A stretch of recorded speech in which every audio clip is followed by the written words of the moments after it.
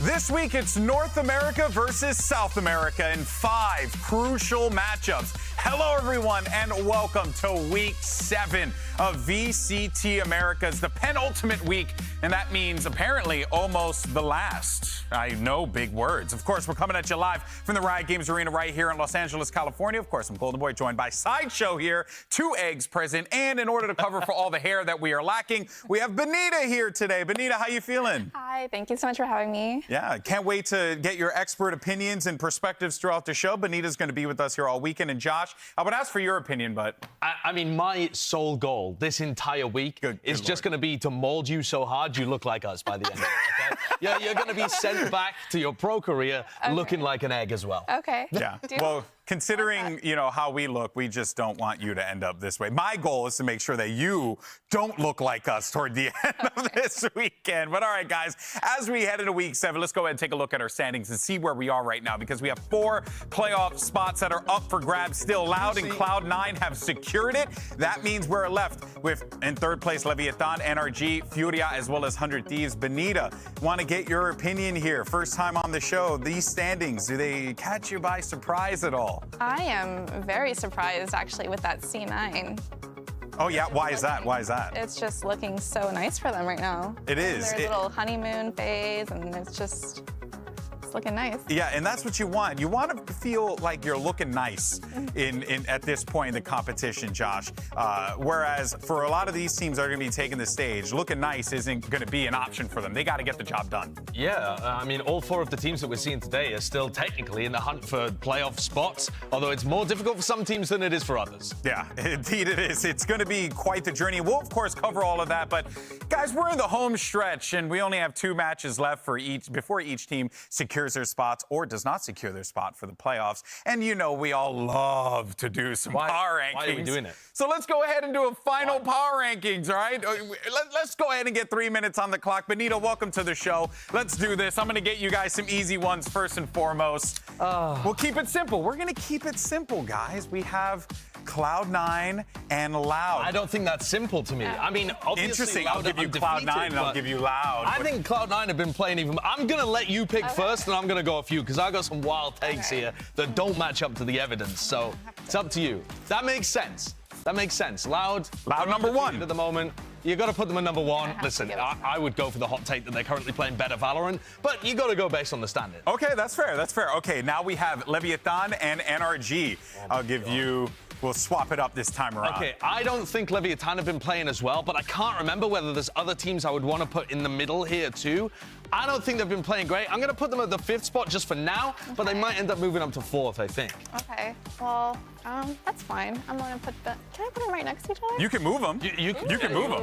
Okay, I'm feeling a... Oh, Benita with the spice. I'm going to have to give it to Energy. Oh, my... Sorry. I'm so sorry. Over Cloud9? Yeah, I'm going to have to give it to them. God.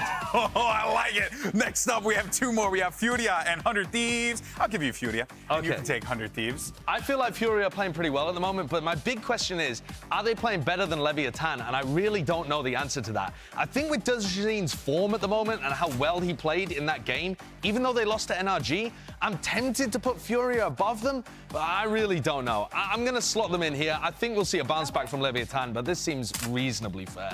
Okay. What do you have, Benita? I'm going to put 100 Thieves right below. Okay, we have some time. We have a minute, 28 seconds. I think we're doing all right. Next up, we have MIBR and Sentinels. Okay. I'll give you Sentinels, just because I want to see what your mentions look like. Yeah. And then... You're going to give me the logo of the team that doesn't know what their roster is, that just cut their IGL, that is on a downward spiral already. Where are you going to put it, Josh? Dude, what am I supposed to do with this? Where are you going to put it, Josh? Okay, what am I supposed to do with this thing? Yes. I think this goes down here. Oh, yeah. And that might even be overrating them. Oh, that's good stuff. Benita, what about you? You have MIBR. Where are you going to put them? I'm so sorry. Please don't get mad. I don't think people would be much disappointed with that, considering how things have been going this week. Isn't it ludicrous, though, that we have a winless team and the bottom spot is already taken? Speaking of winless teams, Crew, joined by Evil Geniuses. You'll take Crew, Josh. And then EG for you, my dear. Okay, go ahead. Pick where you want. I can't break the pattern, can I? It just has to be the same. I'm going to put Crew there because even though they haven't got a win, they're playing better than MIBR right now. MIBR are in the dump. Are you willing to put EG in 7th place above 100 Thieves, Benita? Should I? Okay. EG let's should just be do it. in 5th place. Look, can we just? I think. No, we got. Yeah, you can do that. You can do that, and I'll do that. Okay, there we go. Fix that. That's bothering me. That seems Okay. fine to me. That is it. Here we go. Our power rankings. We have Loud in first, NRG in second, Cloud9 in third. Josh, you madman, what are you doing? Fury on fourth. EG just got moved ahead of Leviathan. Leviathan is in sixth. 100 Thieves in seventh. Sentinels in eighth. Crew in ninth, staying consistent. And MIBR in 10th. Benita, how do you feel about your name being attached to these power rankings? That's fine. I'll stand by it. Stand by it. Okay, because I'm not. So these are Benita's That's power okay. rankings. So these are Benita's power rankings for the week, not Sideshow, as he has decided to throw his co-host under the bus. Here's the thing, are we trolling with these power rankings? Let us know. I know you're going to be so honest using those hashtags VCT Americas as well as VCT, and we can feature your tweets on the broadcast as we always do. Shout out to Valorant Fan 1990. All right, but coming up next, we're going to break down our first match of the day. It's going to be Furia taking on 100 Thieves. We'll see you as always on the other side. Esse avanço da GC! Duplo mate, terceiro dele! But instantly traded back by Atlas. Cross out with the third one!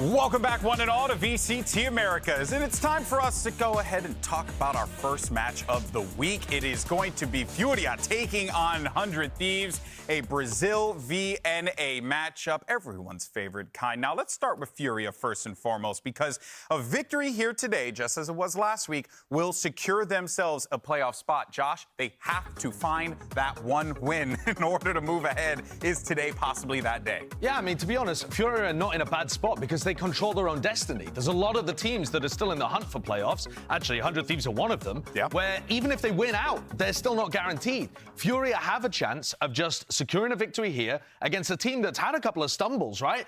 And they would just be straight through. Yeah, and I think that it goes without saying that this is a position, as Josh said, Benny, that you want Fury to be in. They're in control of their own destiny. But one has to wonder, you have that one win in the back of your mind that you need to get as a player. How does that potentially weigh on you there? I think there's a lot of pressure on the players' shoulders, but sometimes, you know, performing under the biggest like stress and pressure, you can just, as long as you enter flow state, like, you're good. Yeah, so. yeah. And I think a lot of these players do have a tendency to do that, especially when it goes into the 4v5s, right? Because these guys are absolutely disgusting when it comes to converting rounds that don't work out in their favor, but also they're just nasty across the board of just realizing how they can secure those wins when they need them. It's absolutely ridiculous watching the way that they pull these out from disadvantaged situations. They're top in the league in terms of their ability to win rounds 4v5, and you see at the bottom all of the other like disadvantaged situations that they find themselves in.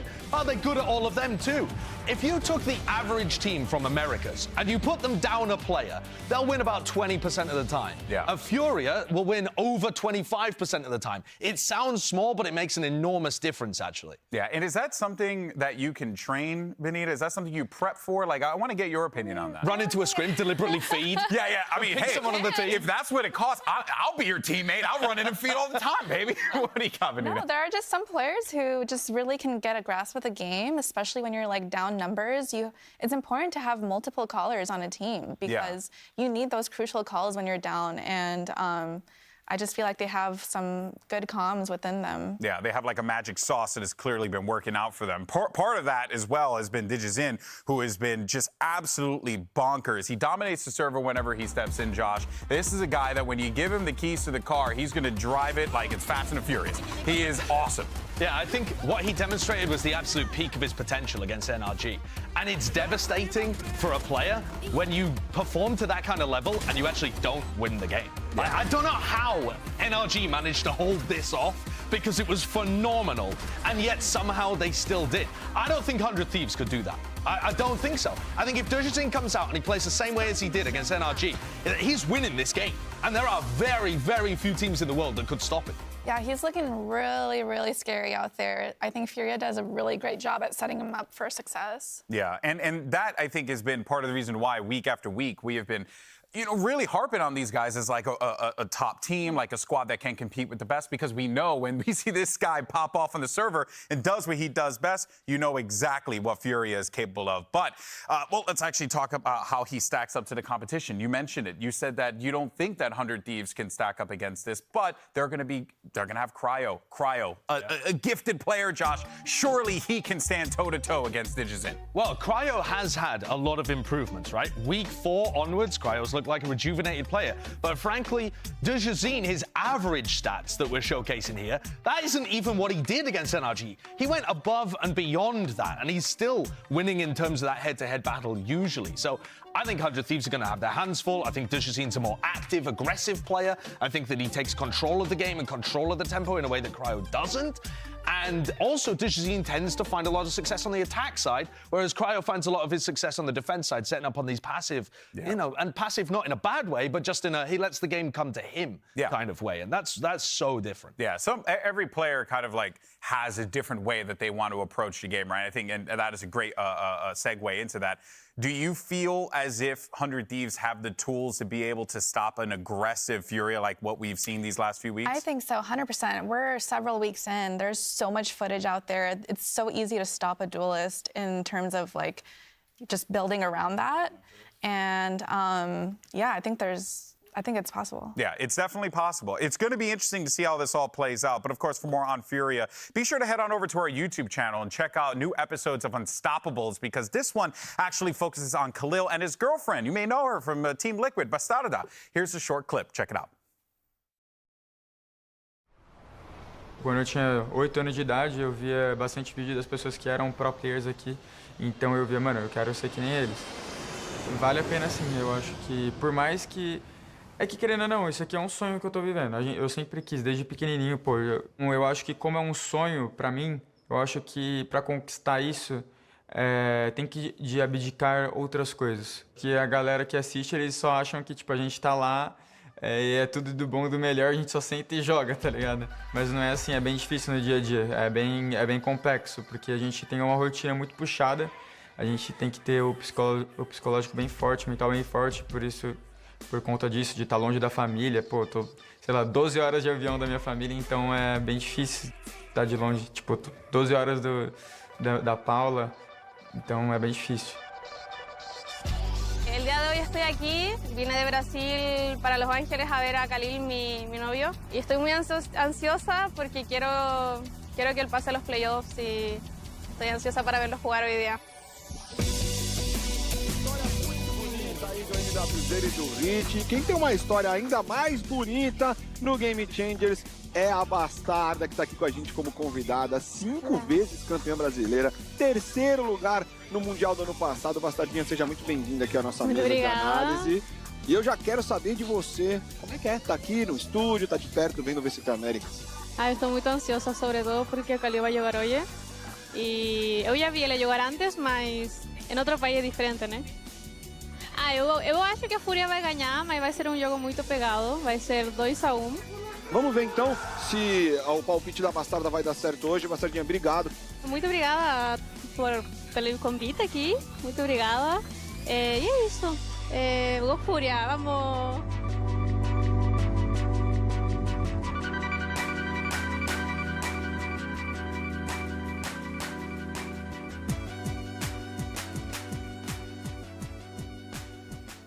And there you can see all the info. Make sure you check out Unstoppables on the Valorant YouTube. You can go ahead and check that out on Valorant Americas. But yeah, I think there was a lot of cool things to really pull away from that. But the most important thing, and I've been kind of harping on this each and every week, it's really the stress of it all, right? Like these are still young players, right? Especially for some of these guys having to have moved from another country to America, which already can be jarring enough as it is, and then be expected to perform at the absolute highest level imaginable week in and week out. Losses, more practice. Wins, more practice. It feels like it never stops for these guys, and that has to be draining for them. Yeah, I feel for the players, I do, but also it makes it even more impressive when they're able to perform at this kind of level. True. When they take a lot of that stress, and like Khalil, you know, the beginning couple of weeks, the performance we saw from this guy was unbelievable. Yeah. And, you know, when you see the success that the Brazilian teams and the LATAM teams have had stepping up and actually overcoming the expectations of a lot of the community, that makes it even more impressive. Yeah. Well, let's go ahead, though, and move on to their opponents today. It's going to be 100 Thieves, who have been looking a bit out of sorts lately, and this has been a bit of a journey for this team, right? And Benita, I know you're very familiar with these guys, right? And it has been a bit of a struggle for them up until this point. But there's one thing that we always say about these players, Benita, is that the talent is there. We're just waiting to see it go online on the stage consistently. Yeah, I think they're such a well put together team. It's just one of those like very slow and steady climbs. Yeah, it's you know, I wish we had some graphs to really like display how this will work out. But you know, I do think that 400 Thieves now, as they get ready for this, you want to see them really work on some of the problem areas that they're having, Josh. And what are going to be some of those areas that they should be mindful of today as they get ready for Furia? I mean, they haven't won on Ascent at all, which is a bit of a problem. That's nasty. 0-4, that's kind of scary. What do you look at when you see them and see issues cropping up? I mean, honestly, at that point, I would scrap it. Right. Yeah. Scrap the whole thing. Just start from scratch and No, just permaban, right? I would scrap it. It's a really weird situation that they've got, though, because their permaban has been Pearl, and they haven't played Pearl at all. Their opponents today are really good at it, so that would be an enormous gamble going into a game like this. You know that Furia are good there, but unless 100 Thieves have been cooking something on their permaban, which we've seen some teams do in the past, that would be such a gamble when your playoffs are on the line. Yeah, it's easier to cook something on a new map when you're failing so much on, for example, Ascent or something. If something is just not clicking, it's just not clicking. It won't magically click like on week 7. That's fair. I think, yeah. I do have some cope, though, because... Show me some cope, Josh. I've got 100 cope for 100 Thieves. Ooh, I like that. Okay. This schedule, it gets harder the later it goes on, right? The strength of schedule increased, actually, the deeper it got. Cope? Whoa. It's harder. Because what I mean is, people are talking about them declining and talking about 100 Thieves not playing very well, etc.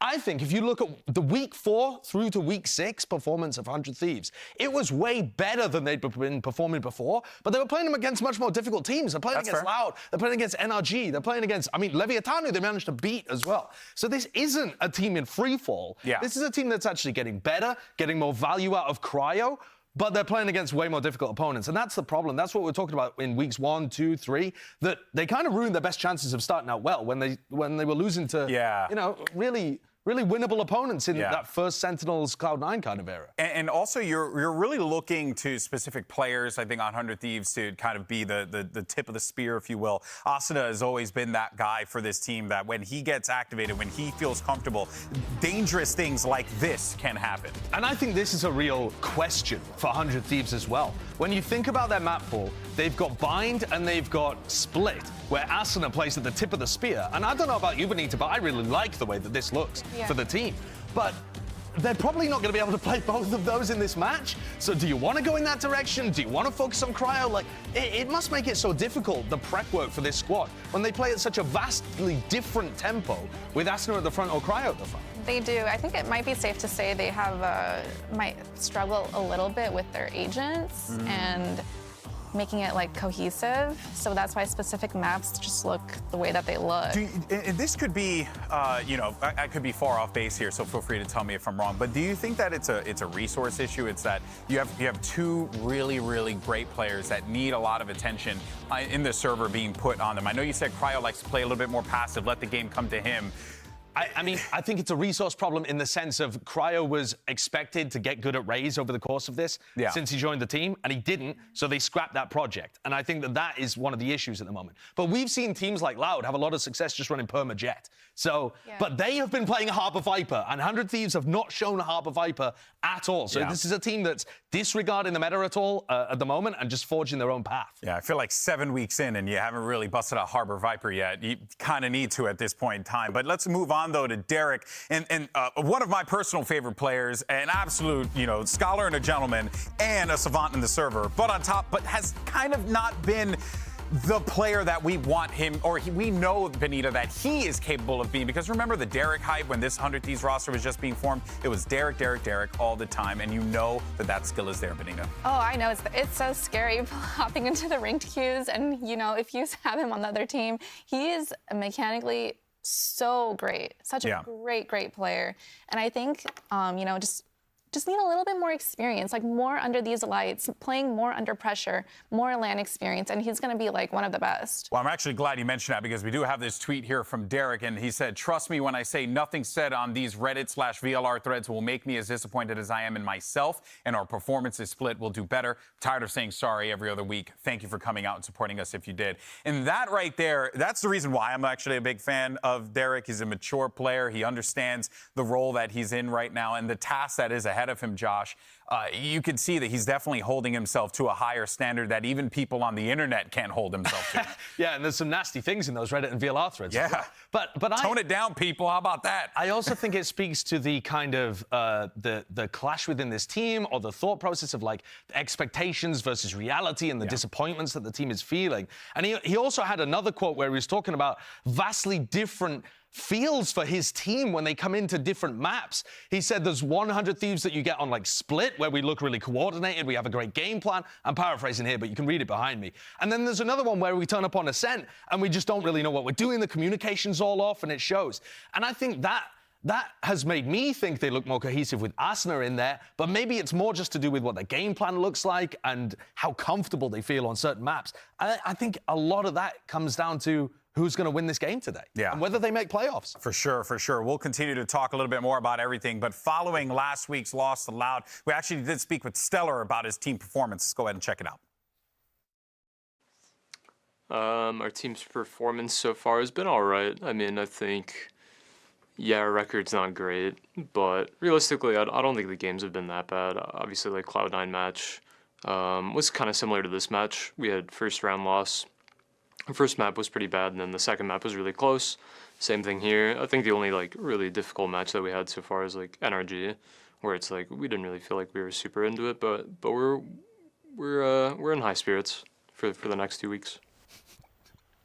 Well, you actually mentioned it there, Benita, about the experience, and Stellar mentions it there as well. I know that this is a very, very loaded question here, but how do they rectify that problem right now? They don't have time to worry about experience. They have to get the experience here and now. How do you do that? Yeah, I mean, you just have to take every moment, like every win or loss, and like look at the positives from it and how your team is growing from the situations. When I see these like interviews and quotes, I feel so much for the players, and you just have to give it some time, and more experience will get you there. Yeah, well, we'll see. We'll see what ends up happening for 100 Thieves, but we are minutes away from the kickoff of Week 7, and of course, our first match of the day. As mentioned, it's going to be 100 Thieves taking on Furia. Folks, VCT Americas continues right after this.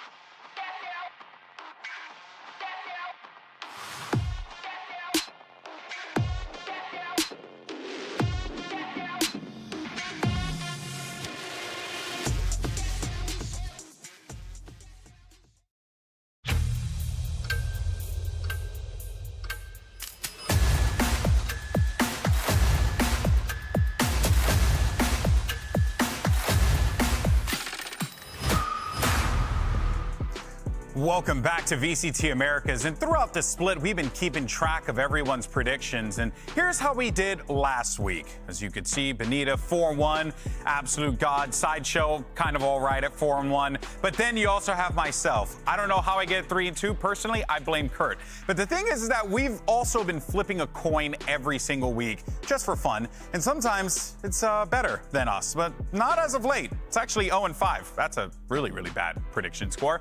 But last week, because the coin got every single prediction wrong, we believe here in the VCT America studio that the coin might actually be cursed. That's right. And this week, we're going to flip the cursed coin on air and find out if we need to call an exorcist. Heads, it's VCT America side will be 100 Thieves. Tails, the Furia side will be the Riot Fist coins. That's Furia. Who's going to flip today? I'm going to go ahead and pick this up real fast and... It's a heavy coin. Actually, Benita, do you mind doing this? Yeah. It's really heavy for some reason. And oh, okay. Oh, well done. All right, great. There we go. It's a very light coin. Oh, wait a minute. So you're predicting that 100 Thieves are going to lose today? No. The coin. That's the what coin the is coin has spoken. said. The coin is your hands. Who do you got? I've got Furia winning today. Furia. Who do you got? 100 Thieves. 100 Thieves, but the coin said otherwise. That Furia is going to win. Okay, well, I think I think that no matter what happens, this is going to be an awesome game, and also the coin has spoken. And today, we're going to be kicking things off with a match that could change the playoff picture forever. Of course, folks, we're talking about Furia versus 100 Thieves. We also have other great matches here today. Folks, VCT Americas starts right now. This stream contains fast-flashing images that may affect viewers who are susceptible to photosensitive epilepsy or other photosensitivities. Viewer discretion is advised.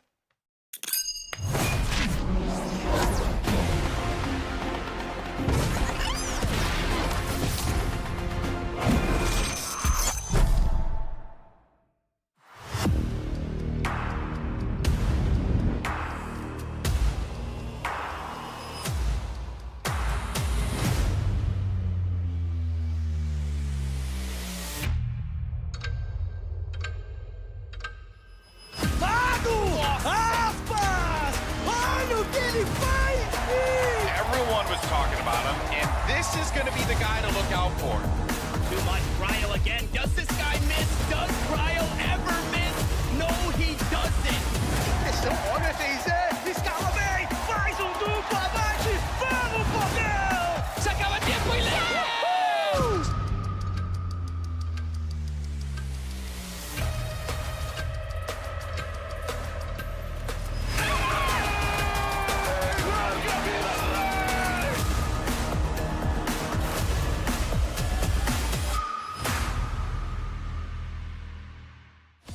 A preparação desse jogo contra a EG e a questão de conseguir colocar cada setinha, cada pecinha no lugar certo. He online with the op. He's gonna have a chance in the second two.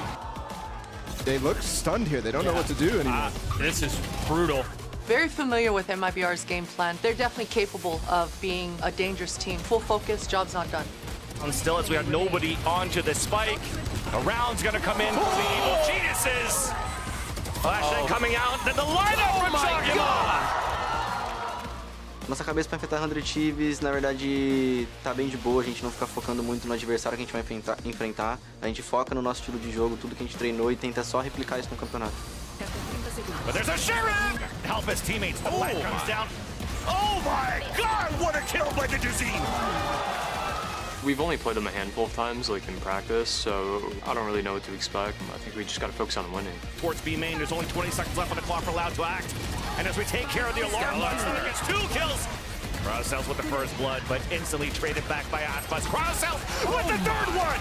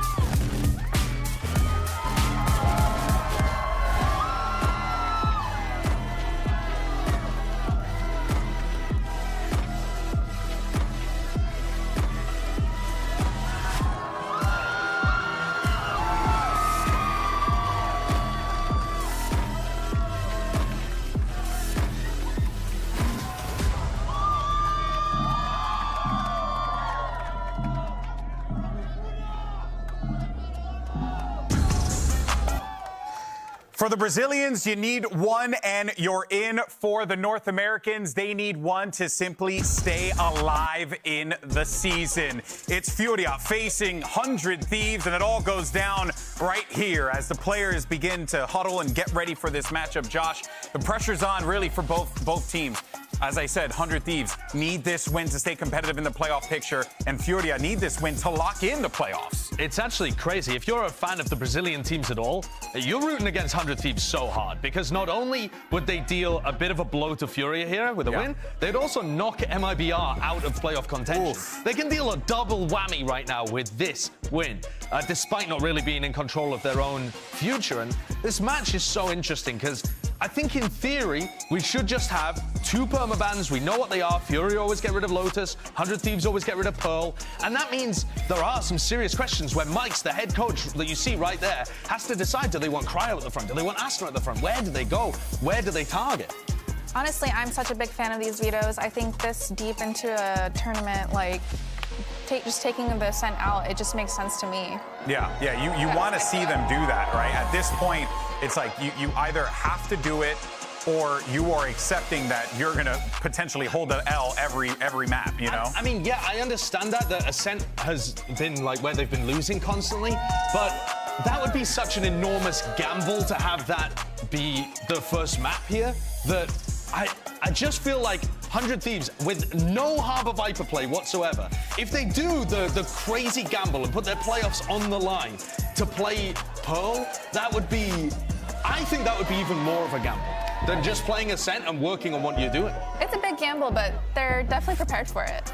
Yeah. I think they came into this match knowing, hey, like, we're going to run our game plan, and if it goes, it goes. I mean, they have no other choice at this point, right? It's either put up or shut up. You win here, you're still contending in the playoffs. You're ruining the hopes of Brazilian fans across, you know, the region if you're 100 Thieves. But let's focus, though, on Furia, because you kind of feel like you have a couple of advantages here for them, right? I mean, Ascent, you put, you know, Digits in on Jet on that map, let them run wild. That's nice. Like, there's really just a lot of positives here, Josh, for Furia going into this.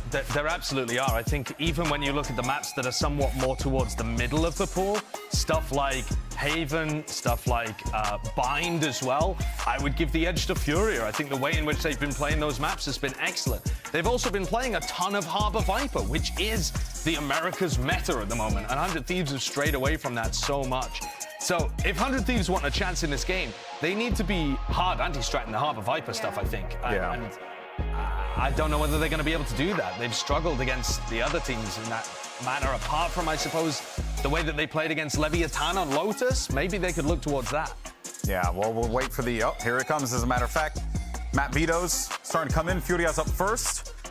We'll see, you know, what's going to be their veto, right? What they opt to get rid of. It's going to be Lotus. No real shocker there. Now it's going to be 100 Thieves' turn. This is what we've been waiting for this entire time to see. Are they going to get rid of the Ascent? Are they going to get rid of Pearl? And they choose to get rid of Ascent, which is huge for them. Yeah, But that leaves Pearl open. Yes, and I think I do understand the thought process that Benita's really articulated, but I think 100 Thieves, the reality of it is that they've put their entire playoff run, their hopes and dreams here rely on this gamble that they've taken. They have pounced on Pearl so fast. Gamble. Sometimes you flip the coin and you hope it's not cursed, I suppose. But wait a minute. So Furia have had their trip-ups on Pearl. It's not like they're the best team in the entire region on that map. They're just banking on 100 Thieves being worse. Exactly, and 100 Thieves have not showcased it. Now, 100 Thieves in the past used to be good on Pearl. They had great B retakes, but that was before Harbor Viper became meta. So we don't know what they're going to play. We have no idea. Maybe they're, I don't know, maybe they're still playing the KO Fade kind of stuff or something. It's really difficult. And also, prepping against Furia on that map 1, you have to be worried about that crazy Neon comp they ran at some point, too. And the final map being Haven is, again, trying to take down Furia's Harbor Viper comp, which has just been amazing there. Yeah. Oh, this is, Benita, well, you look like confident but concerned. No, I just think, like, Furia hasn't experienced a win on Fracture yet. So I think this is looking pretty good for 100 Thieves. I'm not gonna lie. Okay, I do love that Benita's just coming in, just hardcore NA fandom. You love to see it, Josh.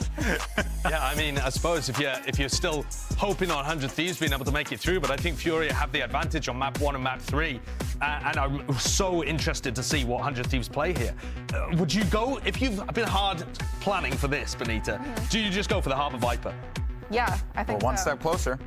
One step closer. Derek on Killjoy. Oh, they did it! They did it, Josh! Yeah, and here it comes, Stella on the Harbor too. So really messing with the roles, but that, in theory, that aggressive duo of Cryo and Asuna should be good, as long as Cryo can get that aggressive killer instinct out.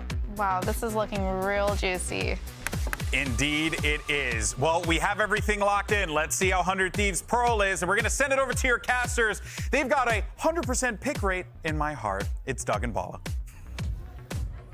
That's pretty good. I mean, you got to give him that. That one's pretty good. That That sounds one like made me something you would smile. say. Yeah, absolutely. Something I would say. It made me smile though. Well, really interesting approach, specifically when it comes to the map vetoes. The fact that we're even going to Pearl is surprising to me. Yeah, it was interesting because Benita at the top of the day, she said, I really want them to see to scrap that Ascent. Yeah. And they end up going to or maybe permabanning. Who knows what the future holds for them. But Furia, which I have mixed feelings about because when I look at it and I see Pearls open, I say, yes, 100% go for what has been the permaban for 100 Thieves all season long.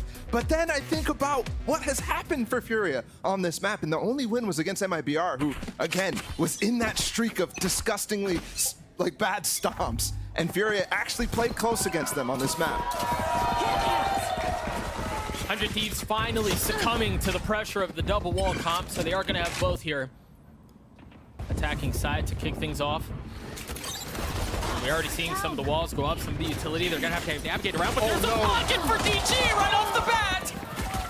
And how did Bang actually find that? He must have seen him on the minimap, clearing it as Cryo went over top. Spike planted. And Fury are really good at pistol rounds in the league. Down. So to see them with a man disadvantage, going for the retake on the B site right away is not a good sign. Now, especially too when you consider two of the members of 100 Thieves are looking for that flank already. Oh, he's so close. Up a little late. Yeah, that's tight. That's one for one though. You start to get this 3-man peek from down long. And yeah, Mazine's able to get one, but now with two left, Spike ticking away. He has time for this. Oh, that would have been insane. But a great start for 100 Thieves. I mean, just ridiculous from Bang to be able to have the wherewithal to check that cubby and to spam him down, because Digizin was going to do damage there. He still had his dash active. He had plenty of stuff. And if I'm 100 Thieves, that guy specifically is someone I'm terrified going up against, given what he just did to one of the best NA teams last week. Last player standing. Lovely stuff from 100 Thieves, taking advantage immediately of the strengths of this comp and what pretty much every single team has been relying on, that B-long take and post-plant. And 4 rifles bought up for them. And this is because, especially on Pearl, obviously it's mostly becoming meta for most maps, but Pearl specifically, this long range, you could force a lot of battles that they can't pick up those weapons on, and you're advantaged on.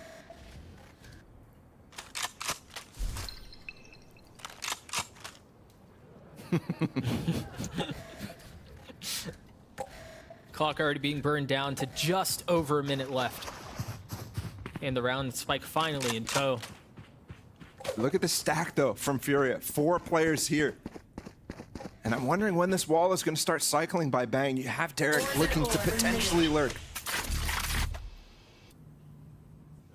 Orb goes up, and they fill the space behind it. It's just Derek who's, as you were saying, potentially going to be there for the lurk or just watching out for one coming from Furia. But either way, they've contacted their way all the way up B. Oh, great molly. Digizin's actually taking a lot of damage early. 35 seconds, though. And they don't want to push this cascade. There is a little gap in it, just the tiniest bit on the right side. There's a second one in a high tide possible here, too. Cryo checking the spot that DG was in there just a moment ago. And now the members of Furia start to fall. And boy, do they fall quickly. Beautiful stuff from 100 Thieves here. Walking into a stack and keeping it that clean is really nice. And some of the little things that happen, the details in that execute, where they're mauling that corner that Digizin's trying to peek from and eventually hide in as well. He has to fall all the way back to B-Link. Cryo again going over top of screens there. They're checking off all the boxes. Feels very drilled with this Harbor Viper comp, and I think the desk was doubting 100 Thieves' ability to get into this, and so far, so good. I'd also be on the same wavelength given the history for 100 Thieves and not having played Harbor Viper at all. And barely playing some of the double controller stuff too. Josh was very surprised at Derek playing the Killjoy again, but that's what he did on Lotus when they went for a double controller comp as well. Flawless conversion of the anti-eco. Which is exactly what you want to see if you're a 100 Thieves fan. So they're up 2-0. Furia now with weapons. No ults really anywhere close to coming online for the defensive side either. Asuna and Seller just 2 pips away from both though. And you see the benefits now of having that be flawless too. All those rifles still carried over. And they have basically an even fight here against Furia. who are going to go for some aggro here in A, and 100 Thieves does look like they want to control it as well. Blinded. Trying to control some of that orb. You see a Molly traded back. Actually, no util spent from 100 Thieves at all. That was Mazin throwing the Molly in front of the wall just to make sure that if they do push through that wall, which is a counter you can do when you go for that defensive A control, they get punished for it. But they've spent a lot. So that retake's going to be a lot harder now. And even these trap plays in middle are going to be difficult too. I love this mid-round cascade down B-Long to give Bang some space to lurk. He's gotten all the way down to the pillar. This is going to be another pivot towards B, depending on what Bang can find. Toxins going up. He sure is patient, finally starting to make his move and creep his way forward. The problem is there's all the Killjoy utility from Khalil set up on that side. Scout destroyed. It's going to be tough to get very much space there at all. Meanwhile, 100 Thieves still playing around Art. They still have some presence towards A main too. That flash, recognizing that there's players there, and Art is the cue for 100 Thieves to run all the way back, and they're going to go into the space that Bang was holding. 30 seconds But left. he hasn't really cleared any of that util yet. So 25 seconds here, this is dangerous. And you have both Mollies here from the Furious side.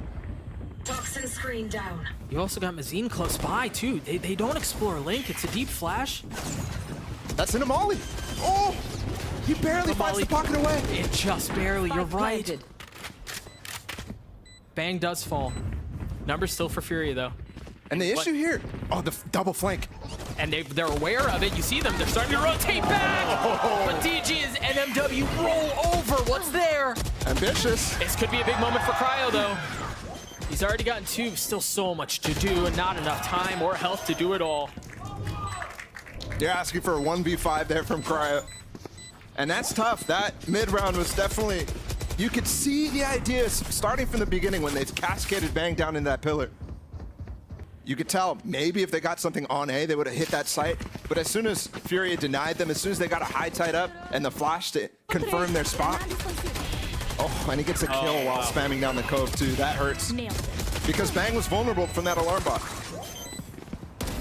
And the other thing, even if that flank didn't come down, 100 Thieves did not save any mollies for that post plant. So you're looking at a tough situation no matter what, and the flank just made it worse. As you were mentioning at the top of the previous round, though, financially for 100 Thieves, they're still perfectly fine. Still able to buy full on weapons and some armor, so. Fast hit, though, here. Back into that Killjoy utility. If you can get it down a lot earlier, you're significantly happier, but Cryo might dash into it. And Bang, once again, just gets melted. This time they invested the Seekers too. Cryo takes sun damage and then spam through the wall. Hoping to execute with the Seekers there is difficult when Asuna still has the Trailblazer too. To really force those positions off, but either way now falling back. They do have a Molly this time, but only one. They have a Reckoning too from Stellar. 3v5, do you invest it? That would be very costly, and yes it is. So that's now 2 ults that they've invested into this round to try to capitalize. He's gonna go for the defuse while stunned, and Digison has a second smoke here. He's not just going halfway. He's not just going halfway, he's gonna take it all the way to the end! Fury tie us at 2. Last player standing. I have to say, a little bit disappointing on these approaches from 100 Thieves, following that anti-eco. And Furia, I mean, pouncing on the opportunity to deny that site twice in a row now. And really not feeling the pressure from the actual execute. That Viper wall up. 100 Thieves didn't even wait for consideration on that fuel. So nobody's able to follow up on Cryo dashing through. And by the way, he's getting vulnerable and in a molly with that dash. Not going over top like you saw him in the first 2 rounds. Perhaps some room for some small adaptations. They still get a buy here though, which is quite crazy. I mean, getting a lot of plants here, obviously. Yeah, I think the flawless round from round 3 or whatever that was certainly helps the situation too. Little hop on the dog. It actually does affect the distance, but does spot Khalil in the back anyways. Look at Digison. He's up so far. I don't think he saw Bang. Oh, he heard him though. And they're expecting a possibility like this. I think because there was no high tide up A main this time, and doing their research.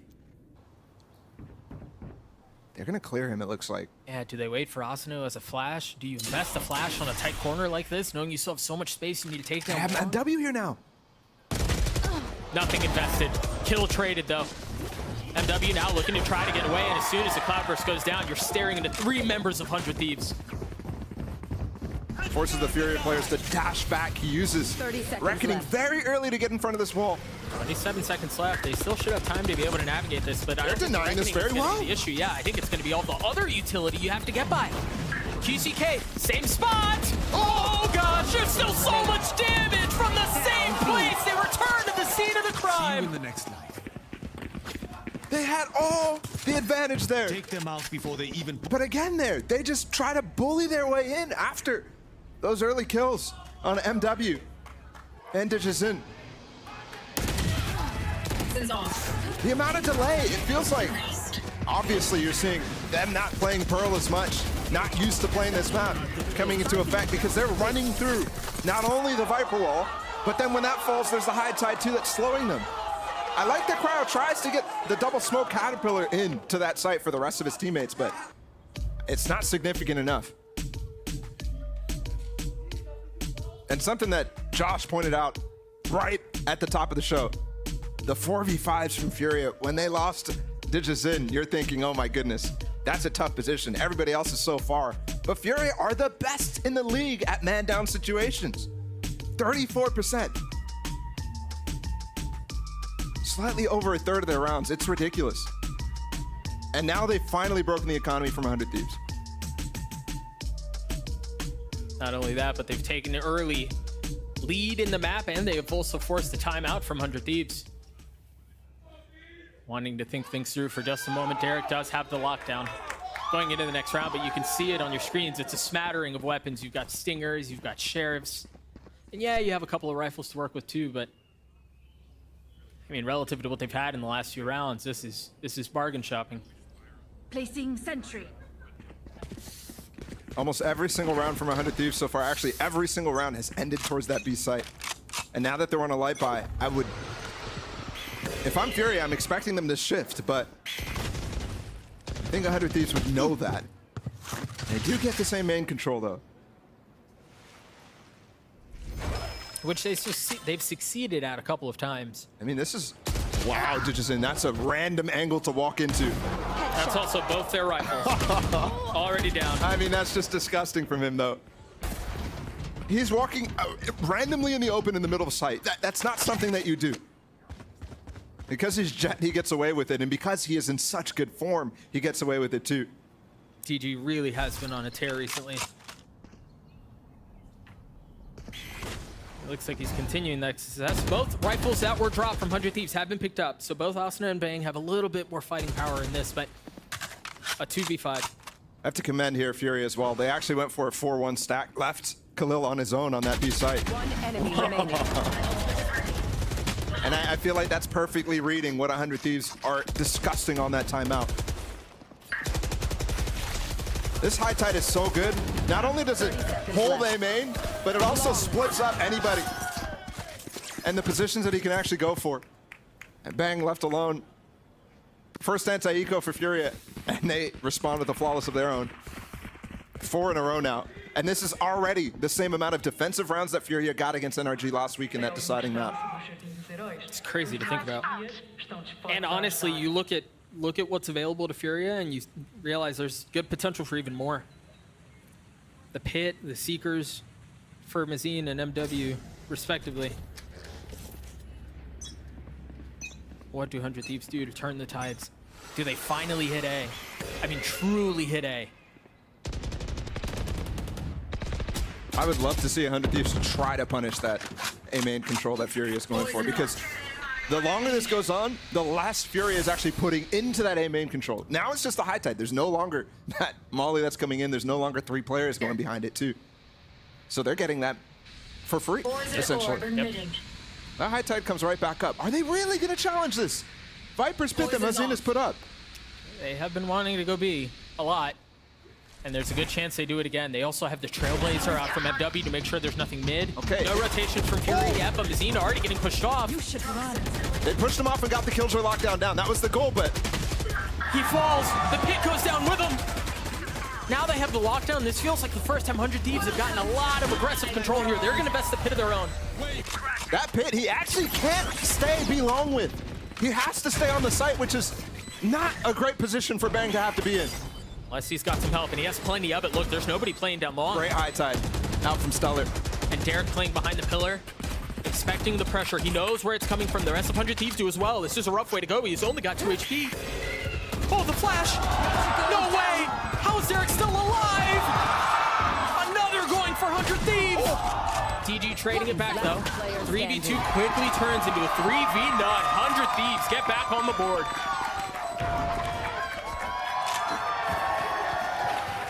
An absolutely crazy decision, by the way, by Stellar. To just dog through, use the updraft dash out of Cryo to get top screens and pressure the crap out of Mazine. Mazine doesn't have many choices there. And it's wonderful that they have the confidence to be able to do that. Given the situation change, obviously they wanted to go for a lockdown down B long. Don't give them ground. At the beginning of that round. But then spotting that Viper's Pit and being able to adapt is quite nice. Same A main aggression, same A main space that you've been referring to a couple of times now. A little bit of a challenge, but maybe now they have the information to end up wanting to go hard through that wall. Ooh, Bang is crouched. This is so tough from Digizin. He can uncrouch at any position. Yeah. Squatting in safety is Bang. Here. Oh, and you know he's not ready for this. I don't think he thinks anybody has crossed, given that orb hasn't gone up in quite some time. Does he respect the possibility? Is that the cue he saw ahead? Yes, he'll get out of it. Yep. And he uses the blades? I wonder here, if 100 Thieves knowing that that's where the op is, yeah, you can see the spike is starting to rotate A, but they're still leaving some presence B. Just enough to draw rotations, to draw attention. They just got QCK on the A site. They invested Seekers too. Okay, but they're hitting right now with only 2 players. And the thing is, the rest of Fury is going to get here before the remaining members of 100 Thieves will. They're planning backside, flipping this. On the Fury players like, look at Digizin right now. He's taking mid. He hears them. He hears all of them. Oh! I thought the second was going to go with him. Deep flash, he still swings out. The blades don't land, but they do deal some damage. He's gonna have to give up that op. They're still finding kills though. He did give up the op. Look at how far back Khalil is. Meanwhile, they still have presence coming in from Art. That's a big kill going DG's way. Nicely traded by Derek though. 2v2. Cryo's weak. Time is short. Remember how this is planted for both sides here. They're on site. Cryo gets 2! Gets 4! With 2 HP! There is not many choices there if you're Furia. 100 Thieves did a fantastic job at dealing with the situation.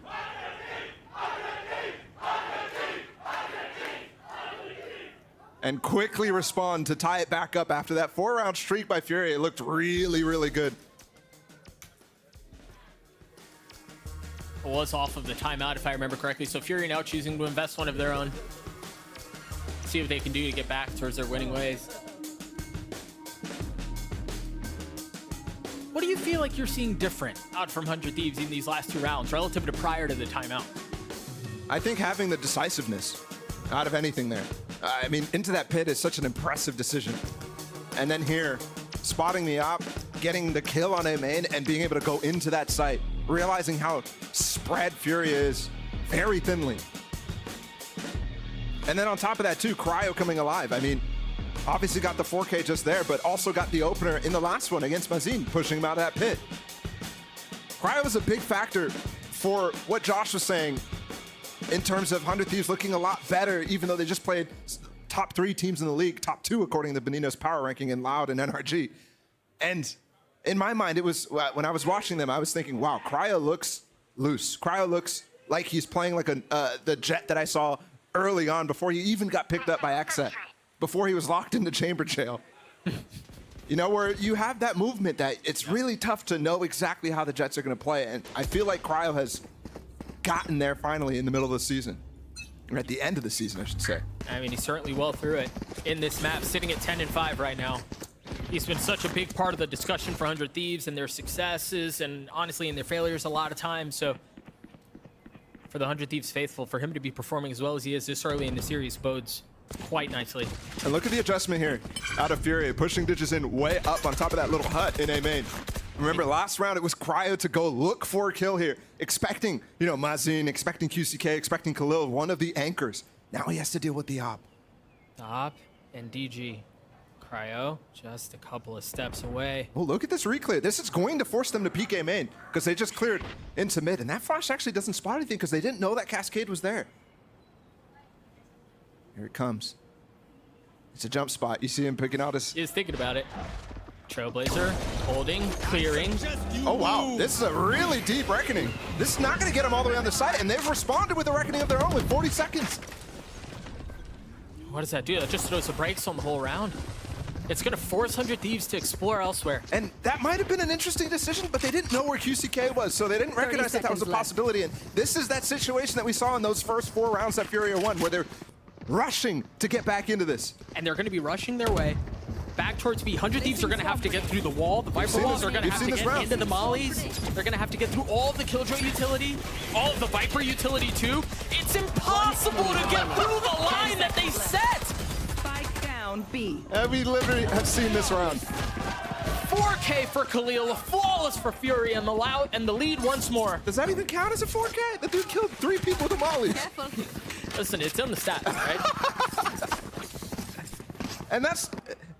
There's a little bit of a dichotomy here going on with 100 Thieves because on some cases, these hits and the decisions that they're making, like we just saw with that Reckoning, is very decisive and it works. But when you get countered like that, that's when they're running into situations where they're indecisive. They don't know what to do and they make the wrong decision. And now they're forced back down to, I mean, they've got 2 hero rifles and knives out of Cryo. This is a dangerous round. And they can buy next. You want to get this one if you want to keep it competitive. Larbot, the spam from Khalil. Not going to tag anyone. Super fast here. But are they stalled out? You're just talking about their decisiveness. How do you even think to look that high up? Well played by Cryo. ECK trying to funnel out though. That was well timed, but just for one from Derek. Hitting that trade, but they're holding all the space in mid right now because the Ditch is in, but he has an up. This lockdown causes issues, but look at how they're marking. They're about to clear Secret, they're about to clear Spawn. I love what MW's doing though. Will Cryo be aware? Looked like he was for just a moment, but it didn't matter. 2v2, Stellar with nothing but a frenzy. They're not looking. Oh, he just made noise! He just made noise! He flashed up, not able to do anything, he falls. Now Stellar again, who just has a frenzy, has to try to solve the round, and he cannot. That was chaotic. MW flashed himself and then still got the kill. I like the idea there from Stellar by that high tide, by the way, instantly throwing it out, not controlling it at all, so he could walk out and spam that spike in the 1v2. But you get the entry here, and again, I mean, Fury, I guess, was due for a 4v5 conversion. They lost 2 just now, and now it's another one, so I mean, just staying right on pace with their stats. You got to keep them up, yeah. This is already a dominant half, though, from Furia. Despite some of the nice things, maybe even brilliancies from 100 Thieves to break that streak, for them to now clap back with 2 in a row is... It's almost insurmountable. QCK is taking this space in A main. He did just get hit with the flash, though. But off of that, 100 Thieves not really understanding if there's 1, if there's 3, if there's 4, who is it? That's on the other side of that flash. Decide to rotate back towards B. That did look like one of Derek's nanos just cleared out some of the utility that Khalil has had on that site. So you are starting to see some adaptations and some adjustments from 100 Thieves' side. I would like to see that a lot earlier. That's perfectly fair. That's hard to argue against. Okay. DG with the op, back sight. They're trying to hold here. And that may have been their biggest mistake. Just destroyed. And again, first kill there for 100 Thieves. It feels like 100 Thieves is doing a really good job in these situations. Actually, is 6 5 right now for 100 Thieves, despite the scoreline.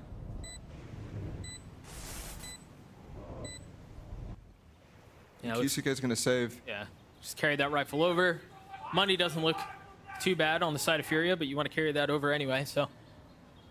I think most importantly here, I mean, obviously, money's not really a factor for them. It actually is a factor for 100 Thieves, so losing a weapon would hurt, given that they're just going for the win here, and they forced all the way down. But look at the ult torch. There's 3 players who are 2 off. So any of those guys get a kill, they're 1 off, they can go for an ult strat. So I like the decision there from QCK. All it would take if they found him would be picking up an orb and going for it. And we've seen how important it is for them late in these halves. That's a very good point. 1 enemy remaining. Once again, a couple kills getting spammed through smokes and walls. It's just become so commonplace in this meta. But either way, last round of the half, 100 Thieves down by 1. Furia once again putting the op in DG's hands too. Oh, Cryo's actually picked up the op from Digis in last round. So for the first time, we're having an attack op as well. They're baiting in QCK. Give and bang, lurking all the way down the pillar over and over. That could be a dangerous situation. This could be a very nice adaptation by Furia. Yeah, as soon as you see DG dash away, you don't expect another there.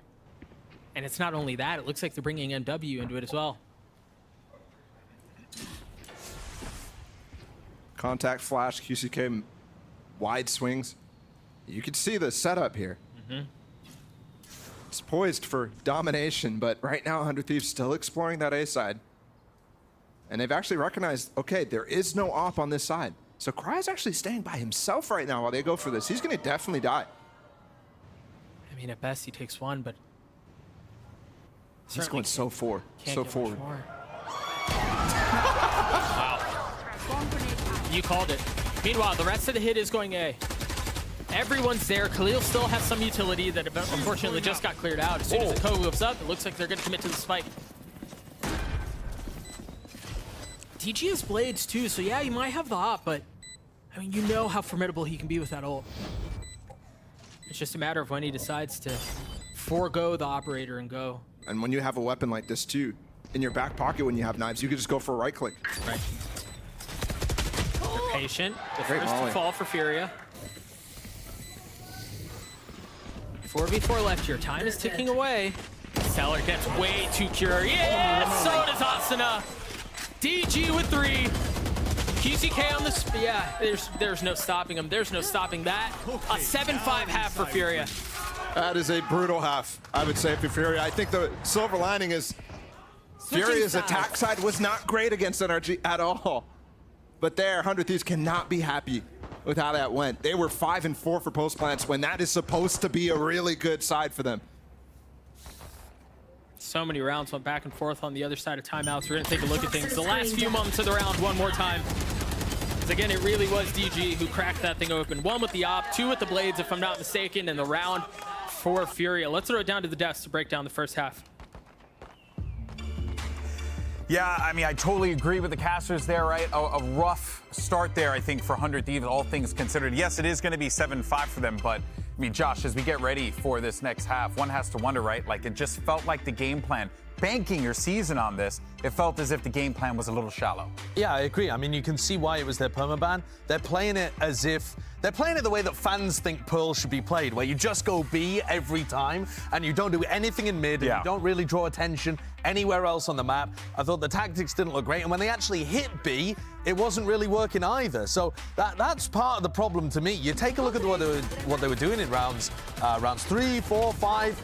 They weren't creating enough pressure. They're getting spammed through the smokes. Cryo's getting melted by the mollies as well. They had a crazy rotate in round 9 where they tried to go all the way back from A main to B with like 20 seconds left on the clock and just ran in everywhere. They're not breaking the killjoy utility. They were getting murdered out there, Benita. Yeah, they had a 3-1 default towards A. They had one towards B, and just nothing mid. They just didn't really focus on mid at all, which will result in like getting mowed down at times towards B. So. Yeah, and that's rough too, right? Because you'd want to see those adjustments be made. But it's really hard as well to make those adjustments. And you have guys like Digizin who are just taking angles willy-nilly, whatever they want to do here. It's been actually awesome. That was 40 seconds he was perched up on that box. And 100 Thieves, nothing. You know what I mean? So, but you're seeing this matchup here. It seems like Digizin's definitely having a bit of a whale of a time out there. Yeah, you can just tell by looking at him, his demeanor, his body language. He's very confident in his gameplay and his jet and the angles he's holding, even if it's multiple angles.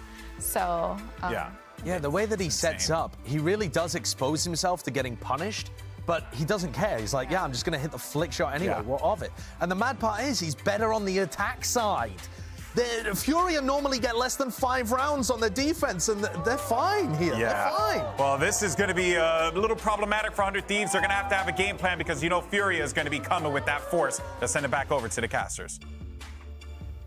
Ominously foreboding from the desk, but I think, I mean, they're right in a lot of ways, and history tends to suggest that, yes, it's been close, at least at half for 100 Thieves, but Furia are going back into their sweet spot here, Bala. Yeah, I mean, the one thing I said before the half, the silver lining was that they only won 2 attack rounds against NRG, but NRG is a different beast on this map. I mean, they've been playing it the entire season. But then you also look back to some of the other halves from Furia, 9-3 against MIBR on attack. Like, they're definitely capable of having those dominant halves that 100 Thieves should have had on that first.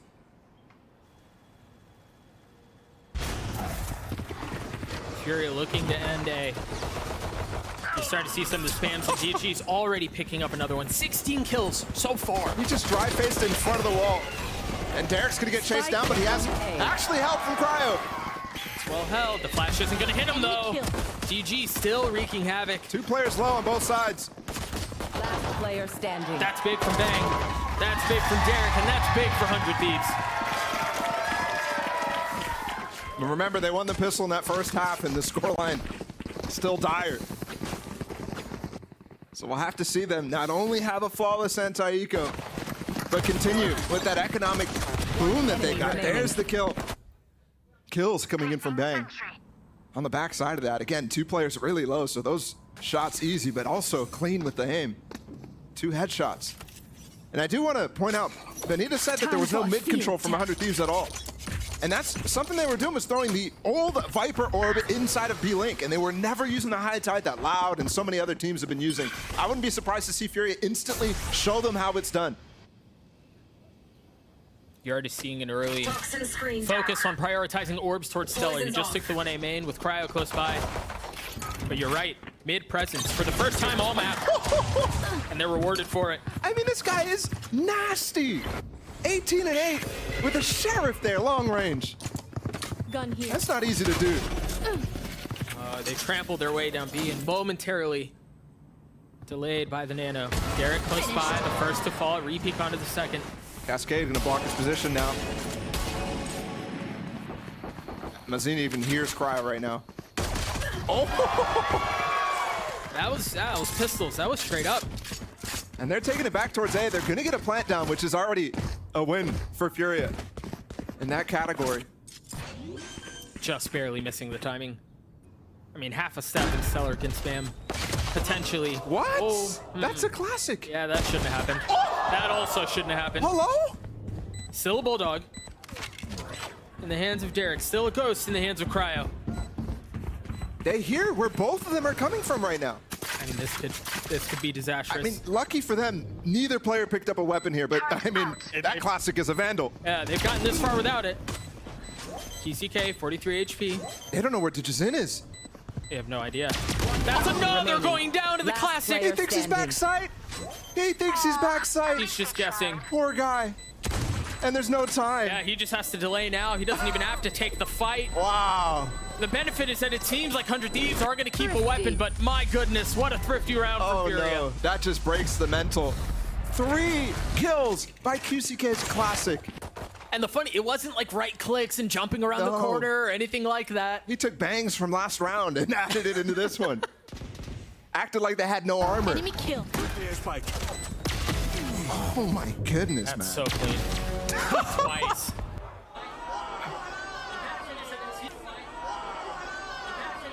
I mean, it's only 8-6 right now, but I'm scratching my head thinking that's the dagger. If I lose that round there after that half, if I'm 100 Thieves.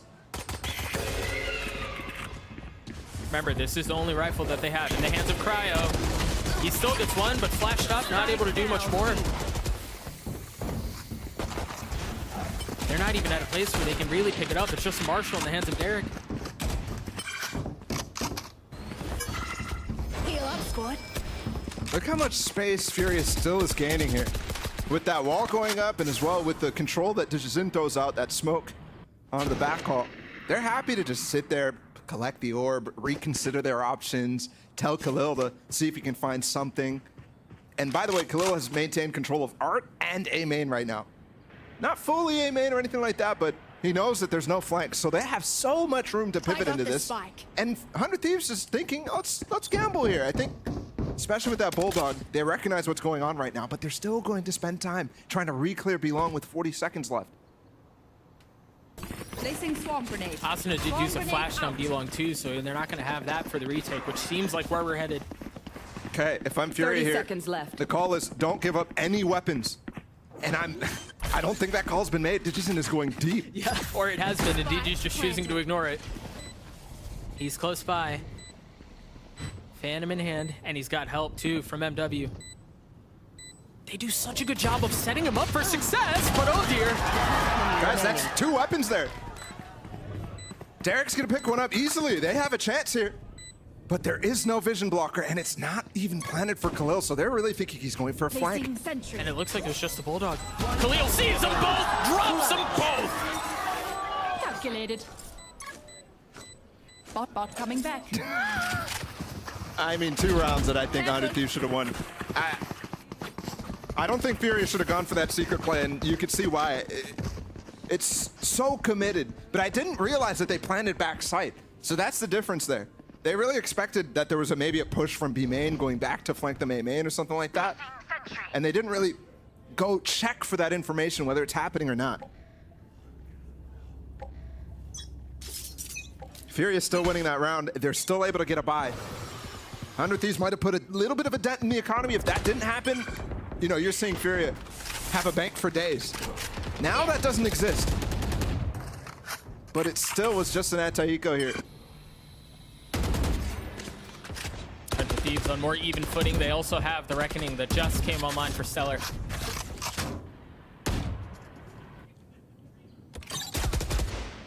And you already see some of the stark difference on how they play the rest of the map. Furious attacking side, Presence B-Link, things like that, which wasn't really what we saw at all in the previous half. But either way, Furia want to commit B.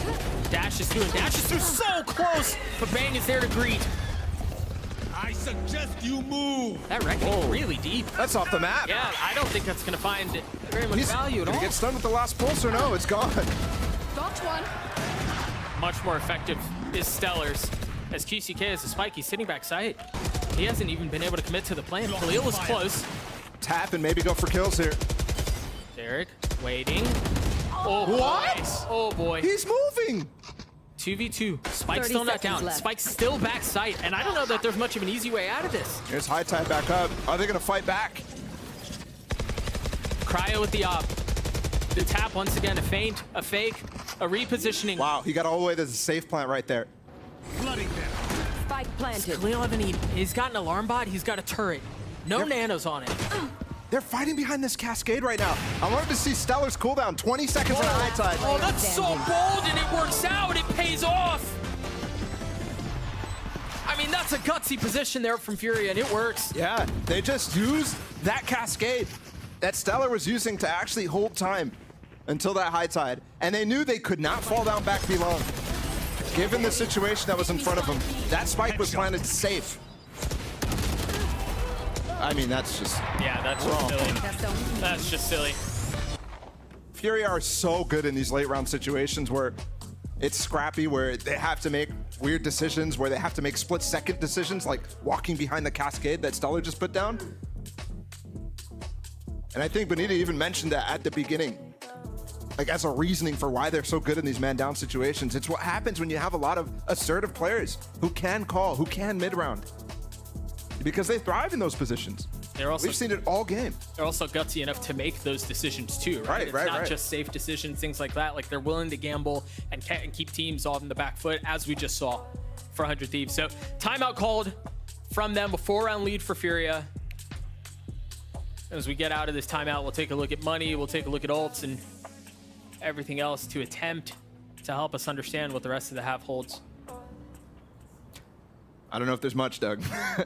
Nope. We got knives out of Cryo. They will go for a stinger or two. And they are one off of both Bang's Viper's Pit and Derek's Lockdown. But on the flip side, too, you're starting to get tools up.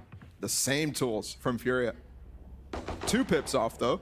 But they have the guns. So, I mean, against this light buy, it's basically an anti-eco here for Furia.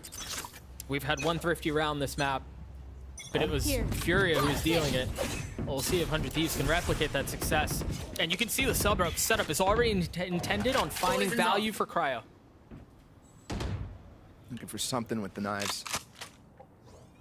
Do you have to credit 100 Thieves for that anti-eco that they almost, or that eco that they almost won, where Khalil had to 1v2. But that was such a crazy round that I don't know if you're going to be able to replicate that. That was more mistakes from Furia than anything else. They're loud about it. Derek should know. The spam is Whoa, what? But the flash. He gets through into dugout. That is such a ridiculously cool dash that I have not seen before. Let's see if we can get a replay of that from his POV after the round. But for now, 100 Thieves still trying to fight to reestablish control of the site. And well, it's just not going well at all. Not one bit. A flawless round for Furia, and they've cracked the map open. Ditcherson is a monster in these last two series. 21-10 and showing things like that sometimes. Anti-eco, but I mean, such a beautiful little dash into dugout. You see it from Derek's POV. How do you deal with that?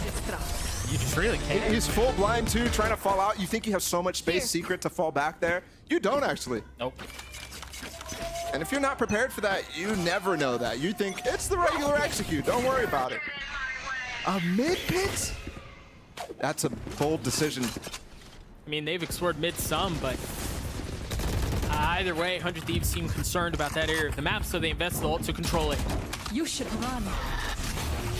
I think the thing is, when you put such a valuable tool, though, if you were going for mid control by Fury, you just say, okay, let's pivot into a B-long thing.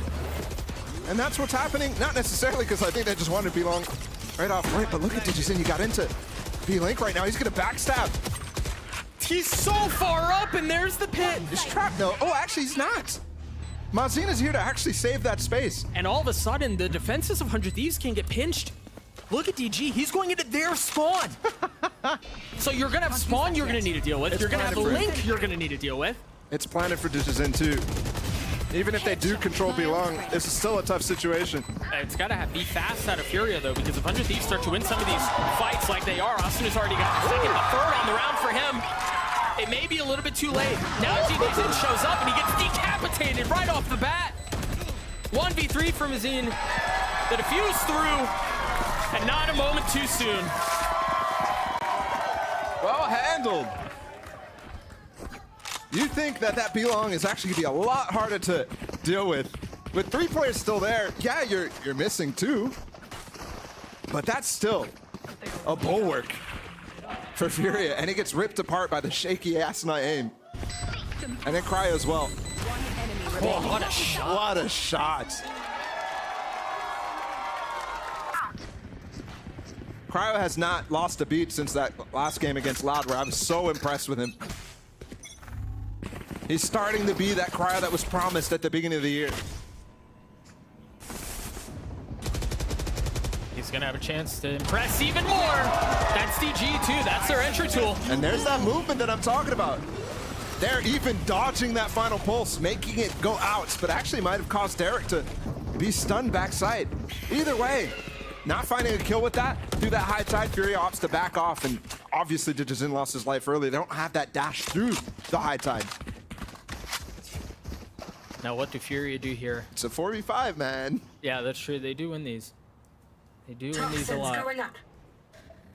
A lot more than conventional wisdom would suggest. Right now, it's 4 wins and 4 losses in 45 situations. I'd take those odds any day. A 50-50 when you're down a person? Yep. Any day of the week. And Fury have spread themselves pretty thin here. Mazine is still playing down Belong, but everyone else is towards A. Austin's flash didn't pop right now, so they're going to have to clear this with numbers, actually. 30 seconds Look at the left. double flank going on again. It feels reminiscent of that other round. But will Fury find success with it, though? Khalil's ahead of it, but it looks like Derek is wise to it. Or at least had a suspicion, had an inkling. Mazine falls. Khalil now choosing this moment to strike. And now with 10 seconds left, it looks like they are going to get the spike down unless it's delayed for just a moment. Khalil holding the line back. Can he get out? I mean, does he want to get out? No, yeah. Tried, but not enough. Cryo with 3 on the round, and 100 Thieves get another. Getting close here. It is definitely getting close. Love to see 100 Thieves holding on despite some really devastating losses early in this half. And despite that disgusting scoreline for Furia's defense. We haven't really talked much about stakes right now, but you can, I think, tell for 100 Thieves that this is do or die. They've got to get a win to even really keep this in their hands. It's almost scripted. We get a timeout to talk about the stakes even more because Bala, as you think about what's next for these teams, for Fury, yeah, they're okay, but you're right, for 100 Thieves, you kind of have to win this one and the next one, and the next one is against what many would consider to be a weaker opponent in MIBR, but you can't even really think about that yet. Oh yeah, I mean, in order to clinch playoffs, and it's not even a clinch, it's an unofficial clinch depending on tie breaks and stuff like that, so it's not even still in their hands. They need to win too to get there though. For Furia, it's the opposite, right? They could lose both and still make the tie breaks. But a single win will unofficially clinch them. So a lot less pressure on them, I would say. And for 100 Thieves, I mean, they've gone through a streak of really tough opponents. Out of the last 3, you had Leviathan, you had Loud, and you had NRG. Yeah, it's a bad time, man. I mean, add Fury to that list, and you have to, if you're 100 Thieves, you have to get 1 out of 4 of those.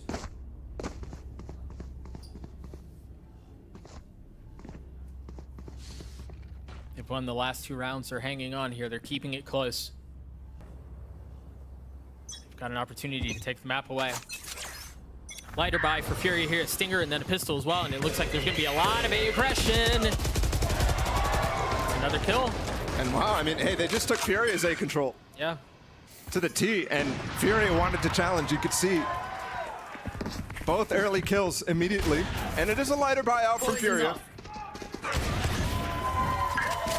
But Mazin recovers the Vandal. And it looks like they're going to want to push forward with the Trailblazer. A flash towards A main. Now you start to see some of that utility from Stellar start to dump. But it's instantly disrespected. They just cross right by it. DG falls. But Mazine does have art control. Last player standing. Yeah, it's a bit spread Spike here. down mid. Spread real thin when there were just 2 left. They both fall. A flawless round for 100 Thieves. Crush them. I'm amped. Let's go. I got Tell things to do. emotions have shifted here in the arena. Because we're within 2 now. 100 Thieves really have a chance at bringing this back in. I mean, Cryo has been snappy with his op. And I think that's a big key here for Fury going forward. How to start denying him, how to use the tools that they have, which only is MW, by the way. Obviously, they have the vision blockers, but MW specifically to go out and find where Cryo is. Stellar's Reckoning's about to come online again. Just picked up the orb. I thought just for a moment that Fury would try to go pacey B, but... It felt like that, right? Wonder if they traded orbs. I wonder if they think, even still, they can bring this back in. I think they should have noticed that Stellar's ult got picked up here. Somebody on the team must have noticed that. And it's funny, Fury is really finally going for an A split. They haven't broken any utility now. There was just a moment of flashes, just a little early from Asuna. And now Reckoning's invested. A couple of balls traded back and forth. You start to see some of that Killjoy utility in play, delay things for a moment, put a pause on the aggression. Here. Can they clear Bang? He's got the fallback angle. He got the fast flank too, if he so desires. Spams through the wall, nothing landing quite yet. Now you've got the Viper Spit. You're going to have to navigate the Bang. Timing is gorgeous. MW falls. Stellar getting another. And the attack side of Furia just continues to crumble. What can DG do? What can Khalil do? Against this battering ram of 100 Thieves, this onslaught that's been left for them to try to navigate. Nothing but a whimper.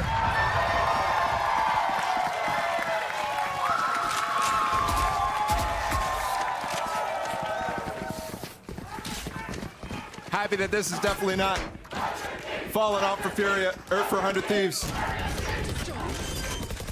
Starting off this week, we saw every single game is going to be a battle of North America versus South America. And right now, we seem to be going to distance here in Map 1 on Pro. And again, let me remind you, this is not a map that 100 Thieves has played. They've been permabanning it the entire time. Furia letting it slip, it feels like. And again, looking like that fast B-long hit that we thought was going to come in. It might still not come in here, but I think they know where Cryo is. That's a lot of damage done. Oh my goodness. Crouch down low. Crouch down low. Gosh. Dodged everything, and he still gets one. Tries to get away, but DG's there to drop him. Every time. They've actually continued to press on this B-long. Cryo's gotten the kill. But this time he doesn't get out. I mean, immediately putting Bang back in that position. That is a lot of misdirection, trying to use the old position of Cryo. Still has to be aware, though, is Bang. Because Mazine has slipped right past the utility that was intended to find him. This is so hard to clear. Bang cannot fall asleep here. He does not. Where are Furia trying to go right now? The spike's left in no man's land. There's a flank happening down B-long, while there's Art presence as well. The concerning thing, too, is this is not the first round that feels that way for Furia. Where they 30 seem, seconds left. I don't want to say directionless, but maybe a little unsure, a little hesitant in where they want to go and how they want to execute the round. Dash activated. Doesn't help when Cryo's able to get value, but again, it was traded right back. They're going to be able to get the plant here, especially with that clearance. Do they flood? 10 seconds left. DG's already up top. No, they just want to play for this post plant. It's planted safe, so again, you have to play up here if you're Furia. I mean, how this is the angle that we're talking about, right? Like, you don't expect DG in a spot like this. Another kill going in favor of him. I thought he was going to drop the hammer on him as well. 2v2. So Spike continues to slowly but surely tick away Derek's left. A high tide gives so much room for MW backside now. In a clutch situation, 8 bullets left. Too many things to consider. Too many sides to watch. Vision denied. A 1v1. The snap is there. He sees the gun. But it's just MW playing a game of chicken, daring him to get off the spike. MW with 3. Furia with 12. I was thinking to myself when we were saying Furia looked directionless in that round. They're so good in those situations. So like, despite trying to find openings, despite feeling like it's disjointed, I mean, low-key feels like a hive mind in those situations, especially once they got on the site, once they recognized there was nobody from 100 Thieves defending it with Digizin's dash. Everything from there was then brilliant.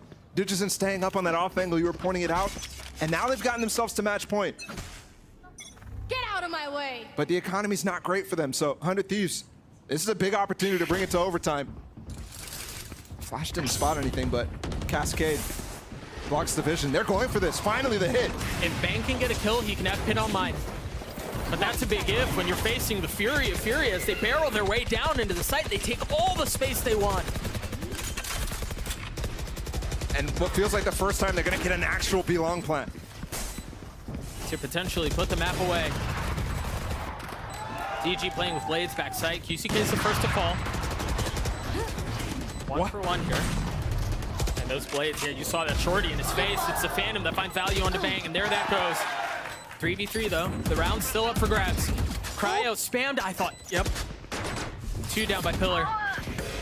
And Khalil not far off. It's just Cryo now with way too much to do. Yeah, he gets Khalil, but ultimately drops. Fury to take map 1. 13-10. It looked like it could have been much more dominant. But at the end of that game, feels like, I mean, that was another 4v5. Another 4v5 in that situation. They end at 6 and 7 on those situations. And 100 Thieves have got to start converting those because I think they're getting those kills early. Yeah.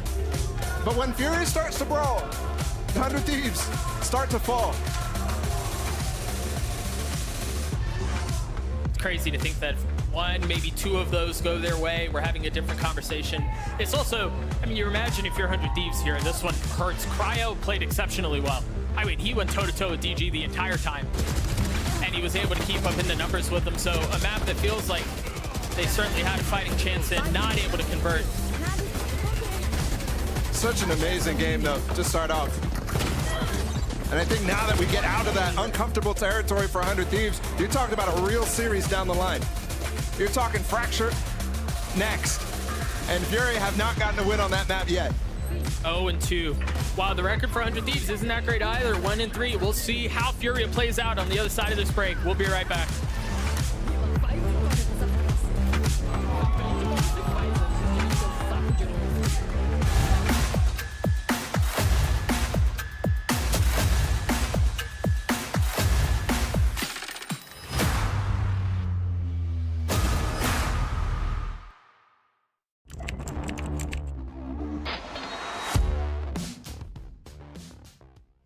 What is this from EA? He is currently unstoppable. True. He is just a consistent demon, El Diablo. Hey guys, it's EA. Welcome to my course on optimal Valorant training. I'm going to be demonstrating now some angle clearing, how slowly come around the corner as well, making sure no one's on these off angles.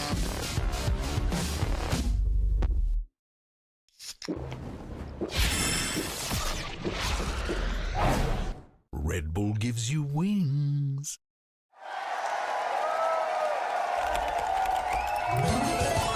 Red Bull gives you wings.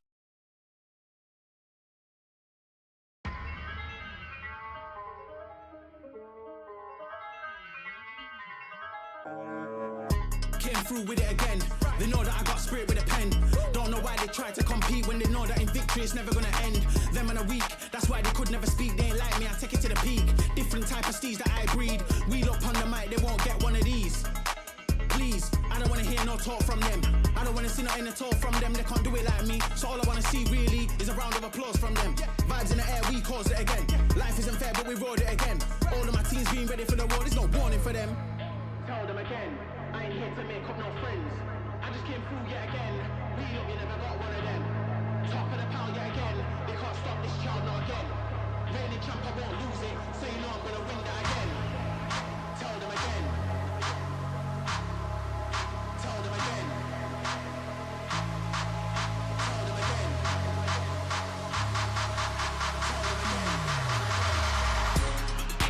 Tell them again. I ain't here to make up no friends. I just came through yet again.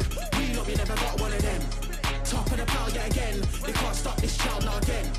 Reigning champ, I won't lose it. So you know I'm gonna win that again. Tell them again. Tell them again. Tell them again. Tell them again. Tell them again. I ain't here to make up no friends. I just came through yet again. We up, you never got one of them. Top of the pile yet again. They can't stop this child not again. Reigning champ, I won't lose it. So you know I'm gonna win that again.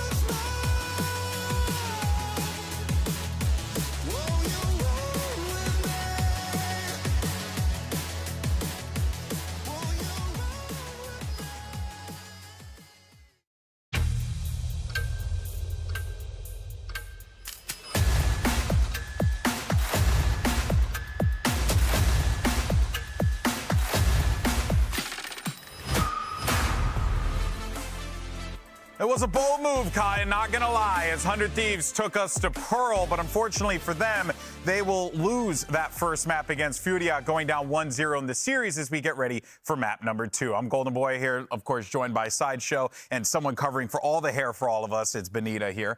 And I think, like, you know, let's just dive right into the breakdowns real fast here and talk about some of the top performers, because I think coming out of that, again, all eyes on Digizin, all eyes on Cryo, the Jets, Josh, performing what you would want them to do. It's just unfortunate for Cryo that he has to hold an L here. It's kind of wild, actually. Cryo has been so much better since week 4, and yet 100 Thieves haven't been able to translate that into wins.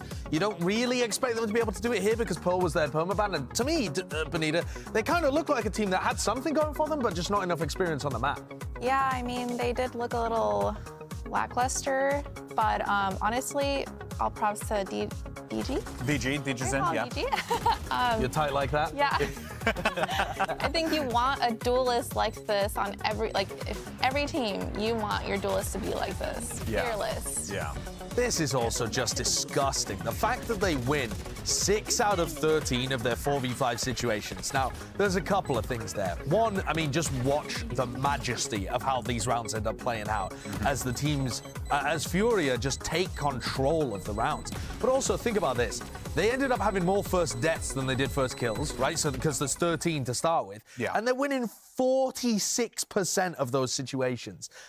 They're already, on average, winning just over a third of those spots. That's already amazing. That is like top tier, S tier performance. You're amazing if you can win over a third of your player disadvantaged situations. Yeah, and they're winning nearly half. And that is absurd when you really think about why they're in these situations, because we were seeing it happen throughout the game, Benita, where they started to be a little bit more aggressive, and then 100 Thieves were answering that back and be like, oh, you want to be aggressive? We'll punish you. But even when you punish them, they still find a way to win. That has to be frustrating to play against. Yeah, I think that one of the key rounds was in the 3v4 in the retake at B. Yeah. 100 Thieves decided to give it up, which I think is okay. It's okay to give it up. You're up a man advantage, and they were able to just scrap up the post plan, win the round. Yeah, it's nutty how this team, even when they're a man down, can still find a way to pull off the wins here. But before map 2, though, let's go ahead and head into our, as usual, Aim Lab shoot around. This week, we're checking in on the homie Derek, and it will give us an opportunity to talk more about 100 Thieves as we get ready for map 2. Because now we're going to go to Fracture, and you know, could this be the bounce back, Josh, the 100 Thieves are looking for here? And could players like Derek be potentially the catalyst for that? Well, to start with, you look at the side of Furia, they've been poor on this map. But their most recent loss was a 9-13 against Cloud9, who are fantastic. I mean, you ranked them 3rd in Benita's trademark power rankings, but they are really good on that map. And they run a weird comp where Digizin goes over to the Raze, and then they were playing the Fade and the Omen, and kind of like a Na'Vi style comp.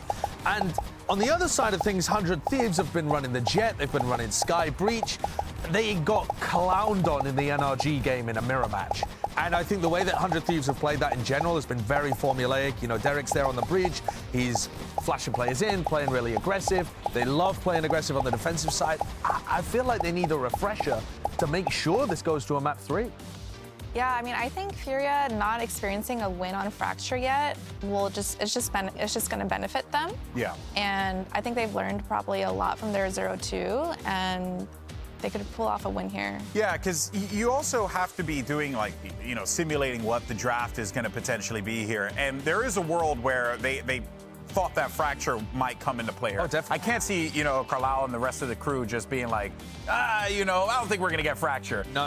I think Fracture is absolutely the most anticipated pick, and it looks like they're heading potentially in a different direction already. Now, Furia have run different comps in the past. They had Digizin playing Neon at one point. Yes, I want that. Really, it's wide open. Whatever they want to go. We get it! Okay, and they're going back. Let's go!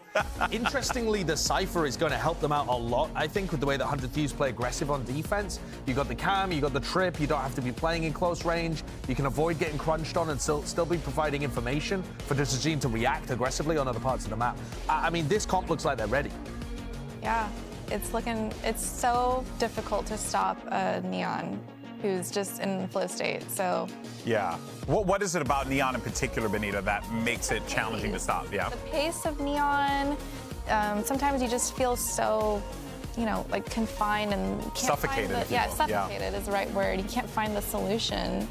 And to be clear, right, they weren't great at it last time they played. So the Neon comp, while it's exciting and it's interesting and it looks like they've got a read on what 100 Thieves are going to do, their execution was not up to scratch last time they pulled out a comp that was similar to this. So that's what I'm looking for. Yeah, it's all good to have the theory there, but does it come into practice? All right, well, you heard from the analysts. Now it's time to get ready for the game. Digizen's looking to go fast, and 100 Thieves is looking to send this one to a map number 3. Let's send it back to the Premier's deadliest duo. It's, of course, Doug and Ballo. Thank you so much, Golden Boy. Yeah, one map down. It was a close one. Pro goes 13-10 in favor of Fury, but now we get back to Fracture, and now we get back towards Neon's conniving ways. And I think the discussion that we're having about switching up the comp for Fury is very interesting too, but you're looking at 100 Thieves that have had some success on Fracture, but not the most. They're sticking with the same ideas, and Furia kind of flip-flopping. And I think something that Josh mentioned on Pearl was that 100 Thieves might have had to double prep, right? They might have had to prep for the Neon comp that they had on Pearl and also the Jet comp. And here it's the same thing, but Furia is opting to go back towards it. So if 100 Thieves prepped for the wrong ideas here, it might end up costing them. Furia kind of playing the mind games inside of this Fracture picks. 100 Thieves on the attacking side, and it's going to be an instant clash against that Neon that we've been talking about. Dish, the only thing separating these two squads, and DG's already gotten one. Gets away with murder, too. I can't believe he traded the stuns there and is able to get out. By the way, Austin just used his Trailblazer all the way into Halls through Sands and didn't catch anything. So that actually might end up giving them information here that they want to go back up in towards A, given that Sands might be cleared. But look, they're actually going for a re-clear. Yep, Sands got filled in instantly. DG's there, Mazine's close by. It could be a really fast flank here on A main. That flash intended to make Mazine turn away for just a moment. Hey, he was lost. He was confused. Cleared everything out. Now turning their attention back towards A, where you see some of the utilities there to set him up once again. And it's a 1-for-1. 3v3 left here on the round. Spike ticking away. Mazine trying to deal some damage, and he cannot. As 100 Thieves try to force their way through. And they do. A 4K for Bang. Every single pistol so far gone to 100 Thieves. So both on Pro, they still lose that map. And now here, on the attack side again, see if they go for those 4 rifles that we saw on Pearl. I don't think they even have really the money for it, given that only 2 people got kills that round, Bang and Stellar. I like the idea here from Furia to go re-clear in Hall super fast. But like you said, there's a lot of time spent there for Digizen after you open that door to go back and re-clear outside of A main. Right there. Before then going to fight. And that gave time for that stun to come back up for Derek. Camera taken out. They're patient on this one. Stellar on the northern side of the map with the turret to help, making sure there's no aggression coming towards them. While the rest of the team is spread out, trying to clear things out. You just saw the Trailblazer spin all the way into Halls towards MW. Is that faucet going off? I got scared there for a second. It sounds like that was enough to pull their attention towards B. That was QCK on an island as well. I think he's trying to show himself a lot there to force them back, but instead, 100 Thieves uses it as an opportunity to take that site. Says it's only the Cypher.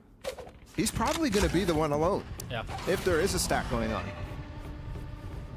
And at this point, with 3 players coming through spawn, that is probably the least scary situation, especially given 100 Thieves just fell right back, and they've got a Molly lineup for Bang, and they're playing Tree real far back.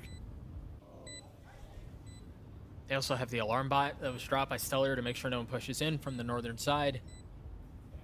Yeah, this round is wraps. Fury actually playing so far back because a lot of times when you're 100 or when you're the attack side, you win the pistol. You can use this as an eco farming opportunity to get orbs up on a specific player like Stellar, who's 3 orbs up already, and Bang, who's 1 off his ult, and he's gonna get it because Digizen dives in from arcade side, kind of nullifying the work that all the players from his team were doing in spawn. Bang with plenty of reason to smile there, because as you were saying, he now has that orbital strike online.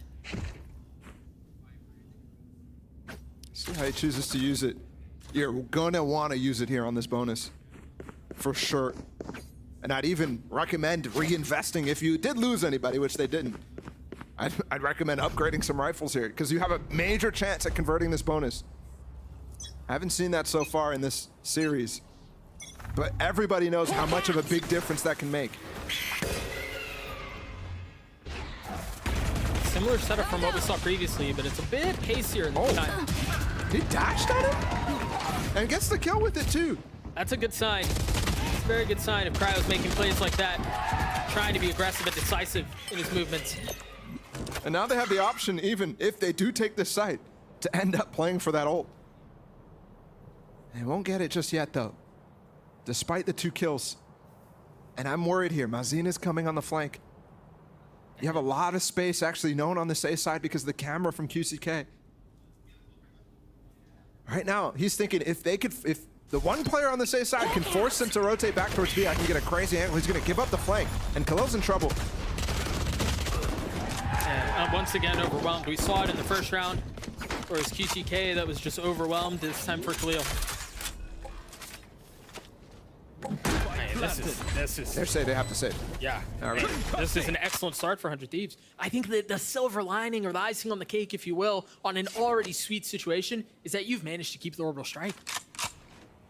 Yeah, I would have liked to see a bigger attempt there from Furia to try to prevent that from going into chaos. But I think they were already deciding if Khalil can't hold that site or he can't get 2 kills or anything like that, then we're gonna save. Because I could see in the way that Mazin was playing on B tree there, he just walked up into the corner and was just playing as if he was waiting for them to fall back into him or walk back into him.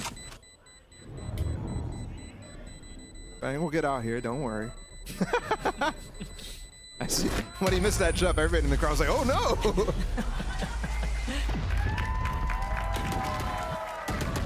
I evaluated their strategy. And bonus converted, 3 in a row. Honestly, might be one of the biggest streaks from 100 Thieves so far. Or matching on Pearl. I mean, a bonus converted, and I think the crazier thing too is it wasn't just that they won the round, but they did so with losing very little. Yeah. They still have a Spectre. I'm interested to see that battle for Digizin, who, by the way, gets one of those Phantoms that were saved. So they shift the Phantom to him, and they go really aggressive here in tree. Bank set up for a Molly on tower to keep this arcade pressure coming in, and they have set up Digizin. But the Molly missed, and they just sneak right back in. Not a big factor. Stellar still gets the kill. Yeah, that's Spectre working out. You heard Orbital Strike used too. Some interesting options was how they're set up here. DG still not relenting on giving up the space on the site. Finally forced off the angle right into Cryo's crosshair.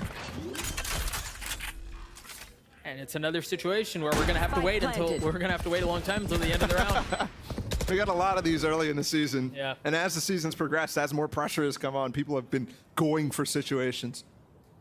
But yeah, no, I mean, QCK just in his camera. I don't think he's moved.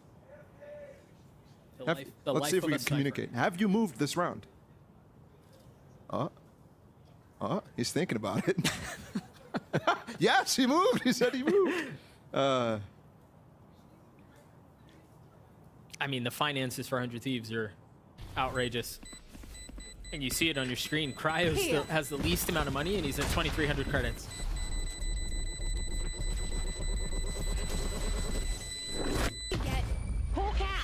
Not thinking too much about that round, given the situation for Fury. Only 2 rifles. And they go for that B control that didn't net them anything. I think about what makes them make a play like that, and I think you just throw it in every once in a while. Or you see something, and I don't think there's been anything seen. What I do see from 100 Thieves, though, is a little bit more on this attack side so far. That Molly from the south side, behind that smoke, you're so far back in the tree area, in the B main area, that the arcade players are taking all the contact, forcing the players in towers to be stuck in tower. Or the flip side, not allowing anybody to be in tower, so you get that for free if you go up that rope. So that execute really nice. I would like to see it again from 100 Thieves.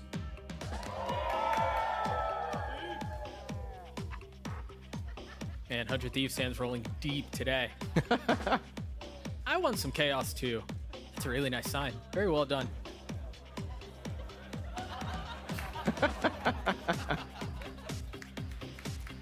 Just a couple seconds now, and again, if you think back to the end of the previous round, there was a lot of time for Furia to deliberate over what they've got. So there's the extended time at the end of the round, the timeout call too. This feels like a really big round in a lot of ways. Oh, for sure. For sure. Furia right now. Full buy back up. Still a couple players on light armor. They're not a team that has been really going for light armor strat. I mentioned that pretty much every time we see them play. 100 Thieves as well. I mean, they've got bank for days. Just a flash tree, checking if they're going to be aggroing. Mazin's got his fault line just out for nobody to peek there.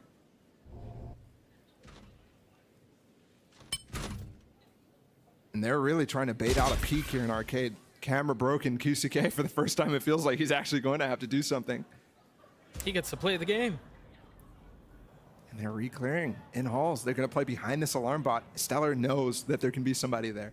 And Austin is coming back right now. He could Trailblazer this. Or flash. And they're really committed to this Halls pressure, so if 100 Thieves sees that there's two there, they're gonna pounce on drop.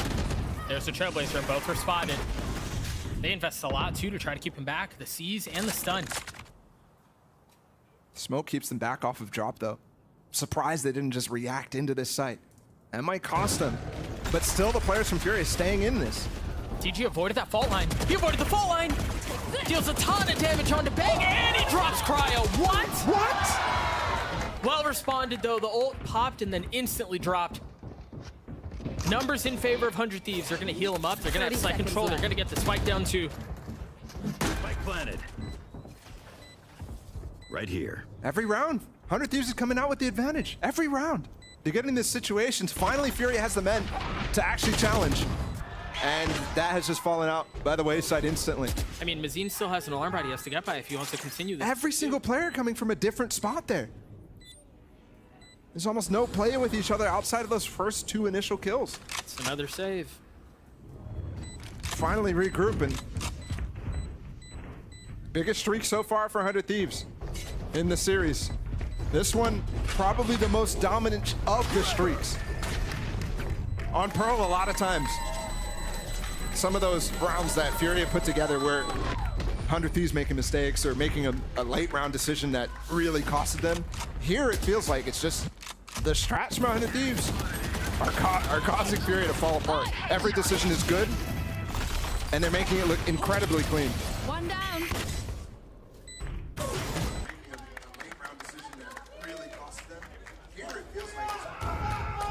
5-round lead for them.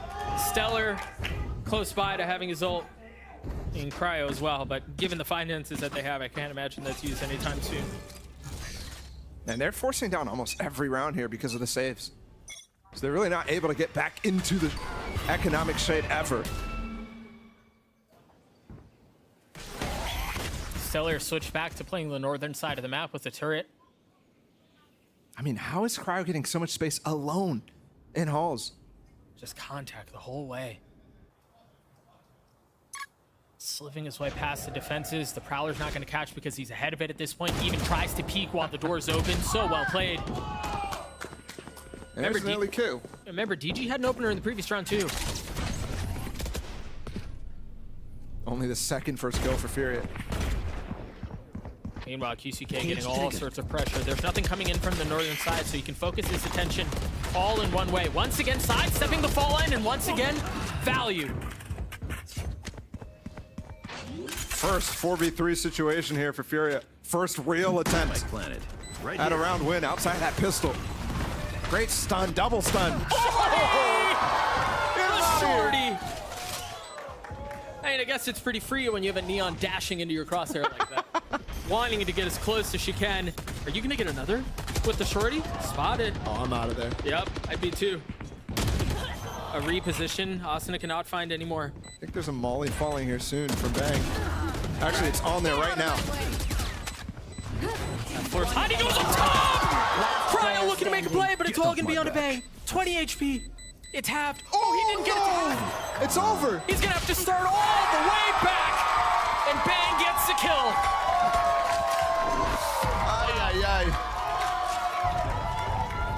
That reaction for the most part was on 100 of these decisions in the last map, but here Furia making me question some of these plays.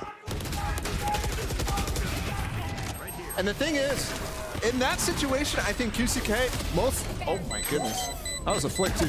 Most situations, QCK, there's two people diving through your cage, you're getting both of them. I mean, that's such an odd play overall. They try to come out split, but the timing's off, so you should still get both of them. Fury is not hitting the way they were. And that speaks to their record on this map. Clearly not comfortable. Yeah, it's really not a great map for either if you think about their stats throughout the entire split, but man, are 100 Thieves making this look good. Up 6-0, Furious economy finally broken. That orbital strike isn't gonna feel good either. Dude, they're having their way with Furious defenses right now. Yeah, every single round that they're winning, it's just... Sometimes I'm just thinking this is a joke. Like, Furious not even putting any defense up. And I don't even think this is like a defense versus attack side or anything like that. There's not really any cope you can bring out there. Surely there's a timeout. This place is close nice, by. but We then already there's have another used guy. one though. Yeah, Let's you're win and right. get out of here. This might be one of those situations that you have to start talking to your team here. If you're Carlisle, it feels like he's made a difference in some of the form of these players, but there it is. There's the second. It's only been 2 weeks since his return. This is his third appearance on stage with his team. This is the first time he really has to deal with a stomp like this to start off. And it's not just the stomp. It's the crowd you have to deal with too.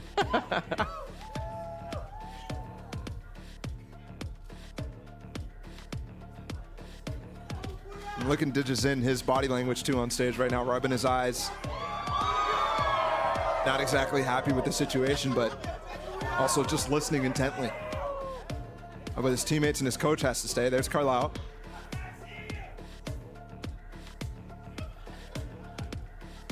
Already up a map, so they have a buffer. But you really cannot get stomped this hard. I think the best thing about this veto for them is that they've able to land on Haven. And they converted that Pearl pick, which I felt like was a little risky, given we hadn't seen 100 Thieves or anything like that. But we know that it was obviously a decision from 100 Thieves to go away from the Ascent, so they converted, and now they're in a situation where this series is still well within their hands, but right now they have to make sure that they don't get boomed mentally. And that's hard to do when you're down 7-0 without any real way to stop the attack side of 100 Thieves. But they're going to try a little something different here. They've put DG up close by. They have two members just on the other side of the door as well. They've got to pounce for this. There's the fall line. No aggression either way. Now the Trailblazer intended to take some of that space. And once again, there's a trade back in utility. None of that util from 100 Thieves when they're in, or sorry, from Fury, when they're in an aggressive stance where they want to go forward against them, was used to actually challenge anybody. It just delayed 100 Thieves from actually fighting them. So it's almost counterproductive because it keeps them back rather than traps them while they're forward. I've got your trail. Seeker's now used by Asuna. Bank stimming up the attack side, but it's a fake. It's a fake. The spike's nowhere near that. And that's going to draw it a lot. They've gotten the Nightfall out from MW. They have rotations coming all the way over to B. Dude, how often is Cryo just dry walking into A? This time he calls Stellar over with him. And they're able to just walk in, fake that site, and get it for free. This is taking a little while, though. They do have nanos and things like that to delay the orbital strike, too. And now the fake, what you've intended to do in getting some of that space is gone. Fury are already here. It just feels like an exchange of utility on both sides. And finally, the first engagement goes in favor of Fury. QCK is going to run all the way around. I'm not sure if Bang heard him. Cryo was right under Mazine. And he's just going to fill in and take the space. Also jump spotting in a sense to find one. But Furia finally get on the board.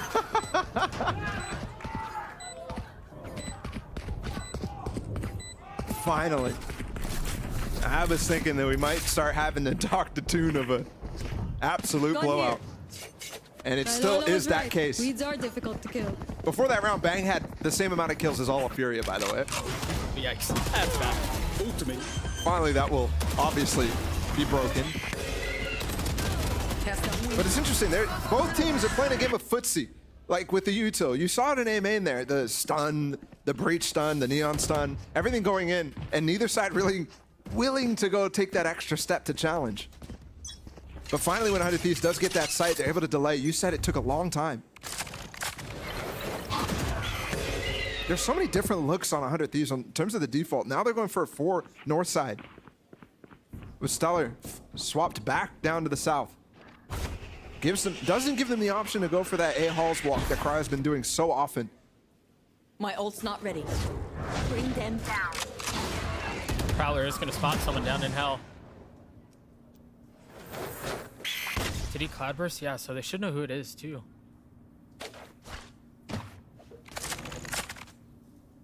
And the cutting of the noise introduces doubt into the minds of the defenses. And just like that, it opens up. MW falls. Once again, stymied. They've got the Rolling Thunder though, and that's real good, but Cryo's ahead of it. He's past it. Cryo and Stellar both have made their way onto the site, but Stellar's the first to fall. So I had to move his head because of that flash. DG's on the flank. DG's on the flank. He's behind him. And he's going to have 4 waiting. The timing is good for 1. It's good for 2. Now Austin is left by himself. 30 seconds left. Numbers aren't great, but this is winnable. He's gotten into a 1v1. He's stunned, patient, waiting, daring to swing around. And the snap on the DG is a Red Bull clutch.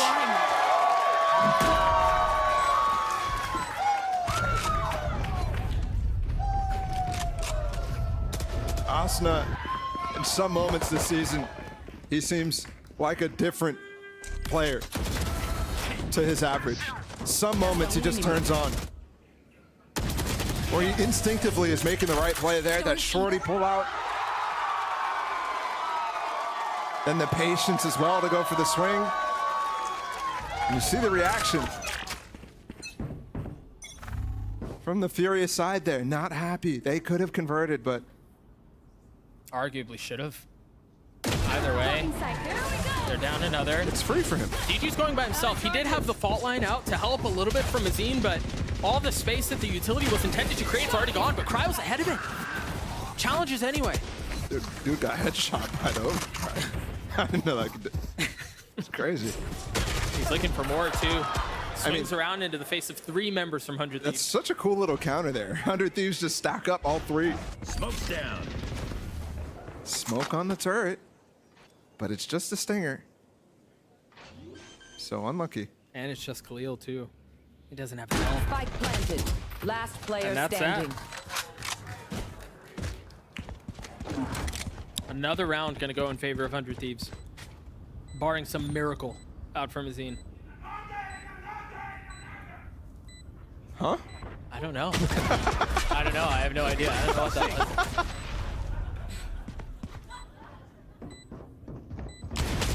Yeah, no miracle this time around. Bang cleans it up. 100 Thieves gets 9.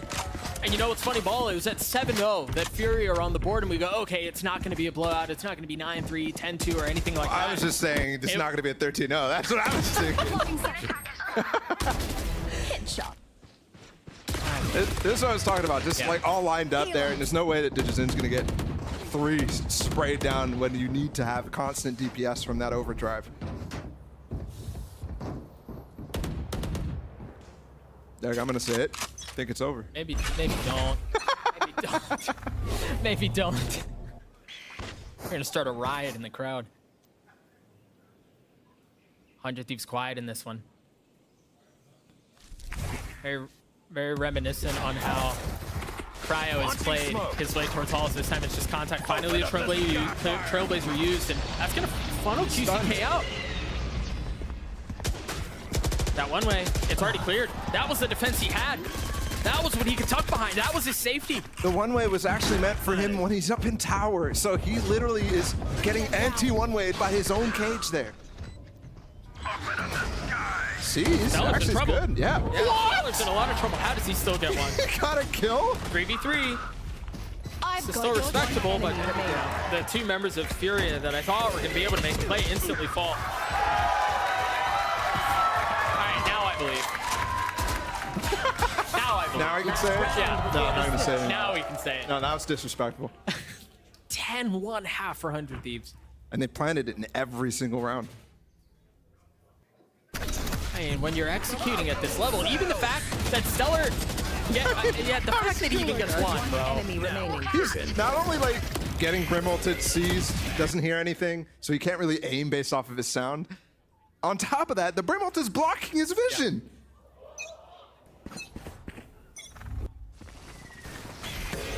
I mean, we've already seen 100 Thieves just deal with this so easily. This exact play. Well, that one is good. Oh, because he's flashed, he doesn't have the time to actually go for those kills. And even then, Derek playing in a position that he can't get spammed through comfortably, even with this position given away. 100 Thieves now trampling their way towards a Cypher utility that's set up, and towards Khalil, who's playing close by. Burst, a little patience on a Cryo. He finally takes the high ground, gets up into heaven, stares down into what's beneath them, and it's all 100 Thieves' bodies. One enemy remaining. Bang's gonna have to 1v5 to win this one out. And, yeah. Spamming from every single angle. Feeling pressure from every which way. And it's a flawless round for Fury to close out the half. And they actually prevent the scoreline that 100 Thieves had to deal with against NRG way back. That was an 11-1. There's a little fake comeback in that game. We might see that here. Possibly. We'll take a look at it one more time as QCK held the site masterfully. Not a 13-0, not a 13-1, maybe a 13-2, as Furia have gotten that far, but once again, a 10-2 half for 100 Thieves. Let's start down to Josh, who's standing by at the telestrator, break down a little something. So I want to talk basically here about where it all started to go wrong for Furia. So I'm going to bring things back to the bonus round for 100 Thieves and then show you round 5 as well. And to start things out, I want to demonstrate here that even though we're in round 3, MW doesn't buy any Prowlers. I think that that's not acceptable when he has full armor in this situation. And Dijazine also doesn't have his wall, right? So you've got a big issue just to start things out. And if we play things forwards here, you'll see that what's happening is that Dijazine's looking to contest in this early angle down towards Halls. And as he tries to fight this, he's pressured, he backs up, he looks to take this early fight, and MW's gonna come to help him. Now here, as you see Cryo controlling this position, Cryo is on this angle. He's dashed early, he's been able to establish this position, and he now controls that. This would be the perfect spot to use a wall to escape, or use a Prowler to get back in, or even to use a stun to get back onto the angle, and instead, they just go for the fight raw, straight up. Dijazine ends up dying, MW goes back to try and contest afterwards, and it's just raw fighting where they're running into the utility. It doesn't end up working out. And you move forwards into round 5. I mean, look at these positions here as well. Doubled up inside Halls in this spot. This is not an area where you're going to be able to survive against the Sky and Breach utility.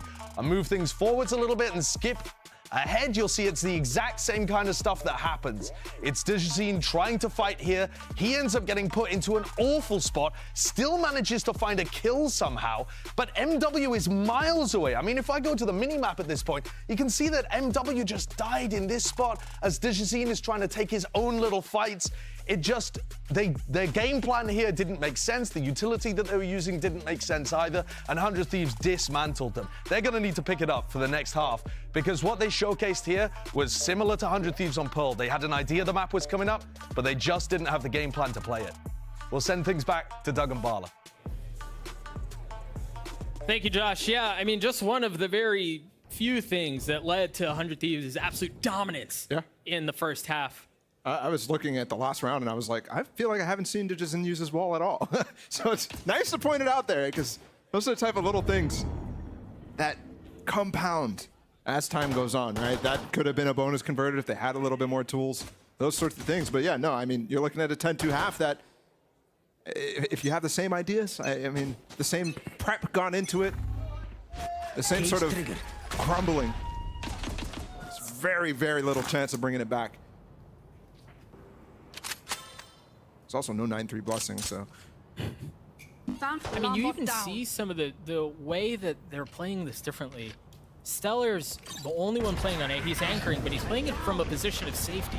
Yeah, usually 100 Thieves goes for a fast sand recontrol behind the smoke while it's up. And then they're able to either challenge halls or go fast through the site to flood, but that's a mistake there from Stellar. Knowing how aggressive DG is, just continues to go back to what works for him. Okay, Cryo. I mean, he just went into halls, exactly what I was talking about. Now there's 2 players fighting from drop, but it is planted for them. Derek and Bang both weak here. Derek's the first to fall. Bang gets it down to a 1v2. Had a 4K in the last pistol. 54 HP. Time is short. MW. That's in the smoke! That was almost a complete fumble. Imagine they didn't even really consider that it was in the smoke too. And they thought he was just off spike. That's the first pistol finally converted from Furia. And honestly, I think if it wasn't for Digizin getting 2 random shots with the frenzy there, after Cryo reclears halls, I don't think they're winning that.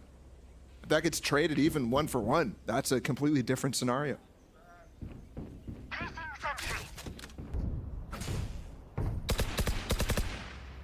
Furia gets a 3, and they've invested into this. They have 3 Phantoms and a Bulldog, a Guardian too.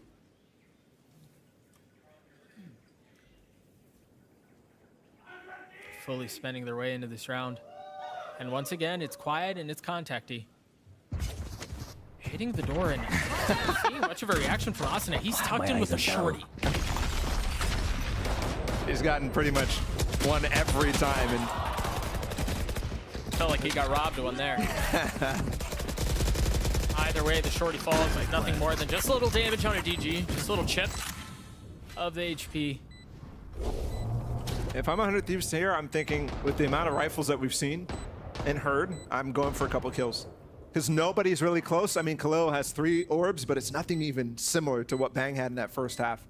I'm going to take a rifle down, force a rebuy. If I can get 2 kills, that's worth.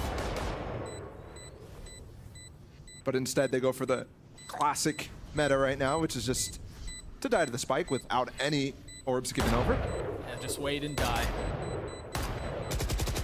Far less damaging. I like the idea there. Stun them as they're trying to rotate out. Could end up costing somebody their life.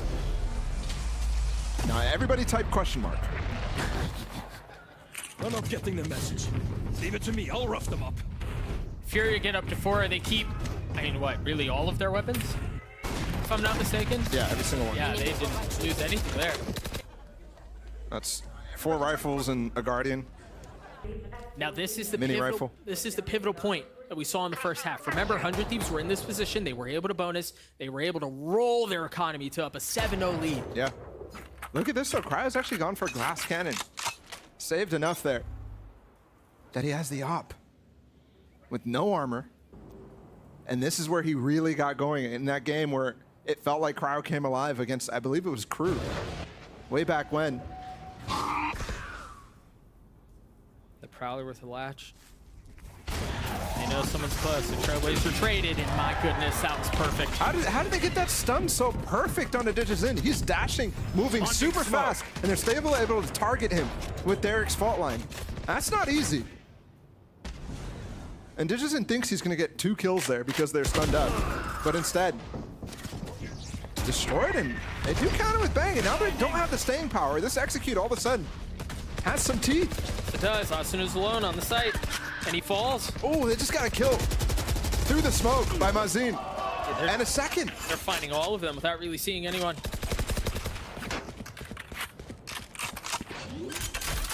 And this has, again, the writings of a financial snowball. Is that a 4v5? Yeah, but Digizin died early in that round. It's another 4v5. Right. It's funny because I bet you those stats are just completely wiped out of the out of everything here. Okay, interesting part about this, QCK dead, but they know where Cryo went. Okay, they're not looking for anything. They're not gonna hunt him. I mean, they think they're even trying for this. What? They're like set up for post-spawn still. They're just real precautious here. Yeah. Real careful.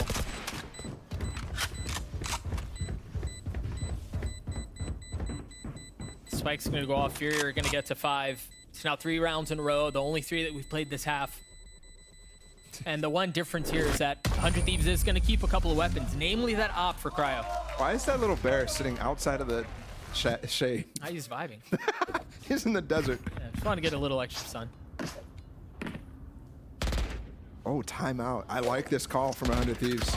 This is their first timeout, and they have an opportunity right now because of that op to really do something special against Furia where they're not expecting it.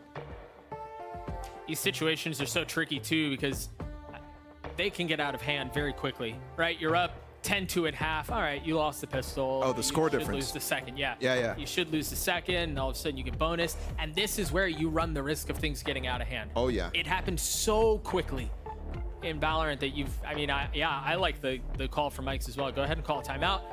Stabilize things as best as you can because of the op in the hands of Cryo, like you were saying.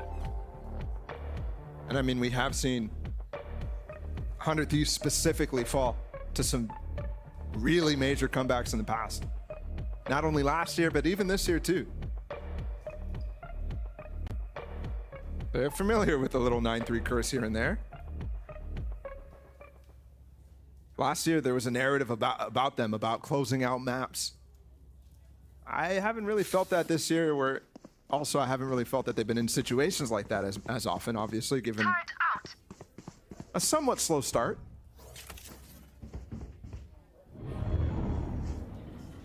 3-4 record for them, and 3 of the 4 losses are against the best that Americas has to offer.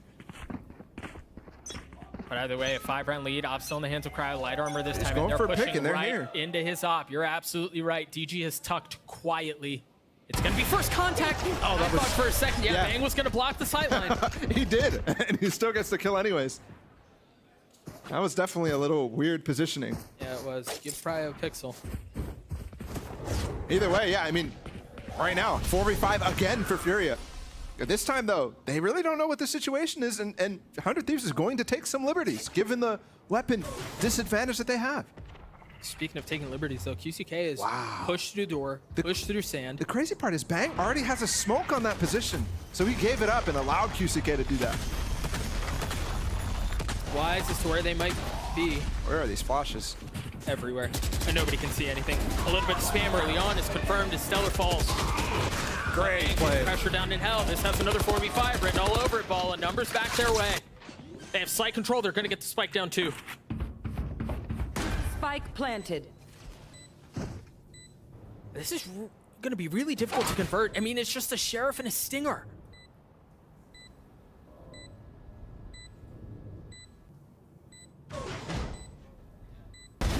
That's big. But I don't think they're going to do anything off of that. Yeah, they can't clear the back of A-Main there. They just don't They're have going the for it. tools. They're going for it. Oh my goodness, that was gross. He's got a hold here. 2v2, and that's just going to buy time. Derek's got to get past it, and he cannot. That should be the cue for Cryo to just save the op. They do get the ult out, but I also commend Khalil to use that there because of how 100 Thieves was approaching it was the perfect choice. Cryo was always trying to save his op there. He was allowing his 2 sheriffs to go forward, look if you can get anything, and maybe I'll join you. And because of that, that ult, he has no chance to join them. But they do get it out, and now there's a real, actual. Another force going to be able to come in here from 100 Thieves.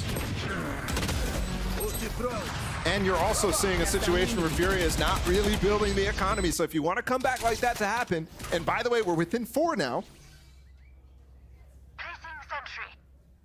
You need to start building that bank. Thankfully, Khalil has been alive for quite some time. 6.9K for him, MW2, 5K. But everybody else struggling a little bit. Have to point out another 4v5 there.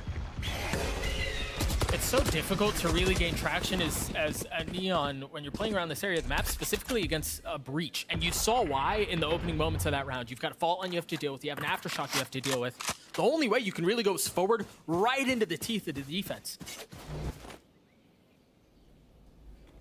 We will see the classic execute here, though, with the Fast lane coming up. I'll find you. The haunt as well. We saw this early in the season. Digizin is just sitting in his fast lane looking for a haunt kill. Instead, all of 100 Thieves is off the site, and look, the camera might actually spot them if he goes up and checks it. And 100 Thieves is actually starting to gamble towards A. Stellar wise to the fact that there may be one remaining. Going out. Meanwhile, Mazine is going to be on this crazy flank. Cryo, Shorty. We haven't had a Shorty kill in a while. We were due for one. Mazin, who was set up to help Digizin get some more value there, is so far away. Derek converts on the kill too. Spike not planted. And is there a flash? No, not for Mazin. They're stunned though. Kalo's going to jump up and maybe get two. Or just continue to hold the line. Yeah, he opts to go patient. And he is surrounded. Headshot. First one falls through, but with 10 seconds left and the spike out of reach, you imagine this round will go in favor of 100 Thieves. Going out without losing a couple of guns first. They did manage to still keep the op though. That was such an interesting call from 100 Thieves there. When that fast lane went out from Digizin and he looked for those haunt kills, that looks like it's an execute on the B site. But the players from 100 Thieves who were pushing Arcade, by the way, they decide to continue to push and to go flank drop. That's such a good read from Stellar. One enemy remaining. Knowing that it's a possibility of Furia to rotate off, and honestly, looked like the first evidence of them actually preparing for this Neon comp.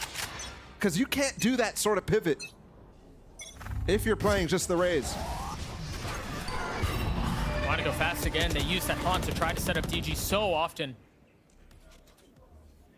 He did get tagged, but he takes the high ground. The wall's going to keep him back for now. The persistent prowler that it is as DG goes in and Bang's there to greet. Bang's there to wait. And Asuna gets two.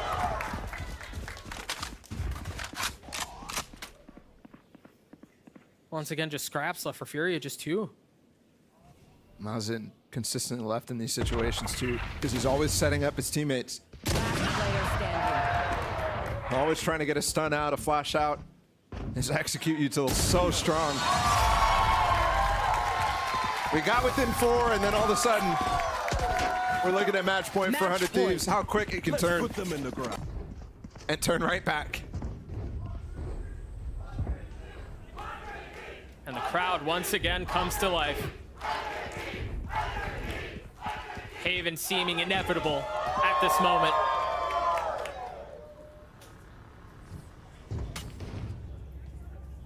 They have so many tools to work with too, man. The orbital strike, or excuse me, the Seekers. They have the rolling thunder from Derek too.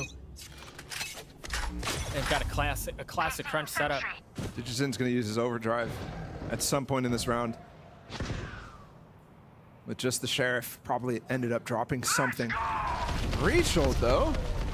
It's gonna hit a couple. Is there follow-up ult? No, but they're pushing him into cryo. It's so good. He didn't take any space too. He was perched up on high. Oh, they're now he's going. Somebody break that. Yeah, somebody help him through. One Stellar enemy getting remaining. two. QCK once again out of the play. Game, set, blouses. Cage trigger.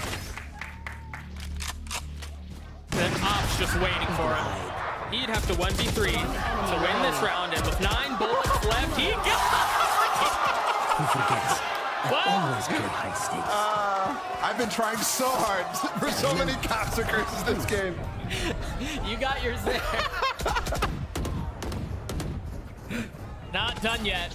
We'll play a little longer. Spike down, attacker spike. That just felt like a formality, bro. Yeah, it did. That pitch was so nice. I don't even know how Cryo got set up early in tree there, because we were so focused on the A main push coming out.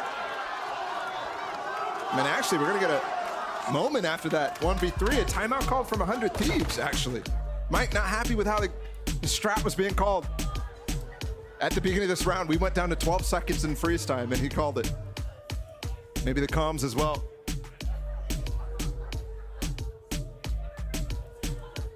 Could have even been Stellar calling too, because people were not so clear on exactly what to do. Yep. That's usually what happens when it's those late round calls, or late freeze time calls, I should say.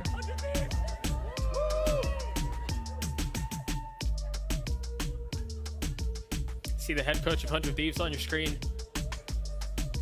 Sitting patiently, trying to figure out how they want to close this map out. This also feels like another, it's kind of like the timeout situation conversation we were having previously, where it's like, you don't want this to snowball out of control. Make sure you have your plan. Make sure you get out of this and make sure you get towards Haven.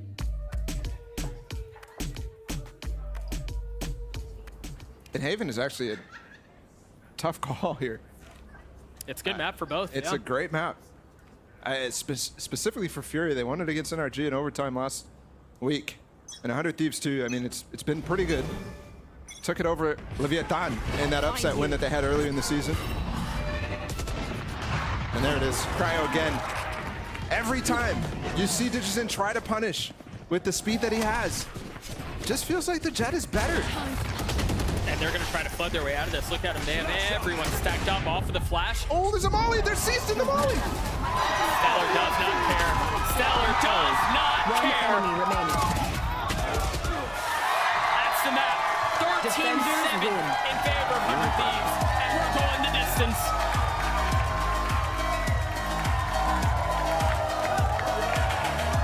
It's so impressive how 100 Thieves, in so many situations, they could lose that first map. They could even look at situations that are super dire, and then they can come out, win map 2, and just look smiles all around. They really do. It just feels like they really do take it a map at a time. Yeah.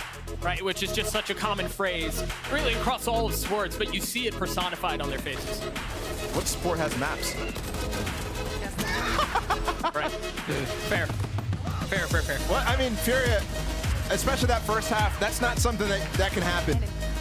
When this map is in their pool, this map is in their rotation, this is the third time they're playing it, and there's situations that just felt like they had no real answer. It feels like they didn't really have the prep against 100 Thieves. When 100 Thieves has played it so many times, so we're going to Haven as the last map. Again, a map that is good for both. Haven on the other side of this break. We'll be right back.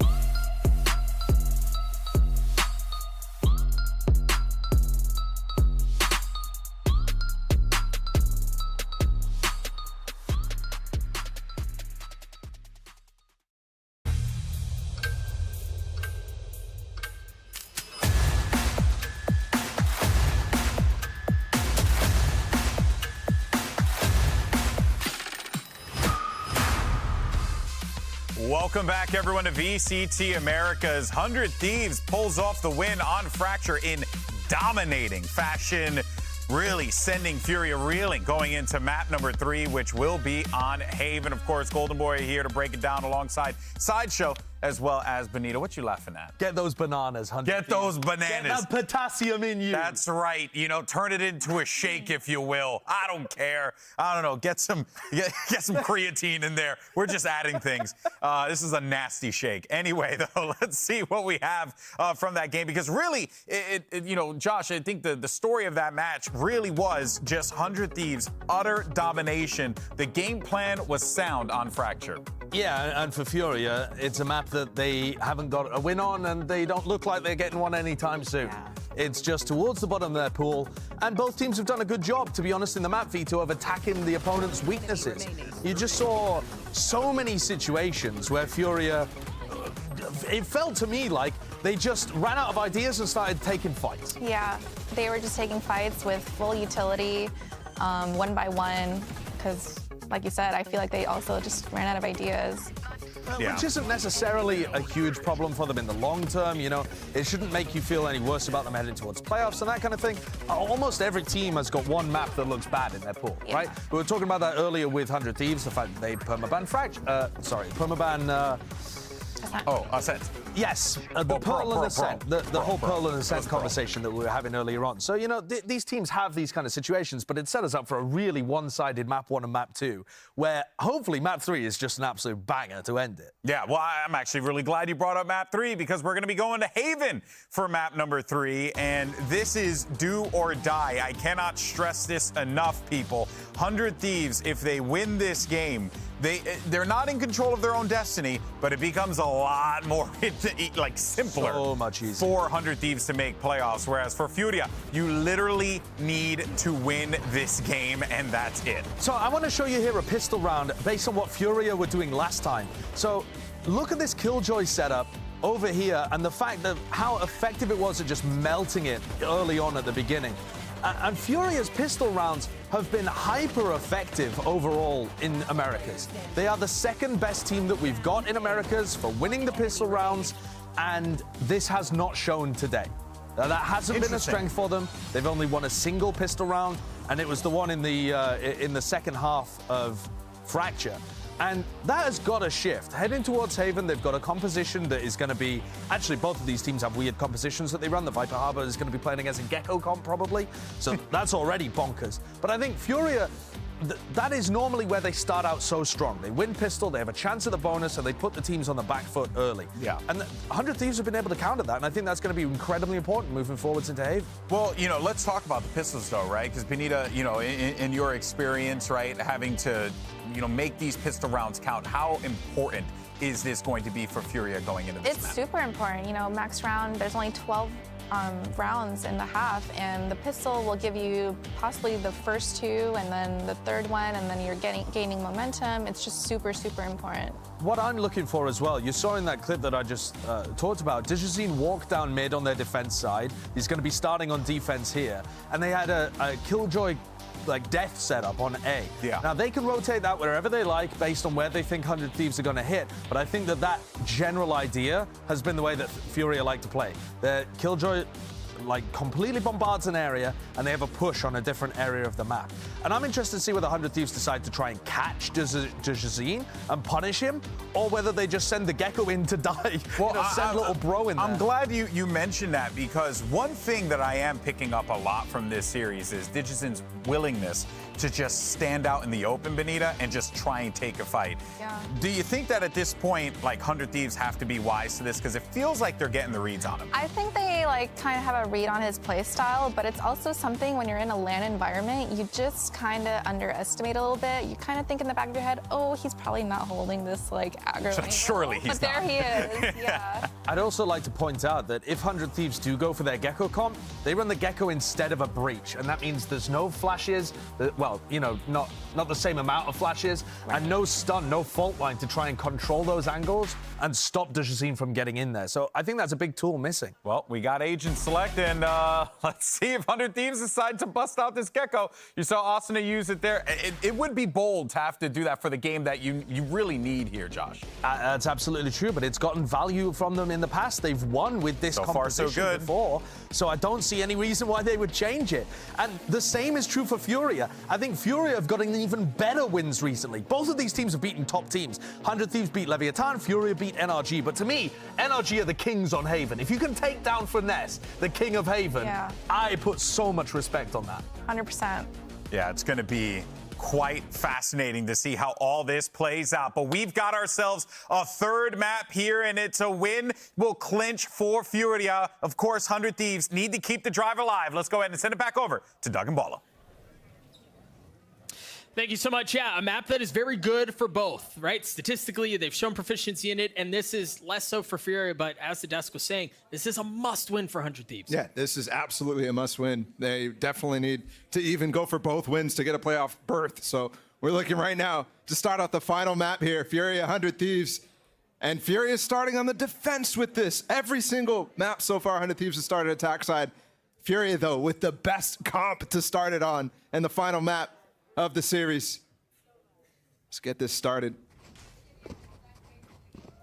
You already see, this is so vintage. What we saw at Mazine the last time they played Haven. He's going to cascade right up to mid, and that's going to be what they play off of. He can also high tide towards A. So keep an eye out on that. There's a cascade right off the bat, a deep flash, and it seems like he might try to re-explore. And one thing I would like to see is that drone be used a little later against this comp. This comp has a lot of footage out for Furia already again, so the anti-strats must be prepped here.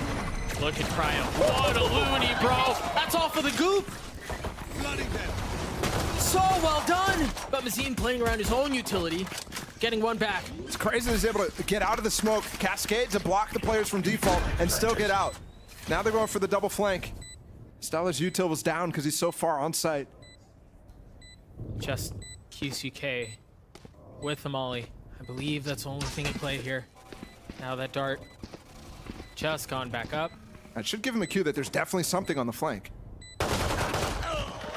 It's the frenzy meta right now. Start to see why. Two members of 100 Thieves are weak though. They've just gotten worse. It's way too much for DG to deal with though. Another pistol in favor of 100 Thieves. The fact that 100 Thieves is converting so many pistols against Furia, who were insanely good up to this point in pistol round wins. Actually, they were the second best in the league. And all of a sudden, there's down only been 1-1. That's 4 for 100 Thieves. And that's ridiculous from Derek, too. Also, shutting down immediately that defensive side pistol hold from Furia that has been so good for them in the past is super impressive. If they could already convert up to 2 rounds, you're looking at only needing 2 gun rounds later on in this half to make it even. The attack side from Furia with this comp has been so rough. It shouldn't be that rough with the double wall, but it is. Speaking of the double wall, there's a different one out from QCK, who's now scaled all the way into their spawn. And that was what I was talking about that drone. It could clear the pockets. Oh my goodness. Timing. A little unlucky there for banging Derek, but either way, the alarm bot to cover.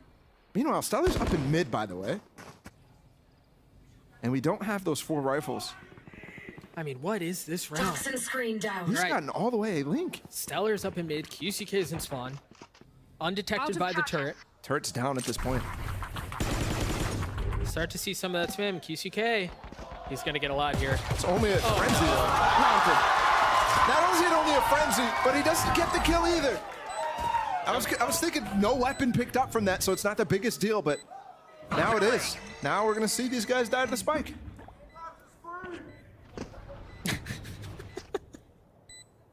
I heard that.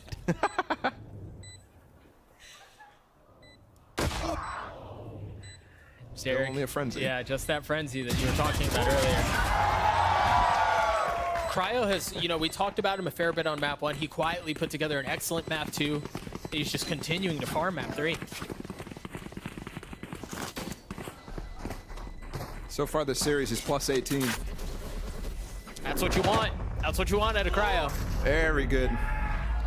And it's hilarious that Fury saved down in sewers there. They really had no other place. Because 100 Thieves actually hunted them there.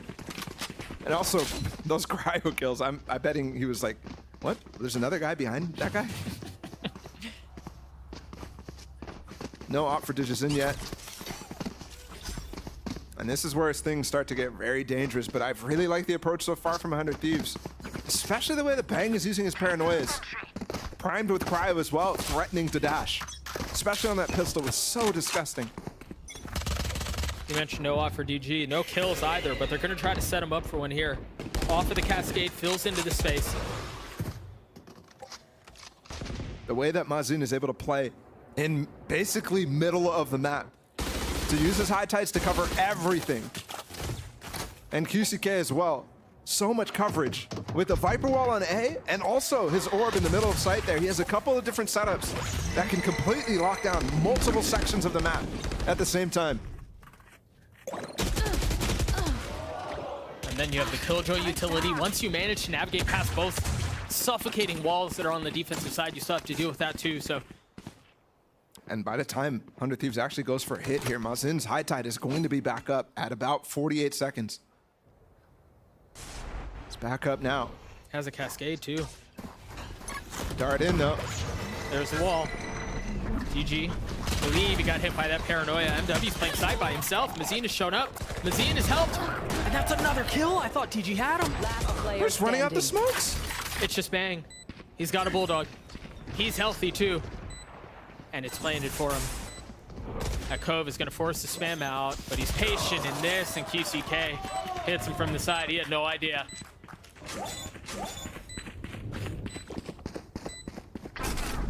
I'm shocked at how Fury on that A retake is just running out the smokes. Obviously the players on the site who were holding MW and DG did a pretty good job. But not the completed, and QCK just runs out. While that high tide's still up, I guess assuming that there's nothing to be followed up for 100 Thieves out of that. I also have to ask, how did that flash from Bang not get MW on the site? It felt like it went under his feet. So not converting the bonus.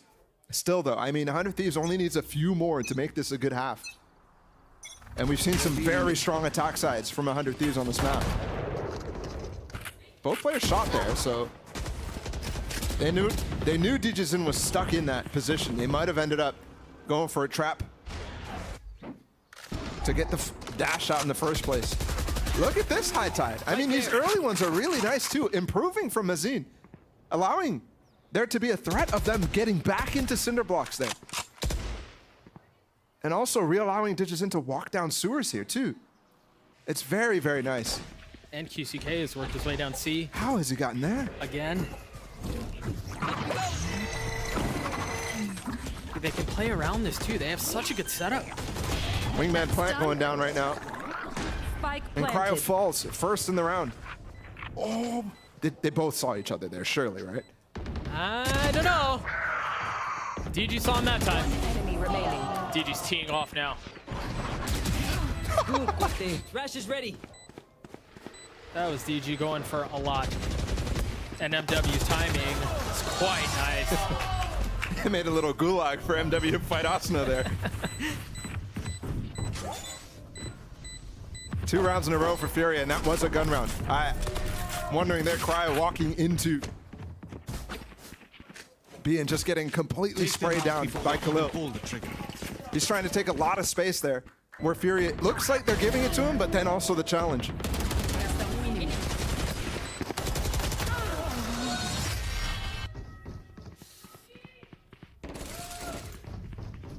What's the approach here? MW's Seeker's online, Asuna's an ult too. Digis in a really risky round to go for glass cannon up. Yeah. With the Thrash online and also a light buy coming out for, or actually they're forcing full, but a couple of stingers too.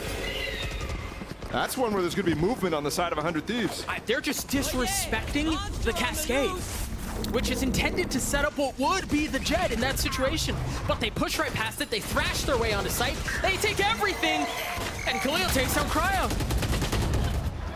Cooped up, couldn't see a thing. Stellar now trying to push his way towards. It's Asuna got one with the mosh pit, man. I couldn't tell you the last time I saw a mosh pit kill by itself. Gun here.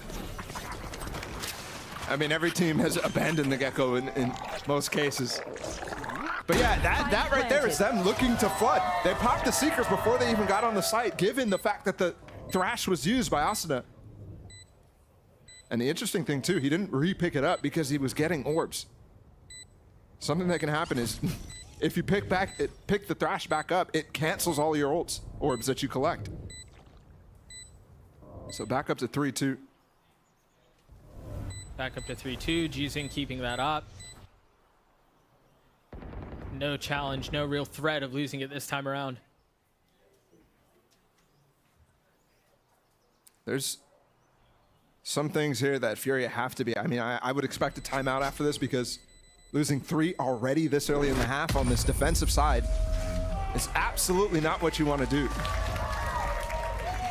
And Digison did save that op, so everybody basically was saving weapons from the prior. Look, he's just running into it. Ah, he realized player standing as he went in that smoke that it was mosh pitted, and he didn't have time to back out while he realized. That's tough. Surprise. Light armor for DG this time around.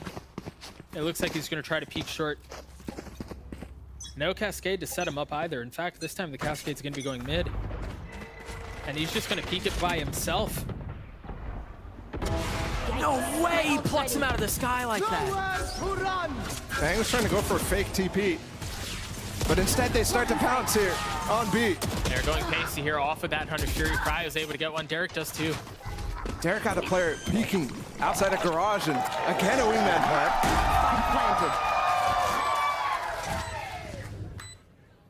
And there's no flank presence this time. That was how Furia retook B in the last successful attempt. 100 Thieves have gotten a plant down pretty much every single round again. Similar to Fracture. And this time they're winning on these post plants. Asuna has found the timing. He has found the timing. He has found the kill. Is DG even gonna get away? Oh, look at Asuna. He's actually going into spawn from C-Link, something that Digison might not expect, and he hasn't crossed yet. There might be a... Oh my goodness, this battle. He's gonna die here. Standing ahead. Very well may. DG's holding that angle though. That's tough for Asuna, but it's done anyway. You are absolutely right. That op gone.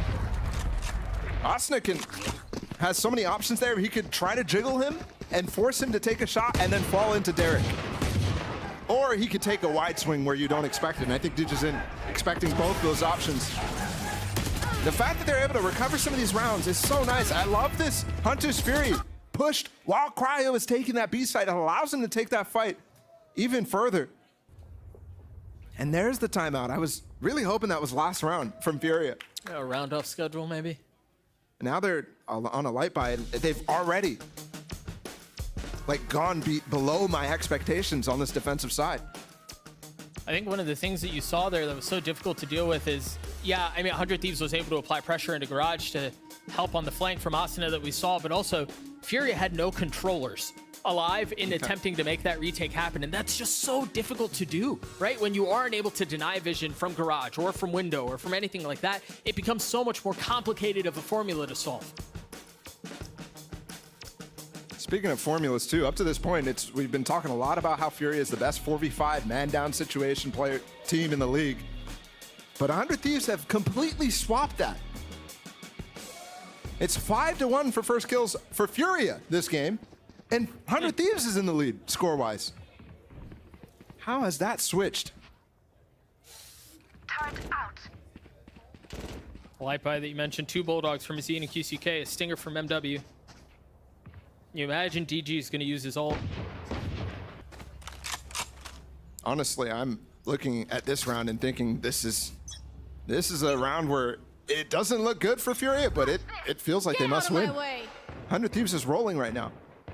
And if they can't stop them soon, they're going to have to pull together a massive streak at the end of this half to even keep this competitive. Right. Both blades online here. Both jets waiting for the moment to strike. Concealed right now as Cryo decides to go exploratory. Shock Dart intended to clear out some of the pillager Gonna get spotted by the shark. there. They were a sitting duck. I don't think I've ever seen that before. They just didn't consider the shark there. They didn't consider the thrash. Austin's not able to recover it, and they're running into Mazin, though. He didn't check it! All good, though. It's crazy that Cryo's like already looking at him there. Yeah. Very well handled. And another situation where 100 Thieves. The wingman plant. We're focused on the kills. Now switch over, show swingman. No, we missed it. You want more? Sorry, buddy, Yeah. it's over. Oh, I don't even have to curse him this time. 3-round lead for 100 Thieves, and you know we thought one of the win conditions in that round perhaps would have been Furia, or excuse me, DG for Furia finding value with the knives, instantly stopped, and then it was just, I mean, it was effortless seemingly the rest of the way. I mean, look at that. How does it go up? That thing is not only a land shark, but it got hops too. Put him in the NBA. What do they do different here?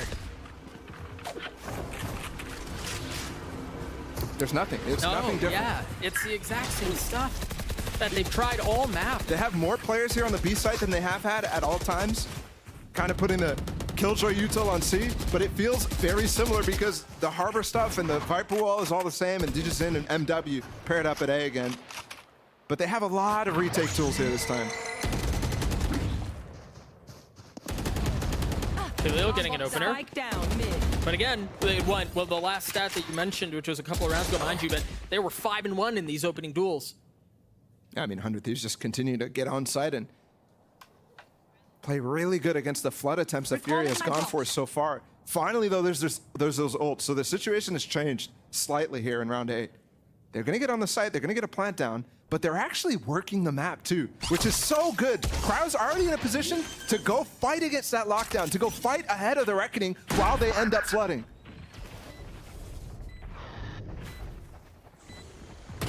Oh dear. Oh man. And those tools gone now. They can't fight back. So well played. Where's that ult going? It's a fake ult. He's just going down C long. And they're worried about there's somebody being in spawn right now. It's just so difficult to deal with. You have to respect the possibility of it. They're going to get all flashed here. With the I believe it hit Dark 3, coming in too, it just right. gets so many. But they're all tucked. They're not in a place where they can get spammed. A 1-for-1, the Cove providing cover, and Mazin's going to get the defuse. That all lynches on Cryo going a little too far there and not keeping in sight the fact that he is needing to cancel those ults to counter the play that the ults will bring, which is a fast pushing everybody off 100 Thieves off of the site and losing control of the map. So well played from Fury, and the fact that they keep quite a few alive allows for so much, and Khalil as well has been a major factor in these rounds that Fury have won so far, constantly countering Cryo specifically.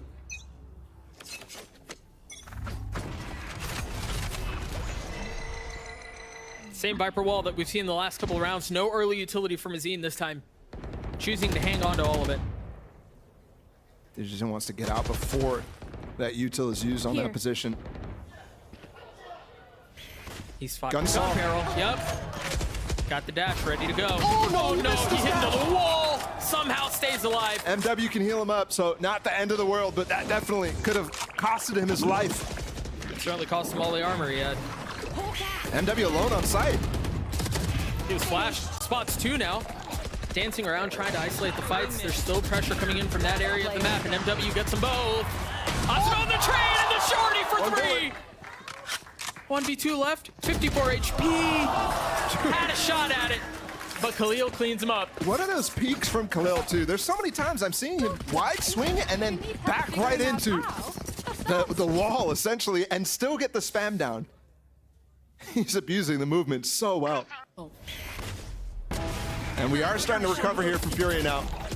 And they didn't even need to use that lockdown. Credit to MW for staying alive so long in that situation. Yeah. Understanding where the pressure was coming from, still able to isolate, what, two kills from that little cubby, from that pocket. Very well done. And with Furia winning the last 2 rounds, 100 Thieves call a timeout. Still hanging on to a lead, a 1-round lead, but a lead at that. I mean, you could have seen that round go completely differently if Digison dies there, do that missed dash.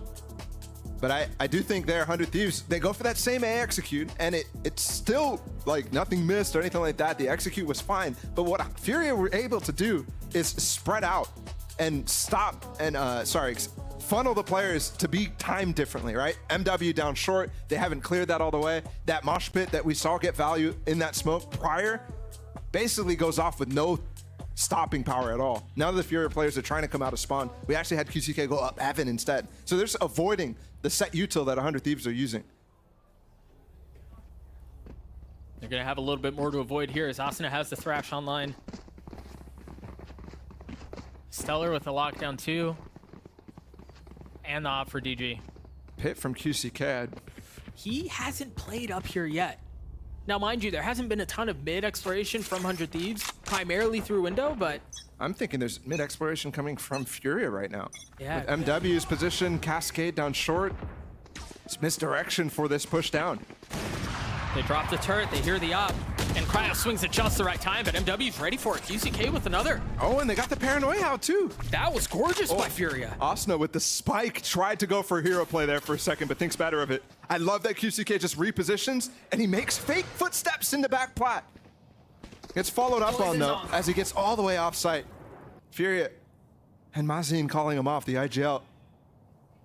Asuna's finding a gap with that though, but he has the spike. Yes, yeah, you're absolutely right. I think he might send the wingman back and fight forward. Yeah, but he's running out of time to do it if that's what he wants to do. He's getting real exploratory and real bold on this, and there you see why. Wow. That spike, Wings. You should run. Lockdown in garage too.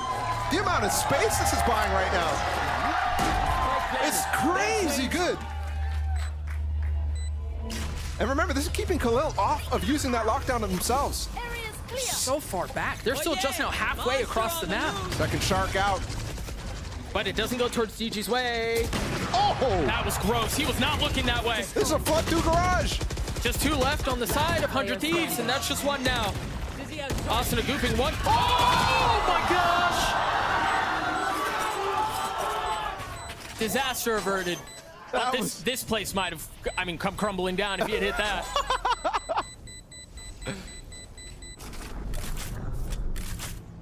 That was so close to being insane from Asuna, and for him to also have basically every single major impact in that round outside of Stellar's ult, which is, just an ability used.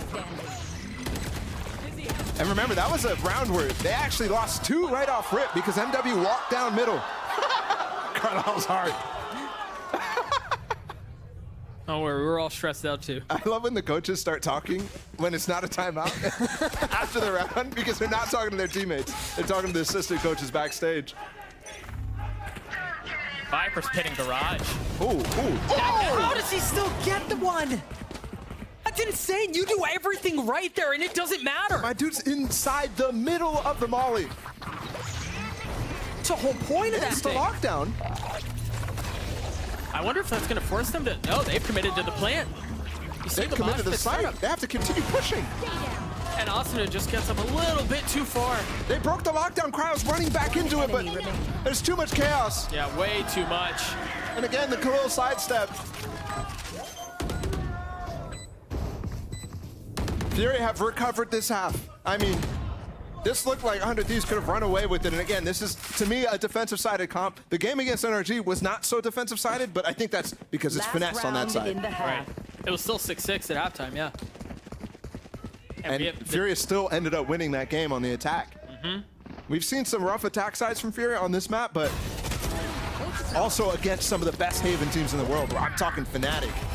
I'm talking NRG. They even had a good attack side.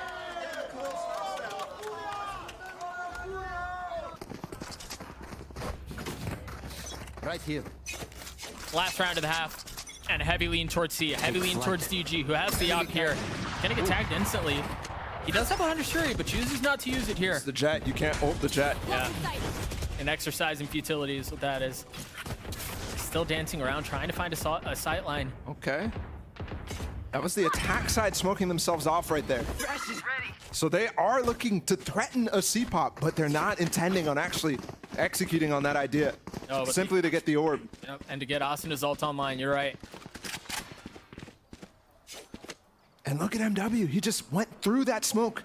So he has recognized the fact, and that's pulled Digizin all the way back towards A. They're walking into a stack. Monster on the loose. There's 100 Fury too. DG trying to get up top. He's still holding the line. But there's just a little bit too much chaos. Derek finding one with the ult. Cryo finding another. Now they push their way up. Khalil keeping him back with 2 massive kills. And now it's MW on the other side of things, and he's heard, he's spotted, and he's dropped. Switching sides. A 6-6 half. Surely we're going to take a look at the end of that round one more time. Asuna had his way with what Furia were throwing in there. Yeah, I mean, he's been so good. I mean, thinking back to that almost clutch, too. Look at the amount of mollies on this site right now. Khalil's just running through his own mollies, by the way. And that was one of the first times that you had that Killjoy set up on that site.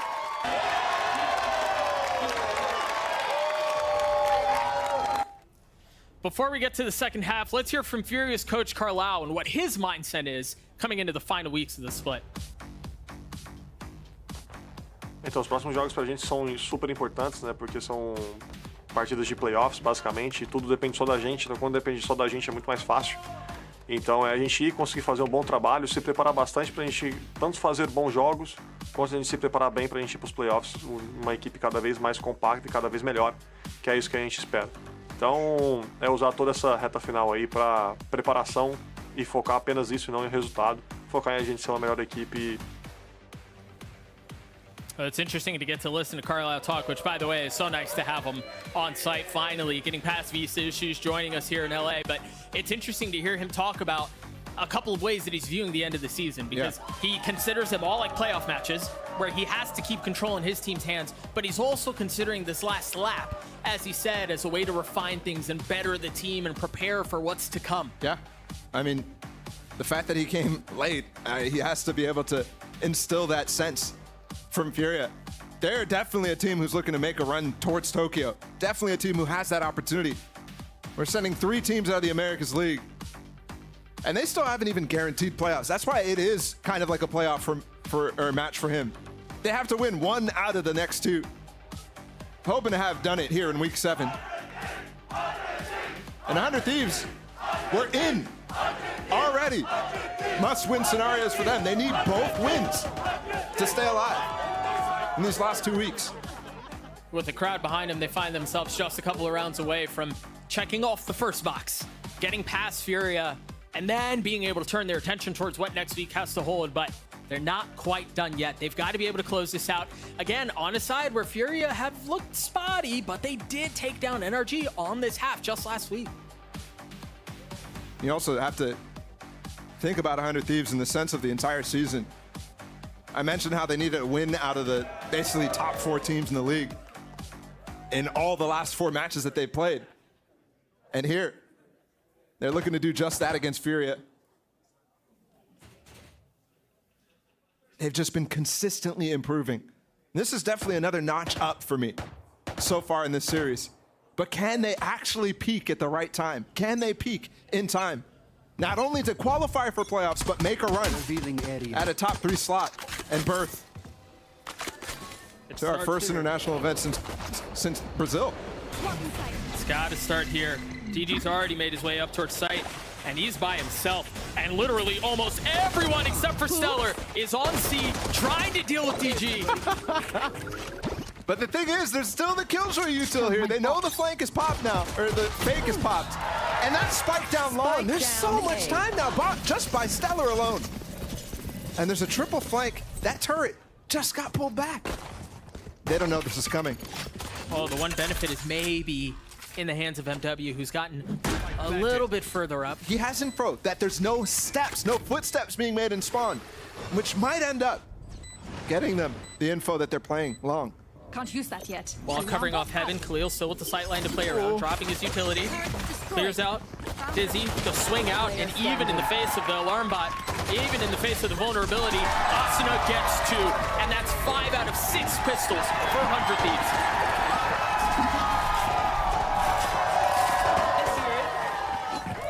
Environment here for the 100 Thieves fans is awesome. And they are just converting every single one of those super important rounds. Furia have to dig deep. It isn't that stomp that we saw in Fracture, but it is definitely not the same Fury that we saw in these last 2 maps that we saw last week against NRG.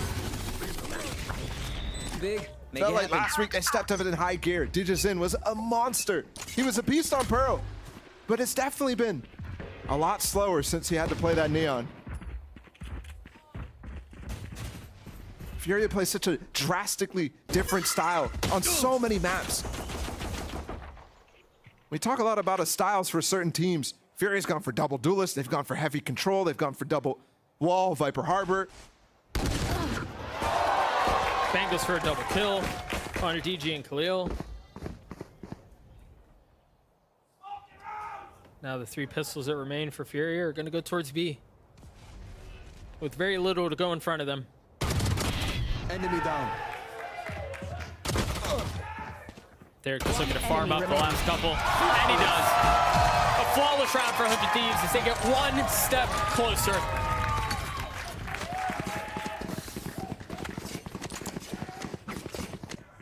Here's where the real second half begins. Preventing things like ecos, though, so key.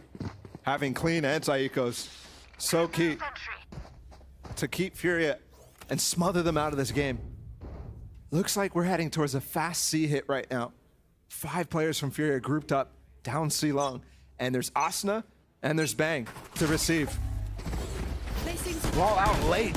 Cascade to get him all the way up. Flash out. DG's going in the cloudburst. Backflap's cleared. They've done everything well except for being able to clear Bang, and he's rewarded for his persistence.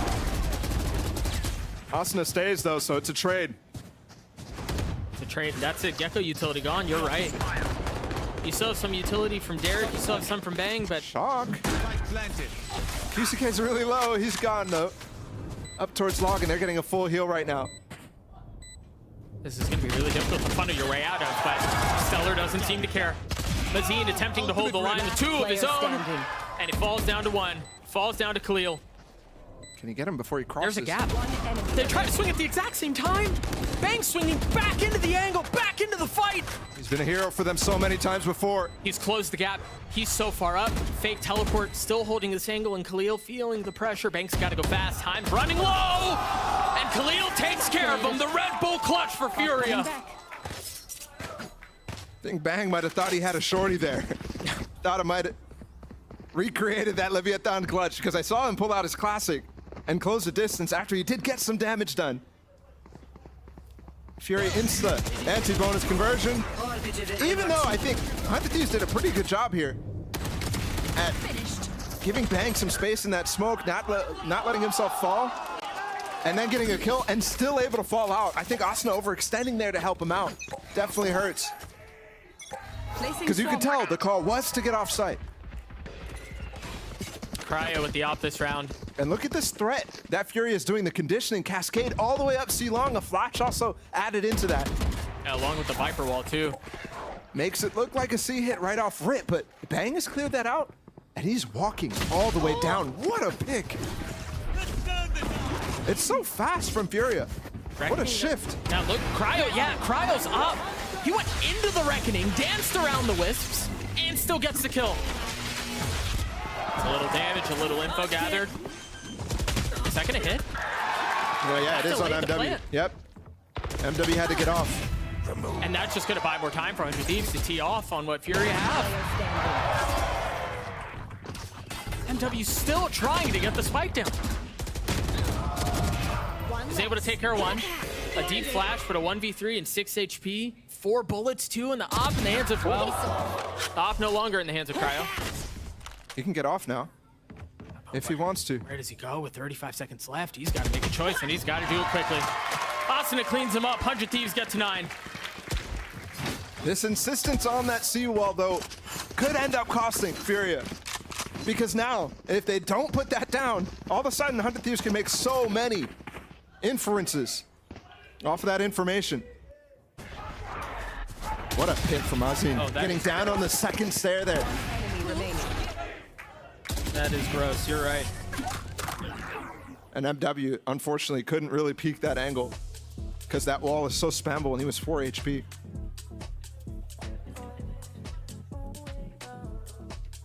That's a reset round for Furia, too. They won the anti-bonus, but again, wasn't clean. Remember, only one player stayed alive on that, so they had to full buy back up. So 100 Thieves looking at 10 right now.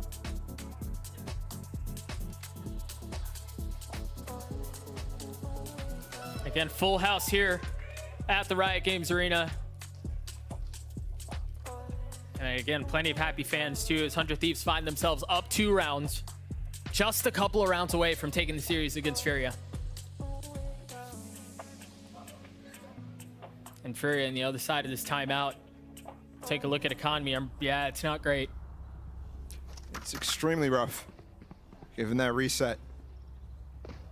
You need to find something like they found on Pearl, where you're able to crack and get a thrifty round win.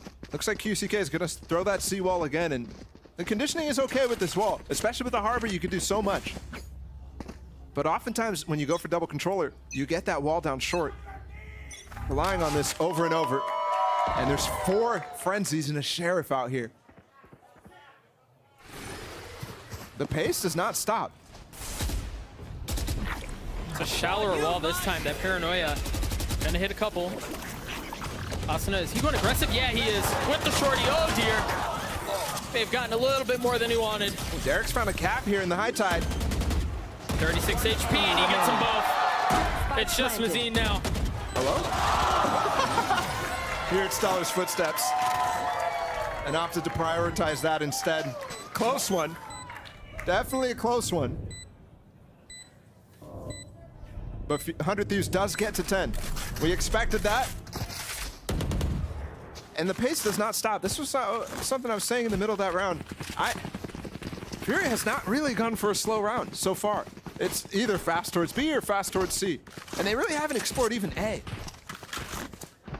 Outside of that one round where you had that insane flank come in from 3 players of 100 Thieves. I think that was back on the pistol even. Bot coming back, out of charges. Same Viper wall going up from QCK, but this time Cryo's ahead of it. And he still has the op. Revealing area. High tide instantly for short. Thrash coming up short with the paranoia. It's gonna get one, but is there a follow-up?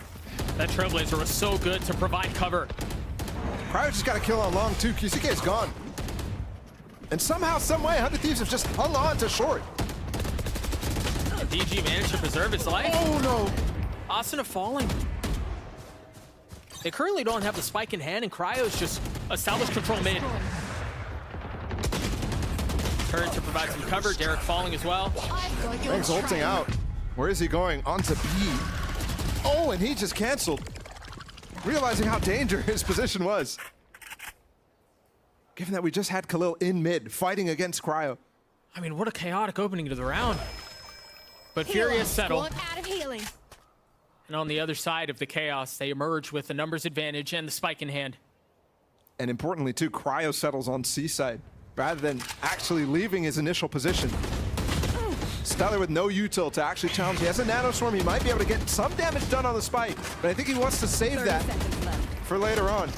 That's an interesting spam, trying to actually challenge Digizin, who updrafted on that long box. Just forced to sit back and wait. I don't know that Stellar even really wants to make a play here. You see Cryo and Bang are both playing real far back. Yeah. Stellar may be looking for an exit, but yeah, they're cutting their losses. Recalling my bot. That entire idea from Furia, I was surprised it didn't find more value. The fact that they throw that high tide to control short. And it gets countered because Asuna goes for that Gecko ult. And there's the paranoia too. So they get a detain down, and all of a sudden there's nobody able to run down short with the Trailblazer that MW throws out. Despite that, 100 Thieves still lose 2 in that instance. Even though Asuna had the chance to get out, he gets spammed through the smoke. And then also you had this long peek that gets destroyed by, I think it was Mazin who made that shot. Yeah, I believe you're right. But this goes back to something you were saying all the way back in map 1, Ball, and it's how Furia seemed to thrive and emerge victorious and comfortable in those chaotic situations. They just scrap so well. Timeout from 100 Thieves. Lost timeout for either side. So final chances for the coaches to get their say in this game. Outside if we go to OT. That was Mazin twice. Derek wide swinging there is definitely ill-advised. But he's just trying to get info before his dart comes back up.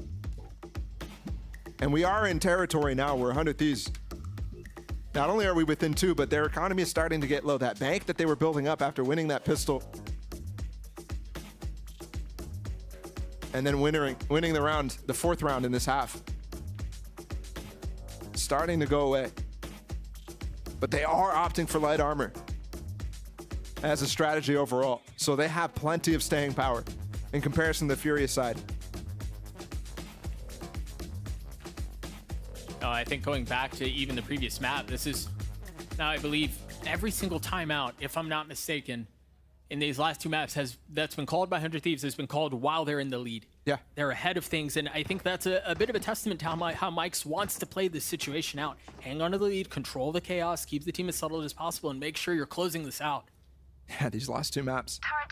100 Thieves has been in control the entire time. Such a shift from that first one. I was expecting here Furia to start shifting things up with their default util. Perfect opportunity to do it. Either way, actually, light armor purchased for a lot of these Furia members, sticking with it, and Cryo misses the shot for what feels like the first time on those early picks. They're gonna try to punish with a reckoning. Gonna scale back, but the paranoia from Bang is great. He's TPing in the open, hello? Oh gosh. He gets around the corner and makes it anyways. How does he stay alive through this that? wall's falling soon. Can they capitalize on Cryo's early miss? No. Choosing to use the blades. Taking a little bit of damage here. This is shorty against shorty. Asuna playing from backside, finding one, spamming into the smoke, looking for a second. Player standing. But he falls, and it's now just Derek who's rotating back towards C, and he's late. Oh my goodness. Oh my gosh, 8 HP. And MW could have died from that one. He's actually going for a fast flank though. Derek has a lot of utility, but he's caught reloading. You called the fast flank, and it pays off for Furia. This is insane. Unreal. Another 4v5 for Furia, which is hilarious because in this game, that script has shifted. It's been 100 Thieves who's been really good in these situations. These moments we've seen a lot of times for Furia slowing down in towards the tail end of the games and taking over. Multiple players on this team capable of that. And look at the economy. It's a force out of 100 Thieves. He just got a spam in window. A judge for Asuna who's playing into short. He's not just playing into short, he's taking some space with it too. Oh, no, on the other side of the smoke. But look at DG. Crosshair trained. And that judge is actually short barreled, so. Oh, he spots him. The shoulder gives him away. That angle is easily spotted there from that other corner. So you need a smoke in front of it if you want to do damage, or you're relying on them to run through in front of you. In this case, they were waiting for the smoke to fall. Right now we're looking at another 4v5 conversion attempt when 100 Thieves is an eco. Derek's looking for an ult. He gets a tag, but oh my goodness. Fancy footwork from MW is going to preserve his life for now. That is an interesting choice on a force. Cryo with the Guardian, he's going to upgrade a weapon. Now has the Phantom. DG on the swing. Jet first Jet. Who's the first to go? The lockdown's going to detain them all. I mean, DG's just so aggressive, getting the best of Cryo there.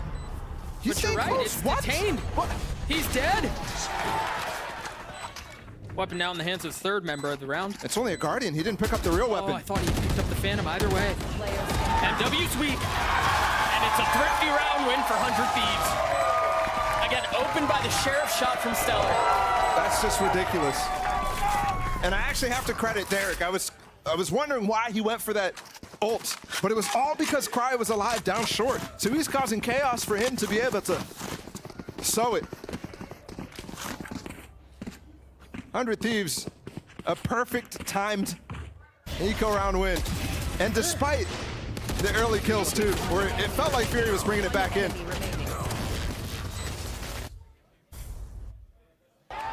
Now we're faced with one round off of match point for 100 Thieves. Furia still have a buy, a bunch of ults. That Viper's Pit, I feel like we haven't seen all game. We only saw it once on that defensive side.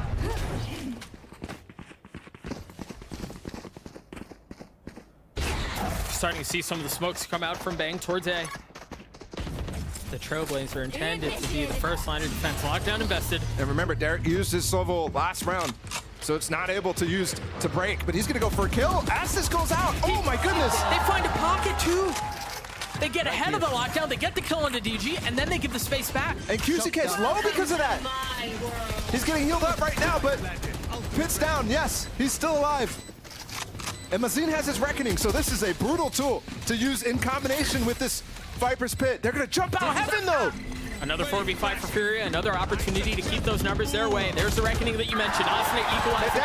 They're falling apart. They crumble all over the place, but MW from Graffiti tried making something happen. It's just Mazin now, and he falls. 100 Thieves series point. Looking absolutely insane there, and I don't know how Cryo survives while he's jumping out heaven. He's getting stunned and still avoiding those shots. And I just have to say, every single time we see a big ult used out of the other side, out of Furia, 100 Thieves makes the perfect decision. There, the 3 drop out of heaven is just so beautiful because there's a gap in that Viper's Pit on the drop side. And it's so fast in making that decision. Almost like it's prepared, knowing how Vipers play on this map. It's not a common comp. And they have experience. All down to this for Furia. Blades for DG, who's been a little quiet this half. You look to your star to find value when you're pushed against the ropes. Second cascade used, this one just to clear out Cinder Blocks. That smoke gonna provide some cover. He's in, he's up by himself too. How far up does he go? Dash expires, the drone's gonna find one. Spike's still not planted, and it's just a threat. Just enough to draw out some of the utility that we see, the Dizzy, the shock darts, everything. Meanwhile, Bang is gonna be on this late flank, a flank that QCK is intended to be covering by holding mid. He's gonna get behind him unnoticed. How far up does he go? I mean, he might actually find it. Dude, Bang's timing. Looks like he wanted to go back window. Shark coming in though. Seeker's popped in response. Derek the first to fall. Bang just flashed down short, so they know his position now. Second wall used. They're not actually looking at him. They should know. Oh my goodness. Both sides being flanked at the most pivotal time of the round. There's QCK with 2 of his own. Stunned up. Stellar having to clutch this out. The chaotic round that it's been. To tap, daring the swing, and he's looking the wrong way. We play another round. The double flank. I can't believe how both of those got insane value, especially after Bang flashed already. I thought for sure they were going to turn around. Both of them finding 2Ks. But it's crazy. I mean, both sides, you can see it. There's so much chaos happening to hold the site and to take the site on the front lines that you have to keep your attention on the fort. You have to. And now 100 Thieves down to their light buy. Oh. Judge, 3 stingers. And importantly, no ults on either side right now. We're playing these last 2 regulation rounds. Note here, the Judge needs to find some value because that's 1 point away from a lockdown. And that could secure things. They're just not waiting for that dog to clear. Might lose them the game here.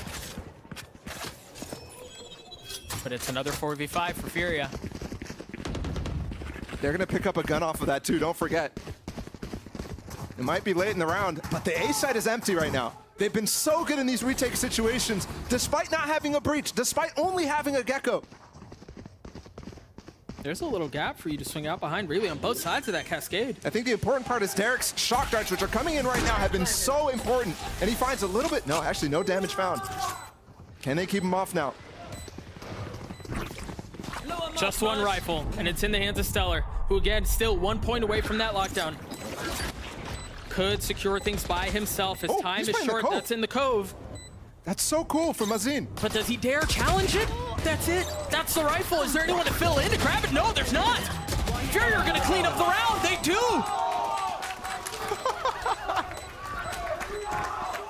Wow. What a crazy map. Playoffs hanging in the balance for 100 Thieves. They won't be completely out of it, but it will be out of their control losing this game. Furia fighting for OT right now, just staying in the map. And I have to credit Mazin again. He's just playing inside of that cove. It's such a cool idea. They have not yet slowed down the pace a single time. Cry once again the op. Remember, we saw Digizin just disrespect that Molly last time when he played that same angle. This time, Cryo does not, because he gets flashed too. And he has no armor. They double cascaded in long.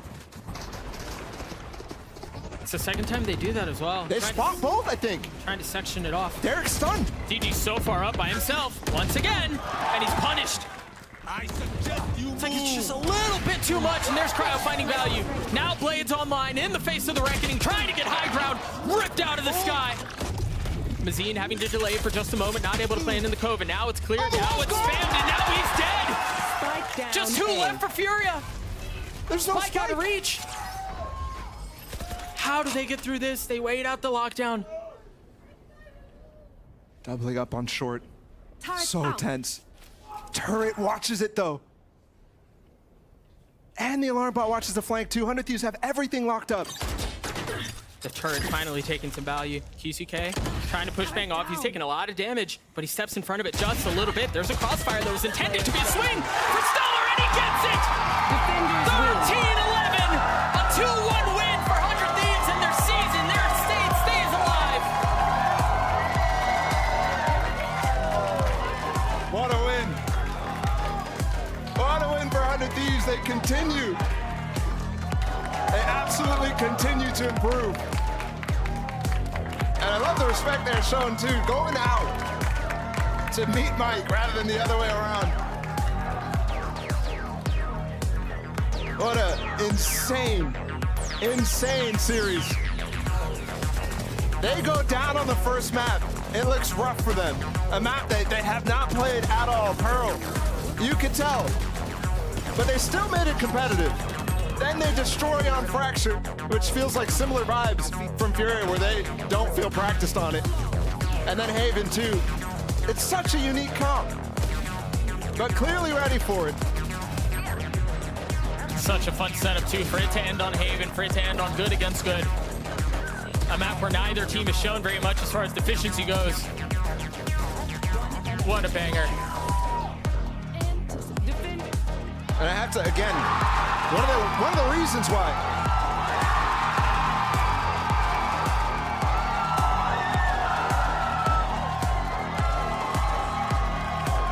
Yeah. One of the reasons why. You hold that thought for a second. I was not necessarily fully sold on this 100 Thieves squad was because the game plans, the strategies, those sorts of things were not necessarily showing through.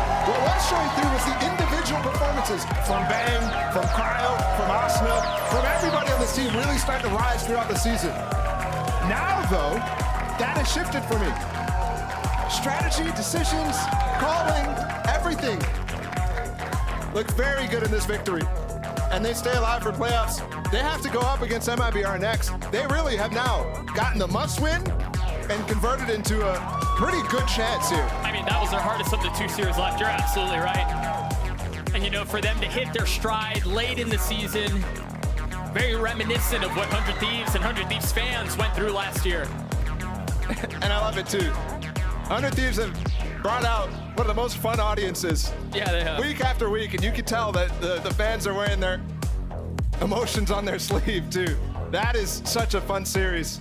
And now Furia 2, they have, I mean, they needed a win out of the last two. Essentially, they were confirmed because next week they're going up against Sentinels now, but now that they didn't get this one, it's less confirmed. Right. It's in danger of falling out of their hands. In a way that I don't think anyone really expected. Either way, 100 Thieves keep the season alive. They take down Furia, and they're going to take us to a break. The Verizon post-map interview on the other side of this. We'll be right back.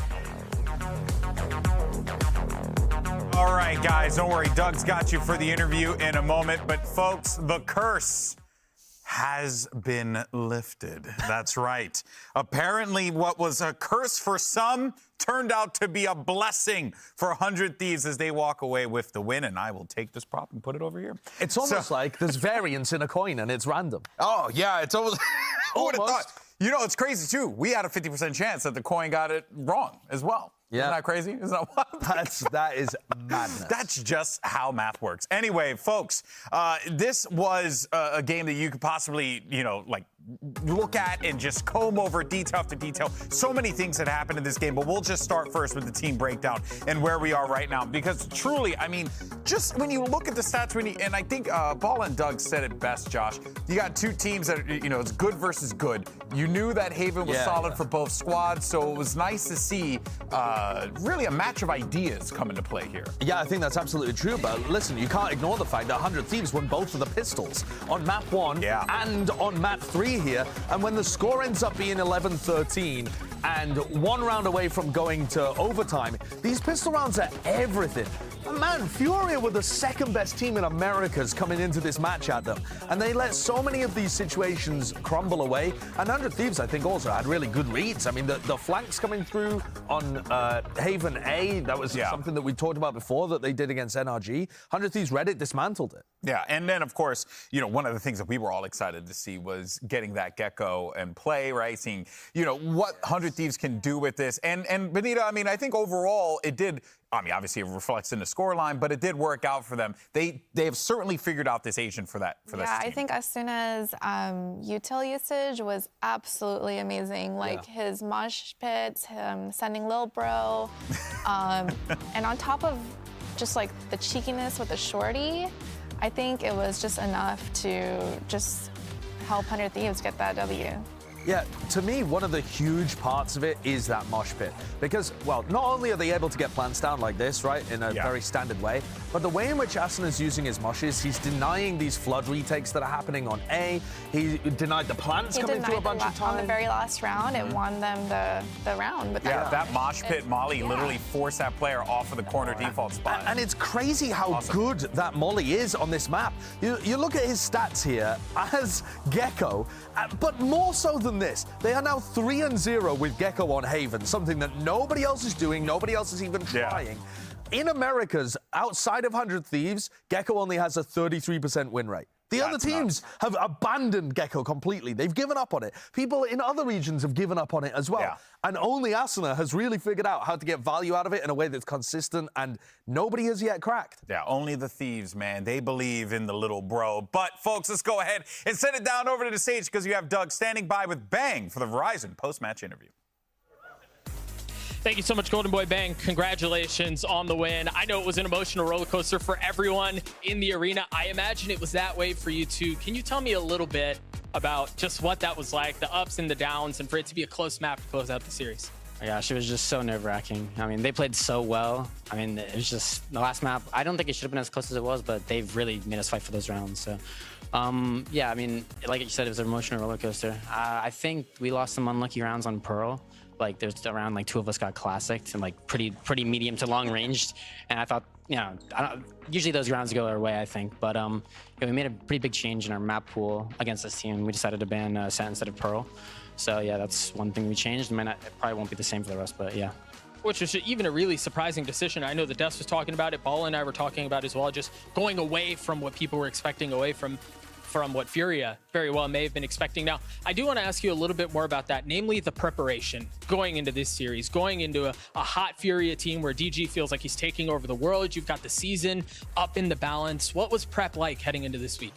I mean, obviously, like I said, we have to scrim a lot of Pearl, because honestly, we hadn't scrimmed Pearl at all before that. So we had a crunch in a lot of pro scrims this week, and we just watched other pro teams see how they played and try to make a good pro. I think we ended up being pretty successful, even though we didn't win the map. I still think it was a pretty good win for us. I think it just makes us more confident in our map pool going forward. And then going forward, as I mentioned, you have MIBR. Given the tumultuous season that it's been with the ups and the downs, you find yourself in a position where destiny is still in your hands in a way. You've got to take down MIBR. What's your focus, right, leading into the last series of the season? Obviously, we're just going to do a lot of prep against MIBR. We're going to make sure we watch all their VODs, make sure we're countering them appropriately. And I think that, yeah, I mean, it's just going to be a good match. MIBR are really good. They're really talented players, so it's definitely not going to be an easy one for sure. They have a couple of roster changes. We'll see how it pans out next week, but we do have the Verizon post-match highlights right after this break. Don't go anywhere. We'll be right back.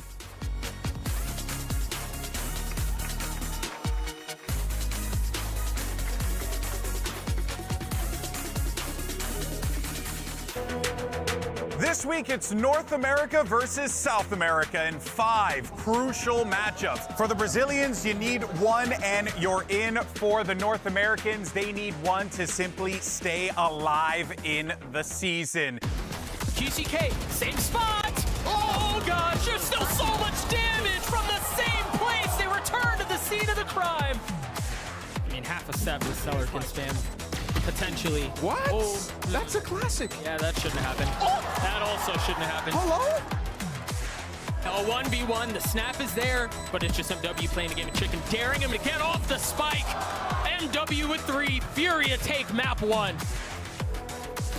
Numbers aren't great, but this is winnable. He's gotten into a 1v1, he's stunned, patient, waiting, daring to swing around, and the snap onto DG's a Red Bull clutch. It's still respectable, but the 2 members of Furia that I thought were going to be able to make a play instantly fall. Keep on calling that. Keep on calling that. Everyone stacked up off of the flash. Oh, there's a Molly. They're seized in the Molly. Stellar does not care. Stellar does not care. That's the map. 13-7 in favor of 100 Thieves, and we're going the distance.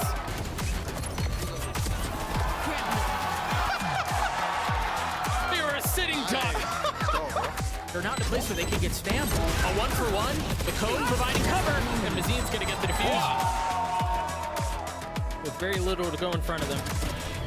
They're just looking to farm up the last couple, and he does. 13-11, a 2-1 win for 100 Thieves in their season. Their state stays alive.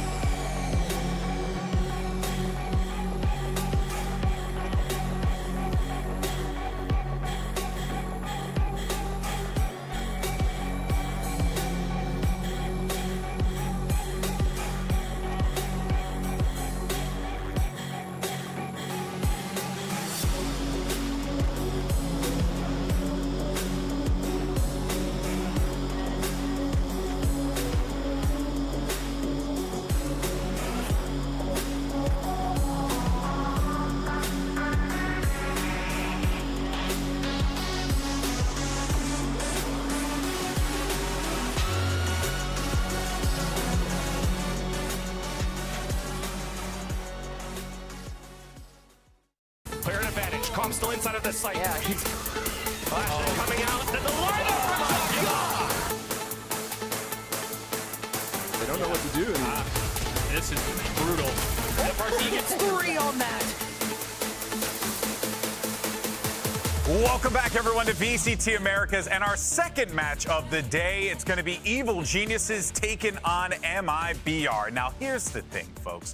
We love graphs. I mean, we are just graph-pilled over here in VCT Americas. So let's go ahead and send it over to the king of graphs. It's the one and only Sideshow who's going to walk us through EG's rise over the last 6 weeks. Josh, break it down with science. Thank you. This is going to be my most hard-hitting piece of analysis you've ever seen on the broadcast. This graph is going to be EG's hype metric. So first of all, coming in before week 1 even began, I think most people are around here on the graph. Then, obviously, as you see in the tweets, they lost to Cloud9. Things went down a little bit. It wasn't looking so good. Week 2 comes in. BCJ's filling out a McDonald's application form. Uh-oh. And they lose to 100 Thieves as well. That was week 2. Week 3 comes around, though, and they end up doing well against Crew. Okay, a bit of an uptick. Maybe we're back to normal here. And as we move things forwards, they play against Furia. It's a close game. The people are still excited. Then you have the 13-3 win against Loud and the 13-0 against Loud. And the hype fell off a cliff.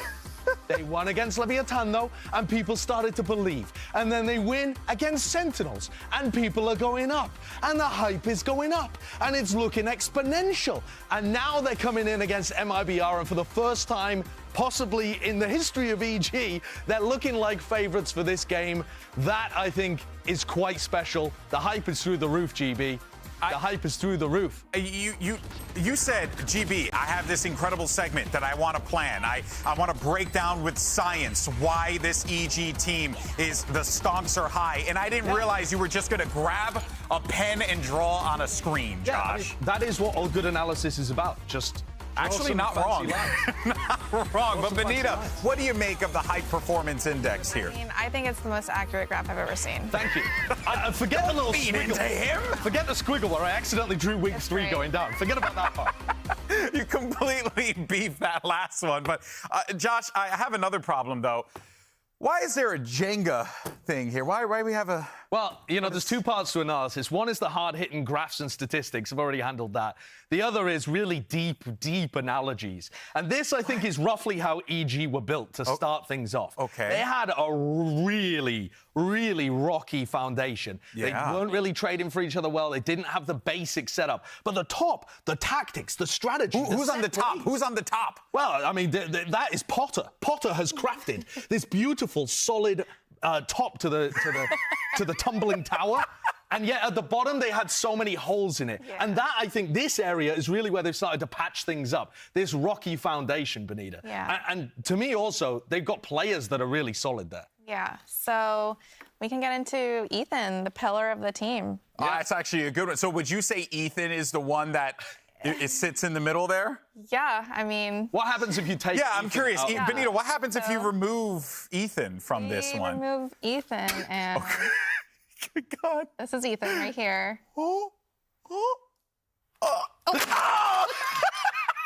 Yeah, we just wanted to do that on the broadcast. So Ethan, someone who started his professional career at the age of 16. Wow. Like, come on, we got to give him some credit. He is such an important piece of this roster. The Breach, the Sky, absolutely just game-changing in matches. Yeah, and I think it's not just the way that he plays. Obviously, when you look at a highlight reel, we're going to be picking out the frags. But actually, the way that he trades for his teammates, the way that he sets them up with the utility, I think all of that has improved, actually, since Demon 1 was added to the squad. I think it's in some sense, like, simplified what Ethan... like how he thinks of his team, who he needs to be always setting up at the right times. And he and Demon 1 are on a really good, like, synergy together in terms of how they think about the game, and it puts Ethan in places where he can win the round with his util and clutches. Yeah, it's genuinely shocking, too, for a young player, a new player, rather, like Demon One, coming into this and being slotted into the system, but yet still receiving that level of support as well from players like Ethan out in the server. It's huge for them. But let's go ahead, though, and move on and talk about MIBR, because this is a team that I think we all felt like I was riding high on the MIBR hopium throughout the season. I was waiting for the turnaround. I was waiting for that moment that MIBR finds the magic solution. Unfortunately, that simply has not come. They have been in a bit of a free fall, and this has not been the MIBR that I think any of us thought we were going to get coming out of lock-in. No, I mean, especially when they go and beat NRG. Yes. I mean, look at where they're at. They have negative 64 round differential. Wow. And also another thing, too, you will probably notice from Benita's trademark power rankings that in that we had put Crew above MIBR, but the reason is because we've seen more, even though Crew are eliminated from playoffs, we are still seeing more from Crew than we've had out of MIBR, which is honestly kind of shocking, but I wonder if we were trolling them. Negative 64 is like Carmine Corp and Detonation. And I know you're a big fan of Carmine Corp. And don't get me started on that. But yeah, it's really, really been rough for MIBR. Yeah. And to be honest, they're at a spot now where I think they've got to have confidence issues. There's got to be problems with like how the team's approaching stuff. And you're also going to notice something here as well. Where's Heat? Sure. Heat's not listed here. Instead, it's actually going to be Chosen. For personal reasons, Heat is temporarily away from the starting lineup. Therefore, Chosen, that we did find out that's how his name is supposed to be said, will play the 2 remaining games in the first phase of VCT Americas starting this Saturday against EG. We count on your support. And obviously, we hope nothing but the best for Heat, his family, and whatever the case may be there. Looking forward to seeing when Heat plays next. But for the time being, though, we have Chosen here. And Benita, you're getting a new player 7 weeks into the split. This is a tough one, right? Sometimes subs just, they play with nothing, they have nothing to lose. So it could benefit the team, and he could be having like a great series for today. And yeah, we'll see. Yeah, well, that's the nicest way I've ever heard somebody put it. But I mean, he was supposed to be their star player. He hasn't really been performing like that throughout the Americas. He's had a much more average performance rather than the superstar level. Yeah. And Chosen isn't a direct 1-4-1 replacement. He's played smokes mostly in the past, so this is going to be a struggle. But maybe some of the other players can really step up, or maybe he gets to have fun and play Jet. True. I mean, who would be mad about playing Jet, right? I mean, surely that's what everyone does in the ranked games. That being said, though, right, MIBR, they need this win. They need this win today more than they need to breathe, because if they don't get this, well, then again, I think they might need to breathe a little bit more. That being said, though, they do need this win. What do they do, Benita, to get to that point, to the point where they beat NRG, one of your favorite teams, and yet we haven't seen that same kind of oomph from them yet? I'm going to say today is all about the fun for them. If you're in the fun zone, you're... Plus, they have a sub who hasn't played an official in a long time. I love it. So, you just go into the fun zone. Get in the fun zone, have fun with it, enjoy the moment, stay in the moment, and The way in which they were able to get results like this in the past is just bonkers individual talent. And that has not been really showcased as much. Yeah. I think people have been able to outplay them in these kind of moments. And frankly, if you're relying on 3Ks, 4Ks to be able to drag you across the line, that is inherently inconsistent anyway. But I did think that MIBR would be more of an upset team than they've ended up being. Obviously, they got the upset earlier on against NRG, but I thought we'd be seeing that a bit more regularly, like throw in another one. And maybe this is the moment, because at this point, it is an upset to beat EG. Yeah, and they're still not out of it. Yes, they need to win. Yes, they need to win basically every game that they play up until this point. And they could still get knocked out of playoffs. And they could still get knocked out of playoffs. That is a heartbreaker. But that's what happens, right, when you're not in control of your own destiny. But for more on MIBR struggles, we actually did speak with the coach Bazooka to get his thoughts on where the team stands right now. É difícil a gente linkar apenas uma coisa que a gente precisa melhorar para voltar a ser nosso MBR de antigo, do começo dessa temporada, principalmente porque a cada semana surgem coisas novas, a cada semana surgem novas dificuldades e novos pontos a serem trabalhados durante o nosso dia a dia. Mas eu acho que o que vem sendo o nosso maior carrasco nos últimos jogos vem sendo a nossa parte mental. É algo que, quando o jogador está jogando sem confiança, ele acaba tomando decisões que ele não tomaria normalmente. Então, quando a gente vê, às vezes, um jogador cometendo algum erro, que a gente olha e pensa, pô, como é que ele errou isso? Muitas vezes é a falta de confiança, é jogar para não perder, ao invés de jogar para ganhar. Então, eu acho que isso é uma coisa que a gente vem tentando trabalhar bastante nas últimas semanas. Probably my favorite line from that was when Coach Bazooka said, "You're playing not to lose rather than playing to win." And Benita, I mean, as a professional player, I want to lean on you here for that because there is a fundamental difference between the two philosophies. Yeah, I mean, sometimes when you're just playing to like lose, like you're just so hesitant, you're not making the right decisions. And, you know, I think I'm going to give the sub the benefit of the doubt. I feel like he's going to bring in some loose, different type of gameplay here and like just a lot more fun. Yeah, kind of like what Jake and Rooney did, kind of like what Demon One did, or even what we're seeing in EMEA as well, right? Like the assistant coach is playing? Yeah, the assistant coach. Get Bazooka in there. Yeah, right. I'm sure Bazooka pounds in the server. But yeah, Josh, though, do you feel like this is a winnable game here for MIBR given EG's rise? I mean, it shouldn't be. EG are of the quality where they should be able to put MIBR away, especially with heat out. And if this ends up getting tricky, I think it's worrying for EG as they try to get into playoffs. Yeah, well, guys, we're all set here. So, of course, let's go ahead and get our second NA showdown underway. Of course, if you are an MIBR fan, you're hoping, you're praying that they're going to be able to walk away with this one. But for EG, this is an opportunity to shock us all and get one step closer to the playoffs. Folks, it's now time for EG versus MIBR. Let's welcome them to the stage.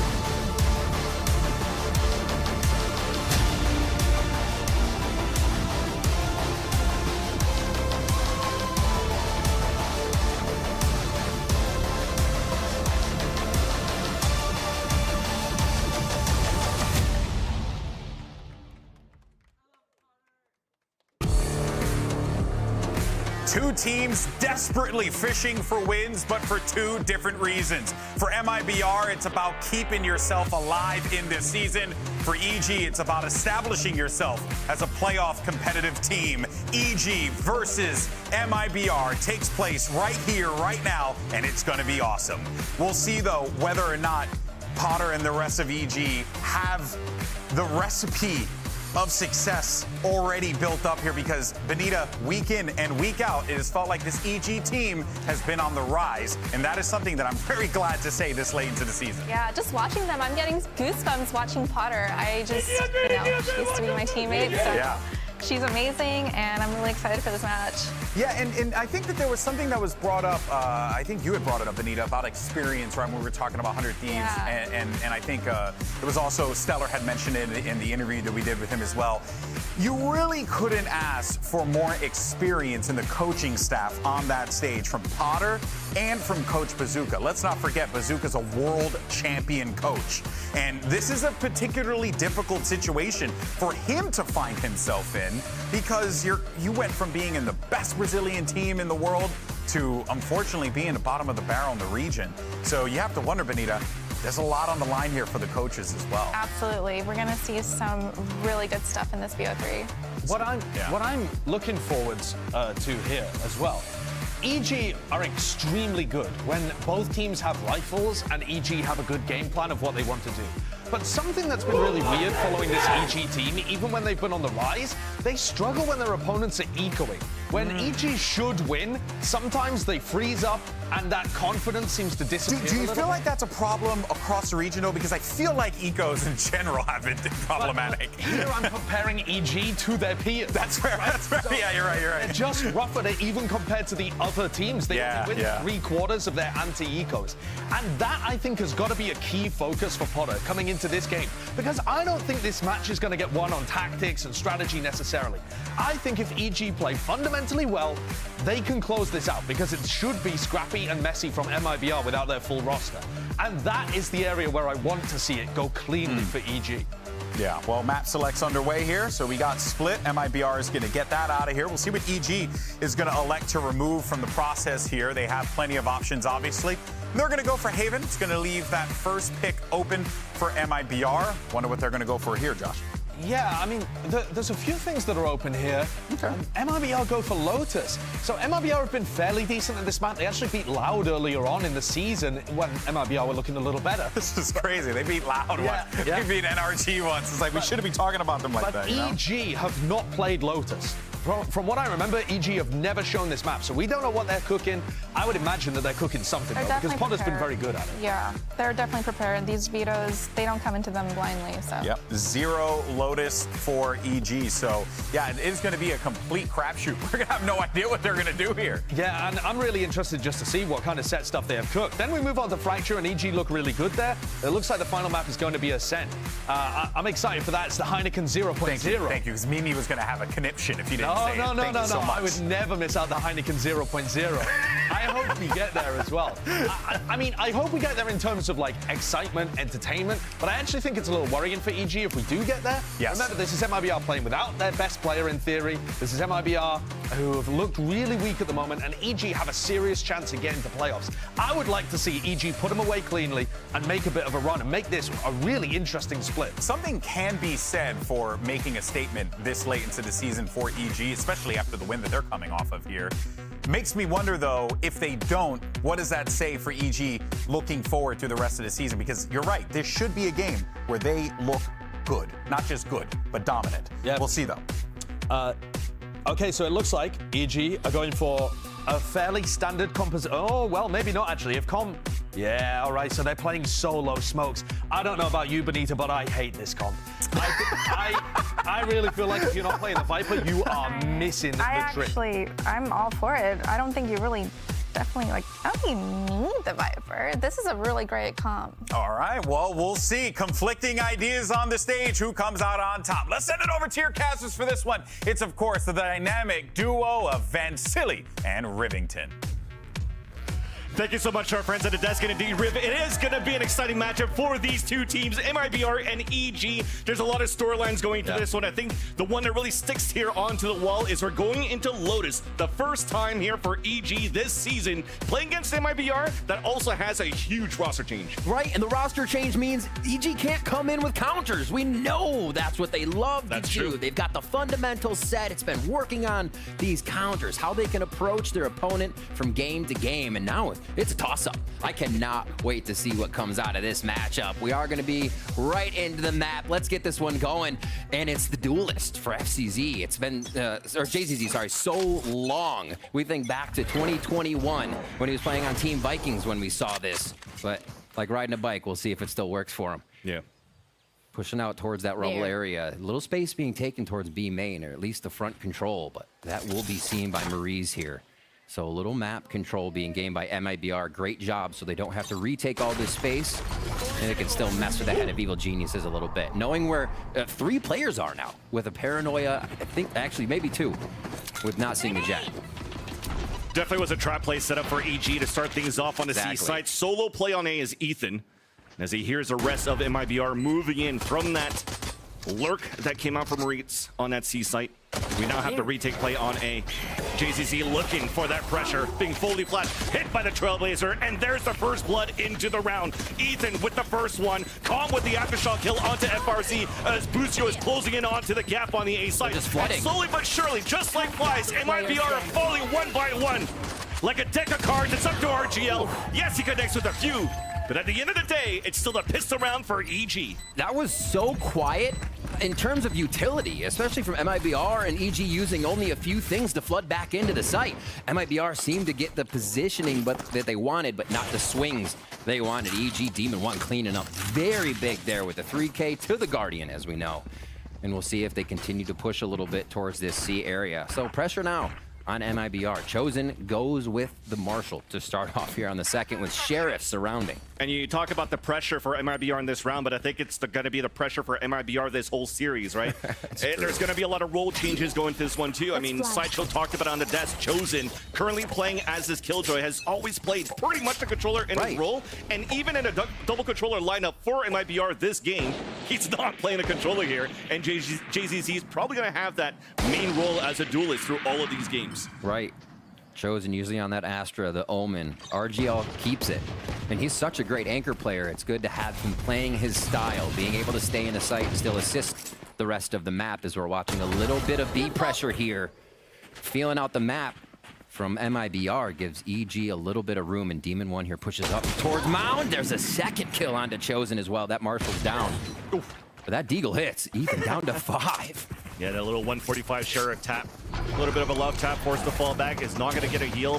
Meanwhile, for MIBR, it seems like the commitment towards this A site, just because of the 2 players they lost on C.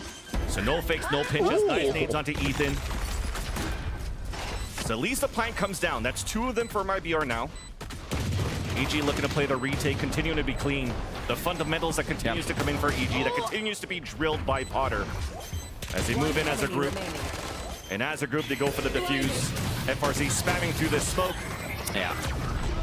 And that's the other question mark going into this lineup, right? At the desk, Benita and Sideshow having conflicting theories on how this comp is going to be played for EG. Single controller on defense to start things off, too. Yeah. As that's going to be in the hands of Jogamo. Definitely hitting them with a little bit of the initiation utility, right? We see the breach now, so they are way more comfortable to just jump into this site off the fault line or delay, and then the guiding lights and everything else that can return. It's always a little easier when you have the weapons. We'll see what our first gun round provides here for MIBR and the bonus for EG. Bladestorm already ready for Demon 1, so if they want to go ahead and put this same B pressure out, you can actually see comms set up for a pretty good fault line from the back here. They could hit something if they see the right targets. But so far, the map is split. MIBR is going to wait this one out. Look how far back FRZ is. That just tells you they're taking their time. Nice little counter. Yep. From getting that dark cover onto the turret left by Chosen. Comm still always waiting. If they want to pinch back here into the holes, has that fault line ready into B main now. As Chosen feels that pressure. He hears it. That's why the team has to move on to A out right now. MIBR using all the util to get in. What a shot by Chosen. We see him stepping up. Can he do it again? And there's that combo. He's going to get traded out, but the rest of MIBR are moving into the A site for a plant. Another retake game. So 3 successful plants for MIBR, but 0 at least on the post plants. A great opportunity now as they have the advantage with the rifles.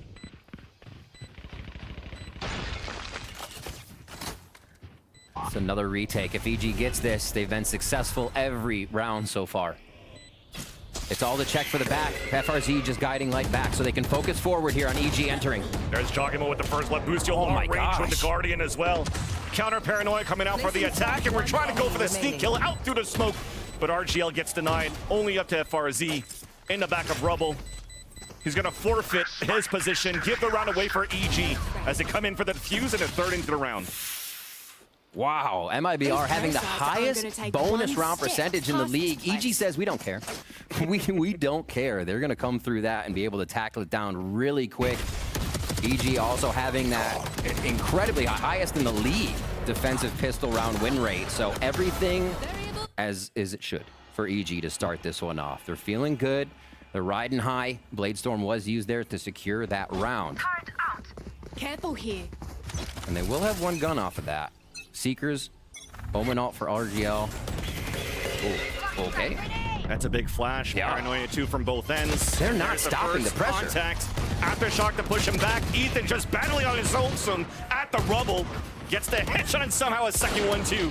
And we are getting closed down for sure. The half buy that we had for MIBR, yes, does a little bit of damage, but EG continues to run away with the rounds and the economy. Statement rounds, really not even letting MIBR get to a situation where their strategy is working here, right? The sites they get are retake played by Evil Geniuses, so MIBR has not been finding ground by taking out Evil Geniuses. It's been the other way around. They have to start off something here with the first kill on the round because Demon 1 has been in their face almost every time. Still looking for the 1-1-3 maybe to split up. RGL is actually just going to hang around with the spike here. No, they drop it to start things off. Yeah, totally fair. EG's been adding pressure on both extremities at the beginning of these rounds. You want to hold the default more towards spawn, finally with the poison orb going up. Alert coming out this time on the A side from Moritz. But EG still looking. Some sort of trap play coming out for a pinch on the C site. Yeah. Solo play from A. Very comfortable to play the retake on the A side, and it's been good so far this game. Dodged. Saw a bit of the utility, and they may not want to run right for what could be Killjoy. This lurk from Maurice is going to be very important towards Rubble if he can start to get an effect on EG's defense. It looks like Ethan is ready, though. They go back to Maurice's space gained. And like I said, they don't see EG when they gain ground. It's the other way around. I think they have a timing here, but Ethan once again strikes. And with that, look at the rotation order coming out from EG, and they're their aftershock kill. It's the same thing that we've seen on a retake play on the pistol now. So we have an ult trying to get for some information. Thankfully, at least it's a plan for MIBR, so a longer rotate from Jogmo having to cancel his from the shadows. That's going to run the clock down. Even Chosen playing at Rubble, potentially has a lineup with its Nano Swarm, and JZZ does have the paint shells. Both of them pushed up towards the staircase, but it's traded off. Jogmo looking for that second kill. The support coming through, but it's still RGL answering back, fully stunned. Now in a 2 versus 1, the flash comes out. Busio hides inside that smoke, but that clock is ticking down on that smoke. RGL, why did he back around? But Busio gets the kill. And that will be the defuse. Nicely done. The utility, you see MIBR stopping before they get in the site. There's not this follow-up behind JZZ diving in and a bunch of chaos. And Evil Geniuses is handling it perfectly. MIBR did switch it up. They tried to kind of stay in connector there and stop EG before they could get to a retake position. So we see the strategy evolving a little bit here, but Evil Geniuses is a brick wall right now. One enemy remaining.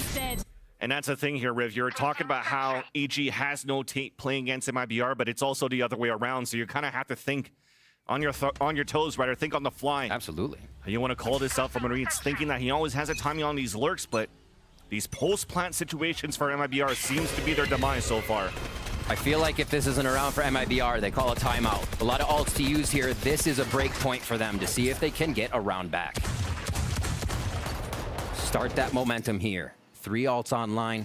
JZZ with the showstopper. And he would love to put that into the face of Demon with the 2 kills already for EG. And the confidence to continue to ring with the operator through the sliding door, the revolving door.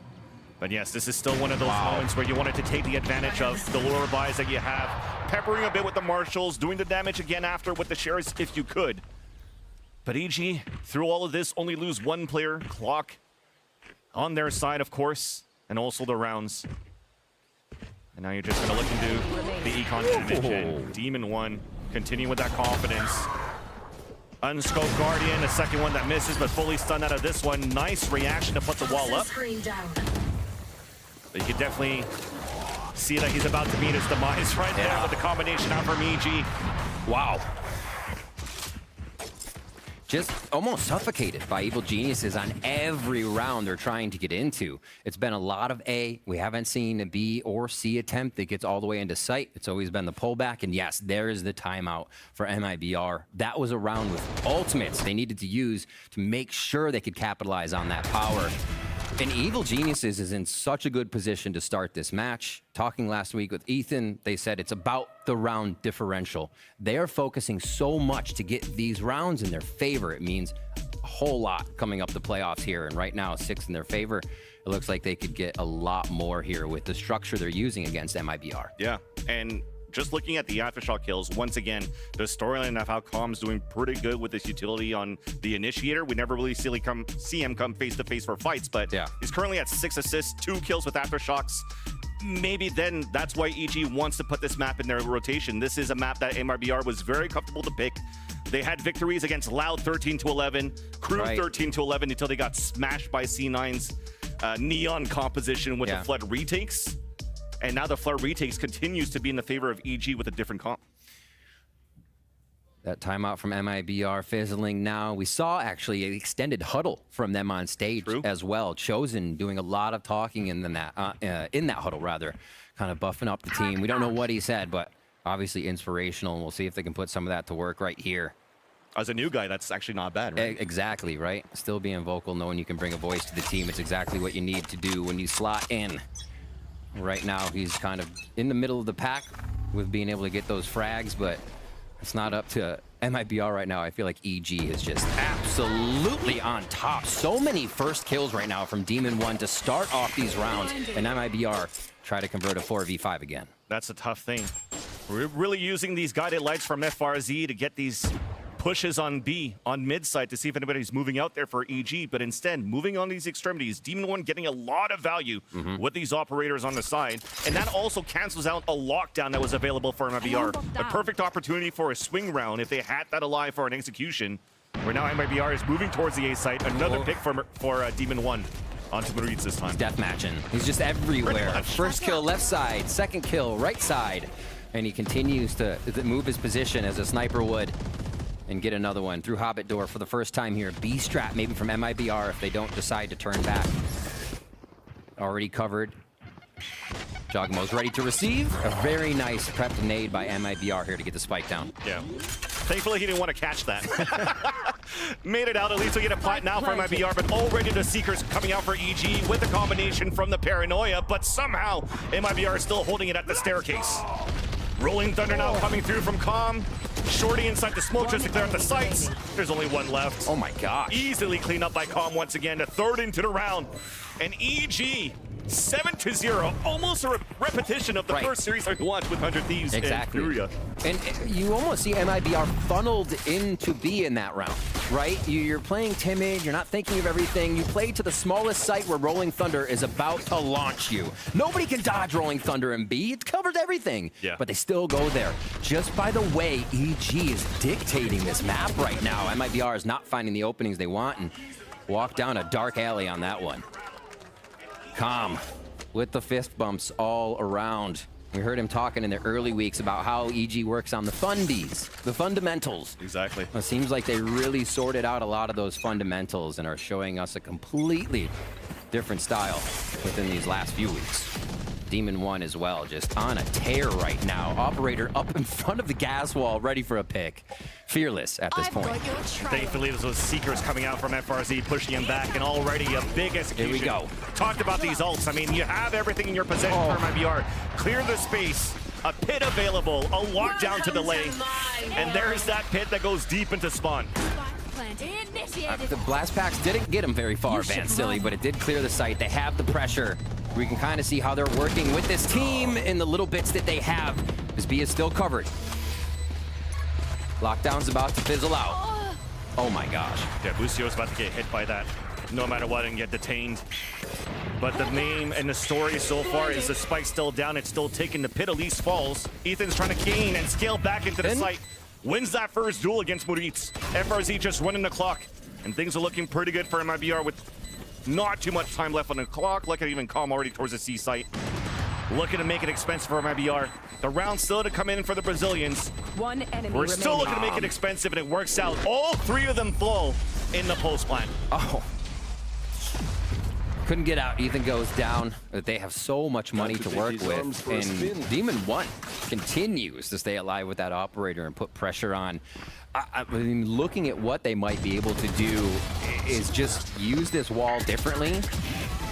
Pressure the map, still get Maurice to do a little bit of that flex, and honestly push back all the way into the defensive side. I think MIBR has to keep scaling into these sites because EG's retakes are just too strong. They have to be stopped short on the retake. A low buy just for the weapons to come in here as MIBR is looking for any way to keep change in the pocket. A one-way quickly shutting down this push, and now Jogmo possibly holds three or could go down to one of these. Definitely talk about flex and rules, but there's no rich flex in the economy for MIBR. No. 3 Vandals, a Guardian, pressure into the C site. Started off with Jogimo looking for a battle there. Decides to fall back instead. Forfeit the orb in favor of MIBR. So looks like it was FRZ that picked up that orb. Trying to get those Seekers back up ASAP. Trying to salvage these rounds. As it's still heavily in favor of Evil Geniuses. Look at that position once again from Demon One, ready for a pick into A. Orb and wall up. Still a flash available for FRZ here. Gonna be the Trailblazer instead. Oh my! Through the wall, the headshot into JZC. And Another. a second one too, just wants to fight it off. Down A. Get fully hit by the flash, still stay in. I thought we only got Digizine on the repeats, right? Oh my gosh! Yep. Just a 3K from him, and he's still up. Like I 30 said, seconds Demon left. One isn't stopping this game. You're talking about Digizine. Well, the D in Digizine stands for Demon One pretty much. Demon Digizine.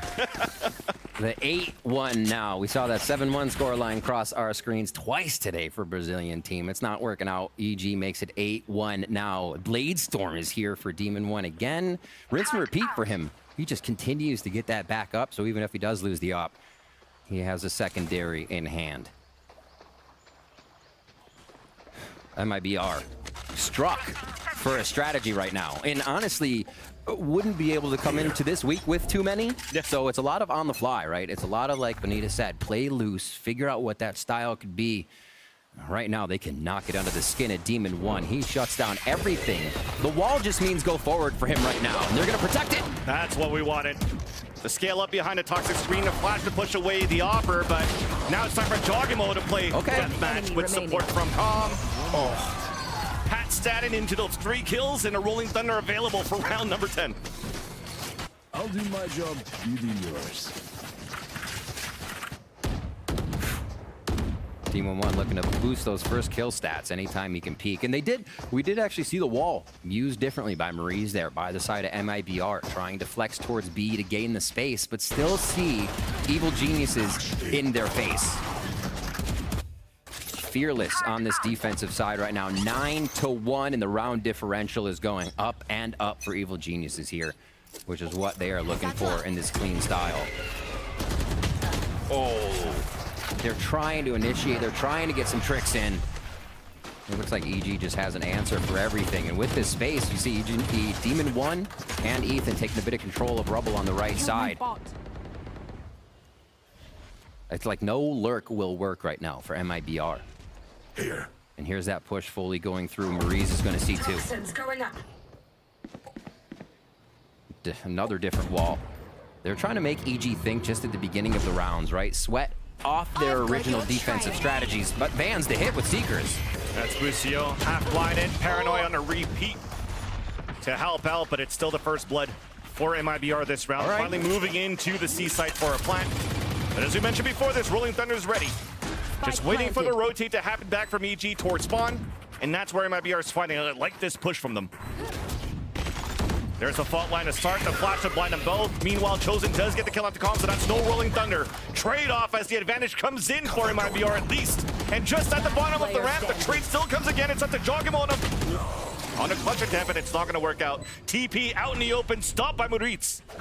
And finally, MIBR get another round in. It's been quiet throughout this whole game for MIBR, but they finally get an execution working in the C site. That's the most confidence we've seen out of one of their hits. Everybody going in together, even if it's a bit of a bad call, everyone going in on that call is still better than half the people going in on a good call. So really great by MIBR to keep charging through despite the utility, despite what they were seeing from Evil Geniuses. And that lurk from Maurice as well tempered what EG was doing on the A side. A little bit, we've seen some blast pack shenanigans already from JZZ. It looks like the bike still has a bit of training wheels on those. Last round here for our first half is Evil Geniuses are putting on a show. Still taking control of this A space, messing with the door. You gotta be kidding me. Rolling Thunder Paranoia, and EG's closing in. Snake bite to hold him back on both sides of Rubble. Nice counter Paranoia.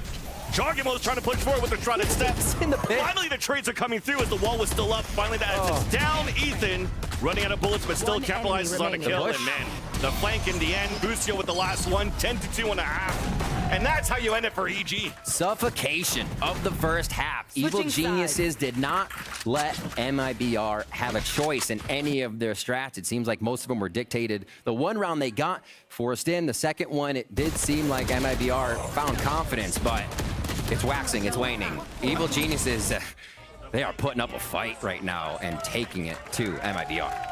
And you definitely see a happy coach right there. And actually earlier we had a chance to speak with that coach, being Potter, about the team's performance and how she's feeling with the playoffs on the horizon. So let's see what Potter has to say. I credit that to our first couple wins on stage. You know, I'm truly convinced that if Brazil, we just won a couple different rounds, or even in that first C9 series, even in that 100T series, those first couple weeks, if we won, I know the 2 rounds that I'm thinking about, those 2 rounds, we would have had the confidence. We would have been able to reinforce that what we're doing was working. And I think we would have walked away with the dubs. So coming into this week, like it would have ramped us up and prepared us for playoffs, but we're exactly where we need to be. I think in a season like this and in a format like this, being a team that's able to ramp up and get better and better throughout the season, we're warming up right when we need to be. Playoffs is right around the corner, so I think, yeah, we're right where we need to be right now.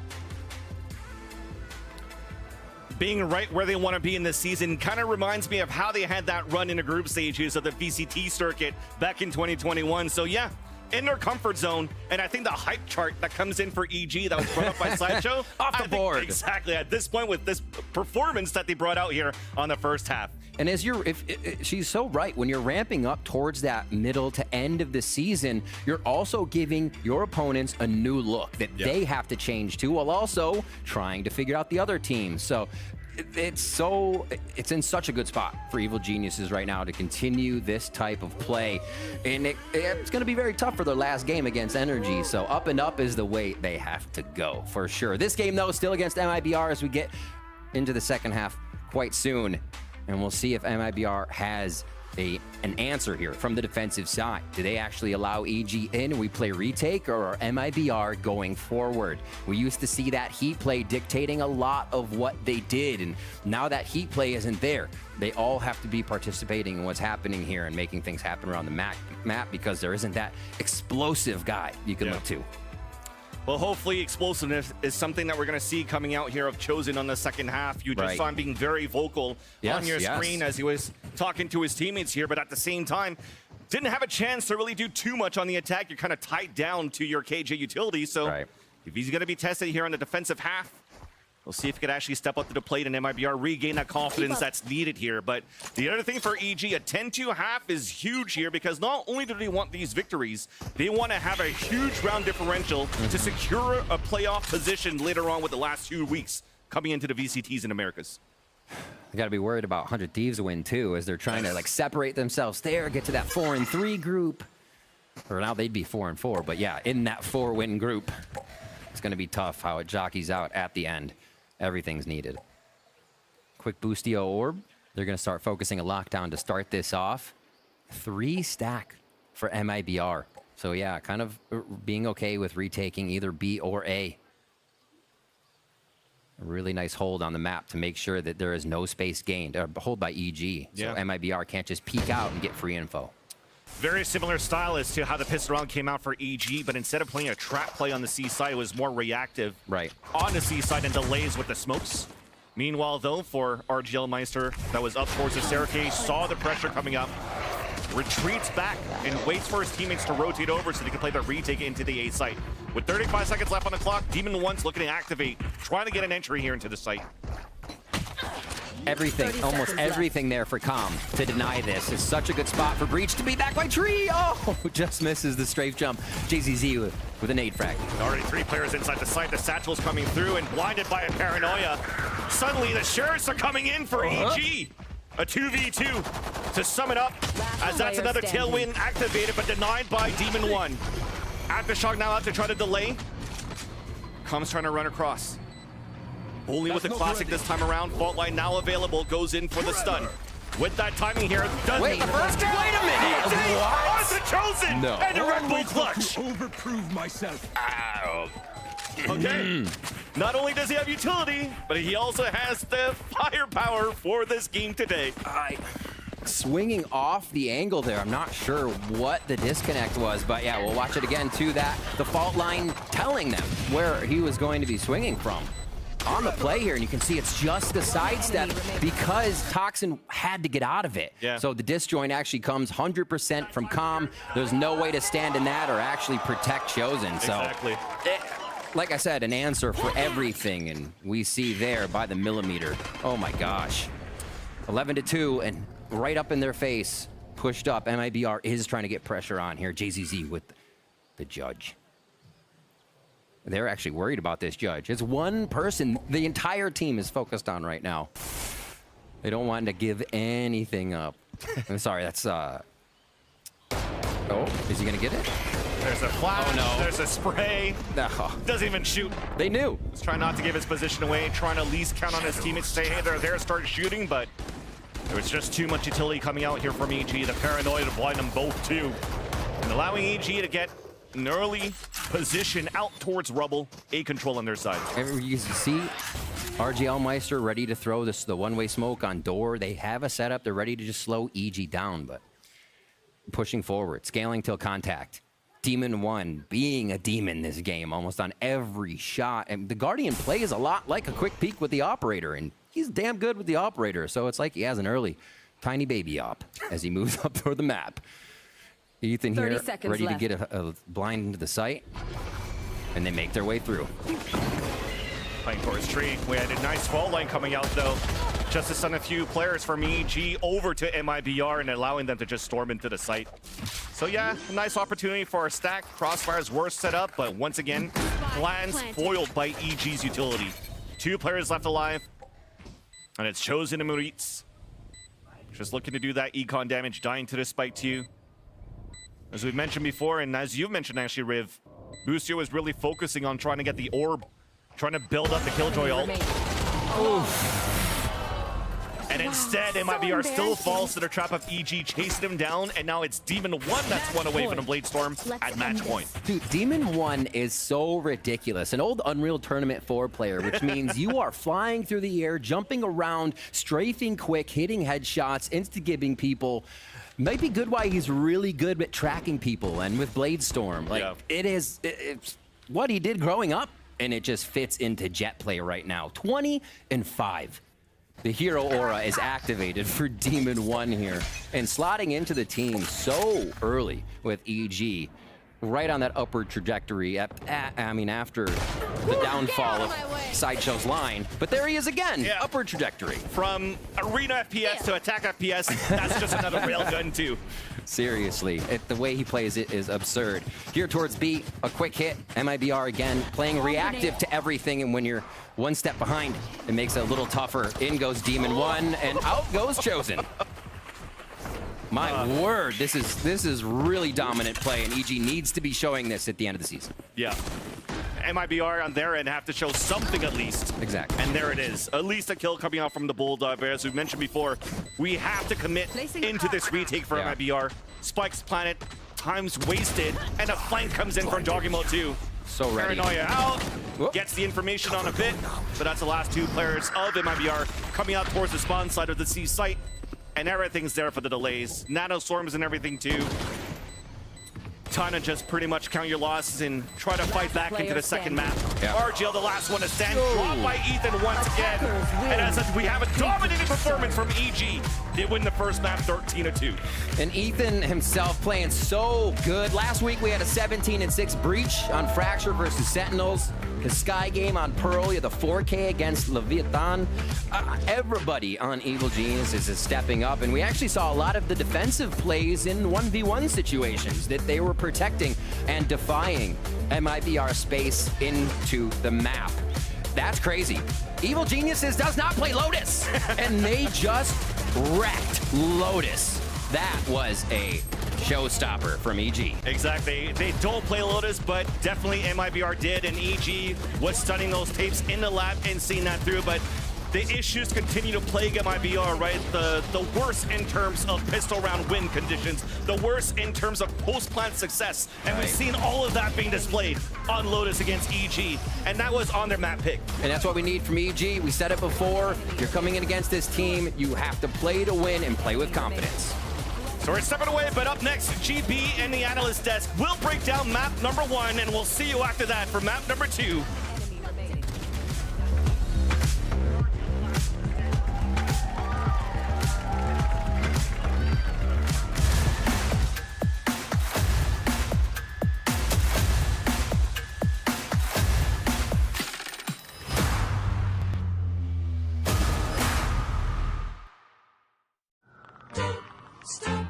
Cause I'm having a good time, having a good time. I'm a racing car, passing by like Lady Godiva.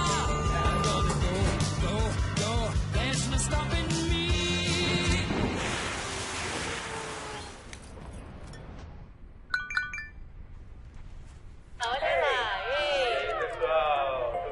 Don't stop me now, I'm having such a good time. I'm having a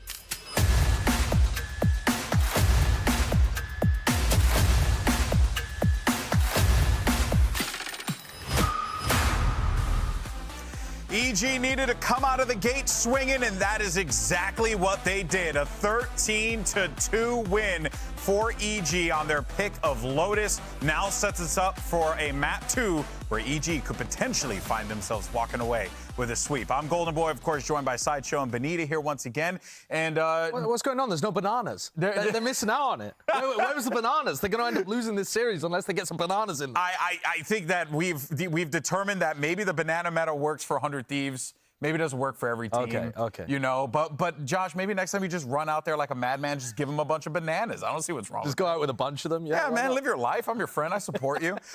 Okay, well, let's go ahead and break down what we just saw in that last game. And Benita, we were talking about this on the desk. We needed to see EG come out with force, and that is exactly what they did. I mean, you can even see the track there. They didn't drop, 7 rounds before they finally gave one up. Yeah, I think that's what a breach can do for you. It just, that force, you know, there's so much util. It'll help your jet set up properly. It'll get you the proper, lines. Yeah. And then there's triple bomb sites, so you can rotate properly as well. So I really value a breach. And what is, yeah, and I guess also in talking about that a little bit more, right? Like, what does those initiators, what do they do to really set you up on site? Because obviously it's about just really providing opportunity for your teammates. Yeah, we have Demon 1 with an op, so you just can get a fault line down any lane and he could get posted on it, and then you just rotate, simply rotate. There's a lot of value in having a really good breach and jet combo. Yeah.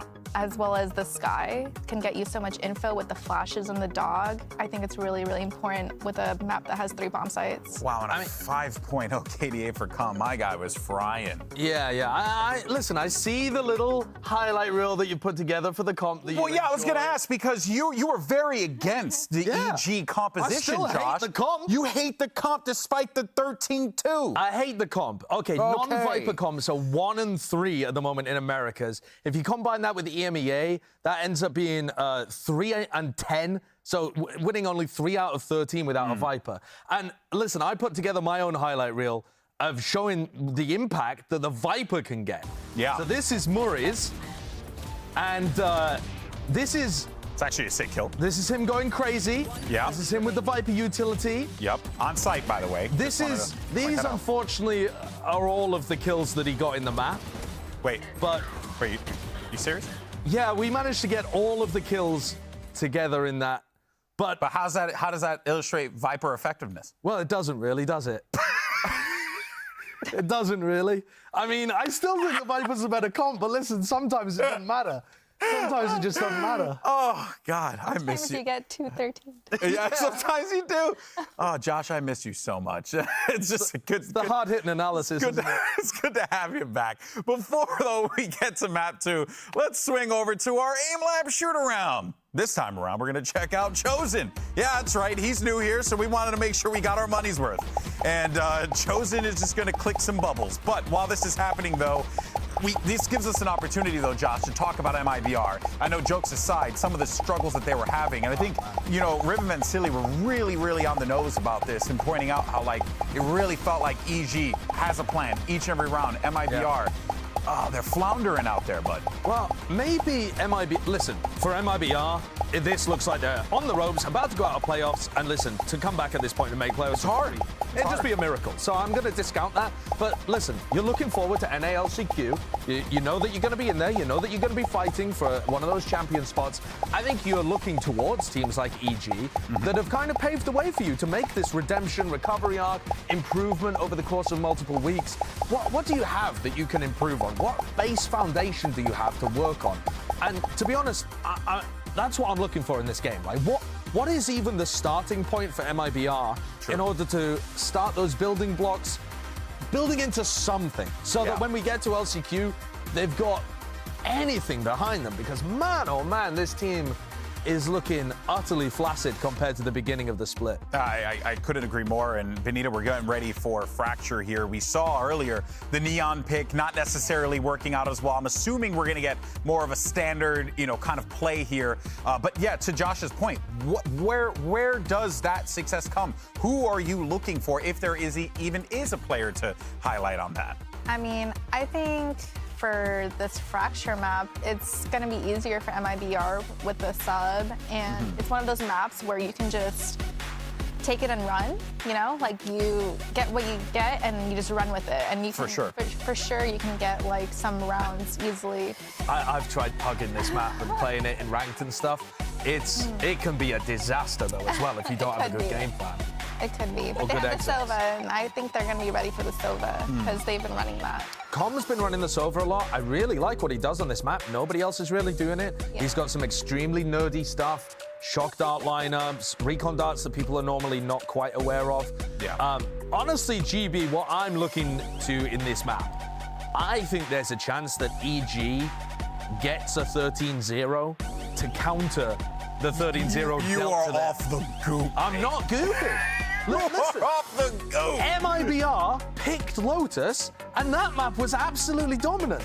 So, I'm not saying it's not possible. Look, I'm a big EG fan, like super EG stand here, and I would love for that to happen. What an arc it would be. It would be incredible. But I just can't see. I thought if it was going to happen, it would have happened on Lotus because of the way that they were playing. But hey, anything is possible here. We'll see if we're going to get a map 3 or does EG close it out right here, right now. We're sending it right back over to our casters. And of course, we got Vansili and Riv.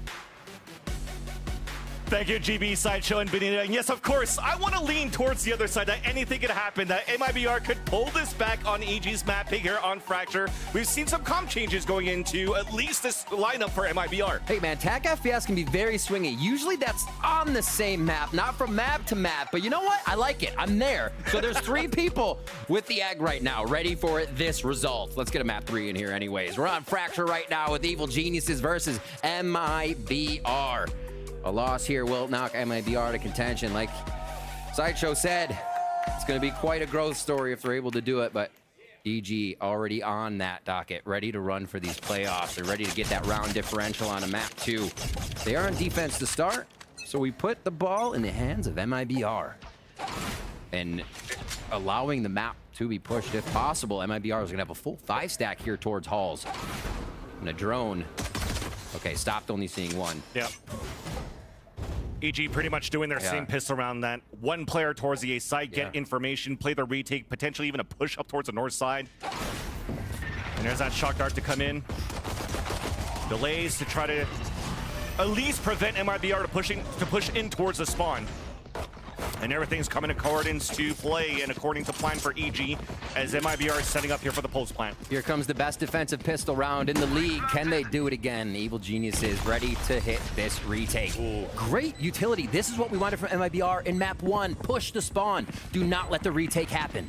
And don't allow Com to get the recon dart for the retake, but they're closing in onto the top of the rafters where Com could still get a timing. Meanwhile, though, EG are moving into the drop. Okay, that's a couple of trade-offs, and we're fighting inside the smoke. There's Com, and a stun onto 1 at least. Still a 2 versus 1 advantage for EG. JZZ makes it a 1 versus 1. Ethan's low on EG, and JZZ comes in for the kill. The Red Bull clutch, and finally, a pistol round coming in for Made in Brazil. Defying the stats. Made in Brazil feeling good on that, and it's a kill round. Trades were coming in, right? They got in there and they got in the face of Evil Geniuses. An absolute turnaround from map 1 to now, and we're seeing the confidence push through a bit. It's got to be a full map of it, though. We're asking for more. Great job by the team to continue pushing here. And I really like the play in the beginning. They only show the killjoy, and then you noticed that was actually a quick jump out. Chosen made 2 jump away steps while the team was walking in. So they were trying to give false audio cues, get themselves closer by playing with the minds of EG, and then not allowing the retake in the end. Here towards B, a lot of space taken by MIBR already. Fall line for a full push. Underpass and up towards tree. It's a 1-for-1. Boostio's at 3 HP. Still trying to do a bit more recon damage if it can. Close range moving in. Spectre now picked up by Dogamo. Boombot moving through.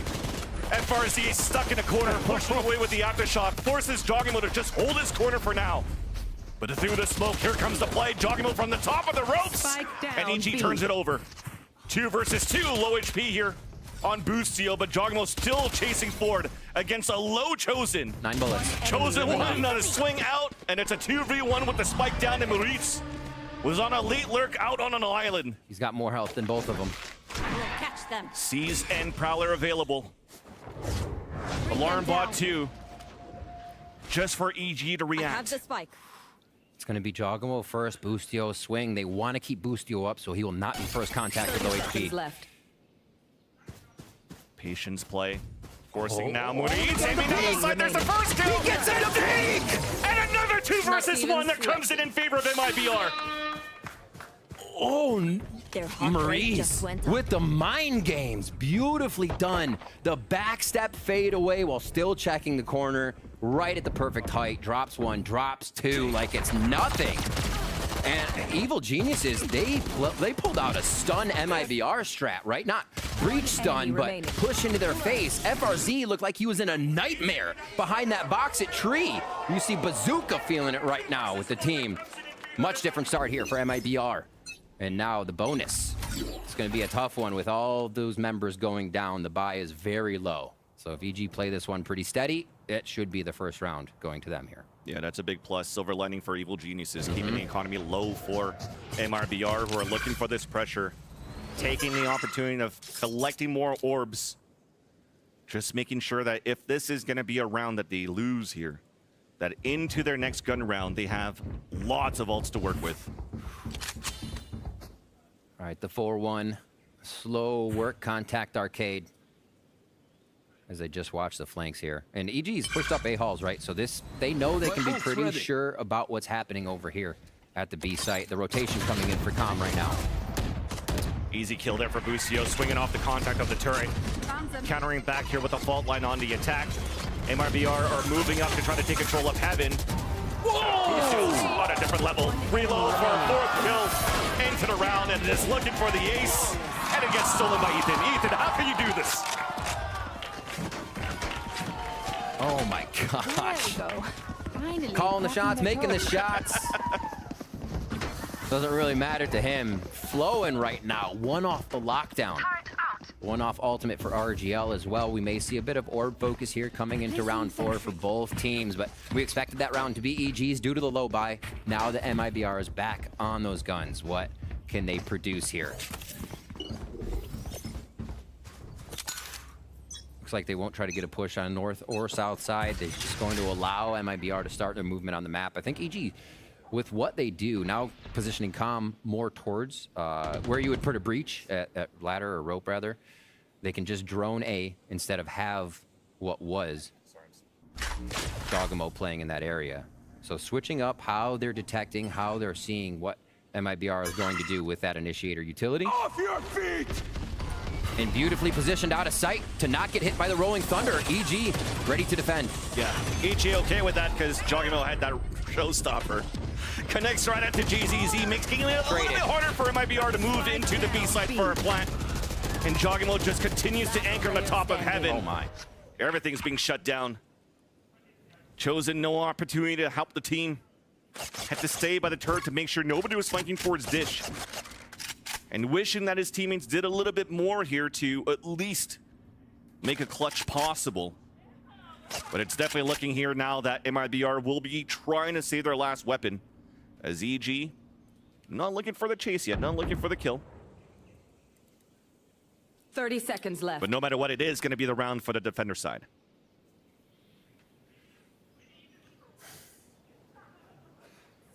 Talked a little bit about, I think it was like week 4 or something when we had an EG game, that a lot of what they were showing didn't look like they understood the state of the game when they were trying to play towards a quick play when the other team had a Sage res, and they would send one person to kind of do a little bit of a fake but lose that person in the trade and not realize the other team could res, or a few other things that they could easily be countered by their opponent. Here, the setup on not getting hit by the Rolling Thunder, being able to retake the site and know that the showstopper would be the counter answer. Actually hit by it still and gets out. I thought he was on the edge and he didn't get hit. So Jogamo still forcing through that with a headache, and he gets the showstopper kill with the blast pack movement. Really great stuff. That ultimate for RGL Meister is ready, but when do they get to the site now, Vans? When do they get that spike down? Does this become a microwave of tower so they can get in with that orbital strike? Yeah. A lot of different questions have to be asked here where the utility is going to be used for MIBR, since they're not making it for that plant. Here the spike's down, so we actually see them trying to work out a lot of EG's utility to make that take a little bit easier. so they can get farther, especially on this low buy.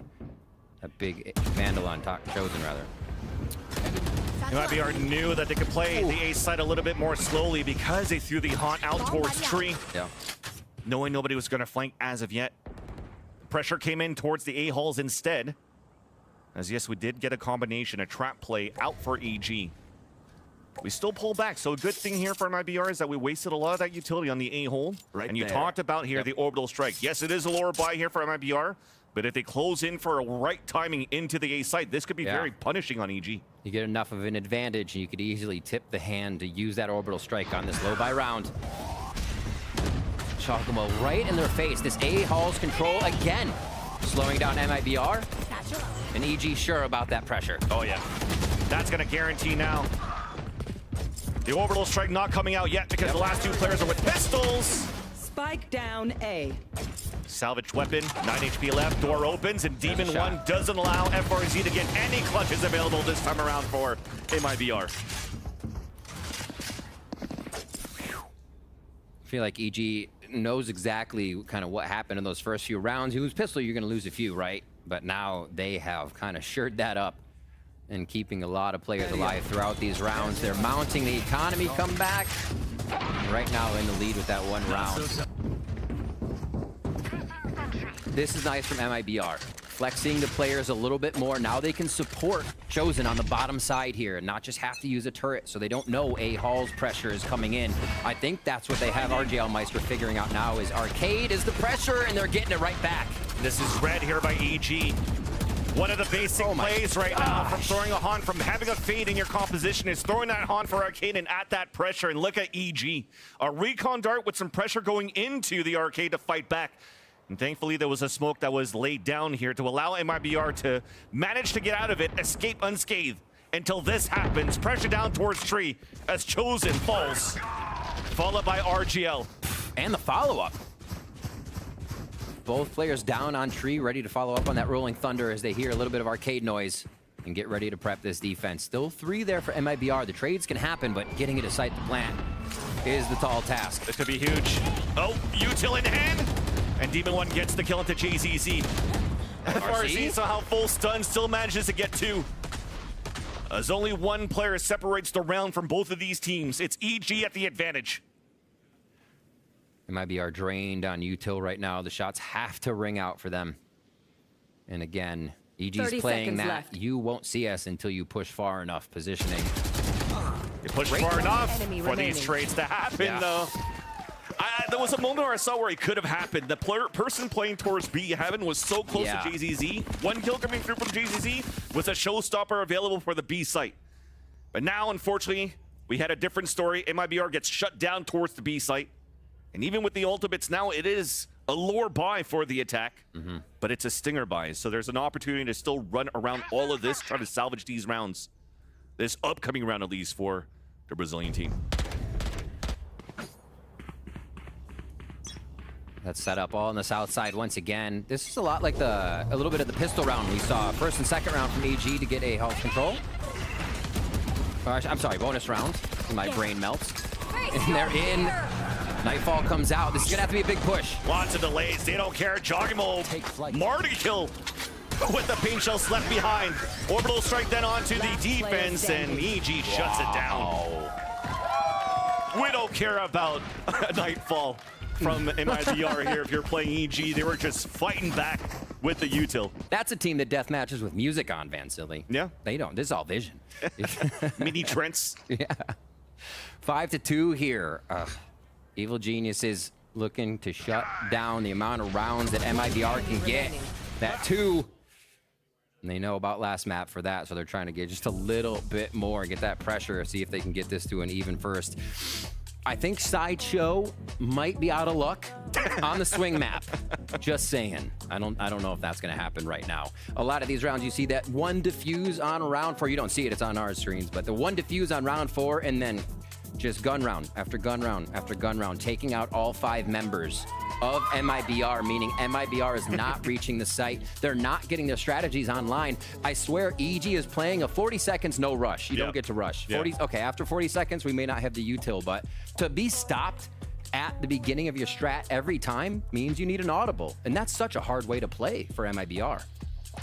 I love that here in the audience we have big fans here, not only for EG, but for Coach Potter. Louder to see Potter on camera than to see the performances of EG that they're currently putting against MIBR. Maybe we're going to need a lot of more of these Potter shots. She has prepared this team, showing us what they have now. And honestly, it seems like everybody is doing the work now that this has come to fruition, right? If Calm's not having a day, the rest of the team picks it up. And that's the other way around. That's not even to point out Calm. The darts that he uses on this map that Des talked about are really neat. And also, yeah, prepared. This is going to be a big round. We are fighting and a turret gets a kill. Rolling Thunder in the attack, answered back by Paint Shell, so there's no action that you could pull out here from the MIBR to follow up behind the Rolling Thunder. That was chaotic to start things off. That was wild. Alt after alt. Just look how many drained alts on the screen right now. Oh my word. All right, in the iPad, ready for more smokes. Second strategy, again, the audible has to be called. A-Halls was not taken, and MIBR is forced now to come up with something else. Still have great control of the map, at least on that south side. And it hasn't been gained by Evil Geniuses, so this is really...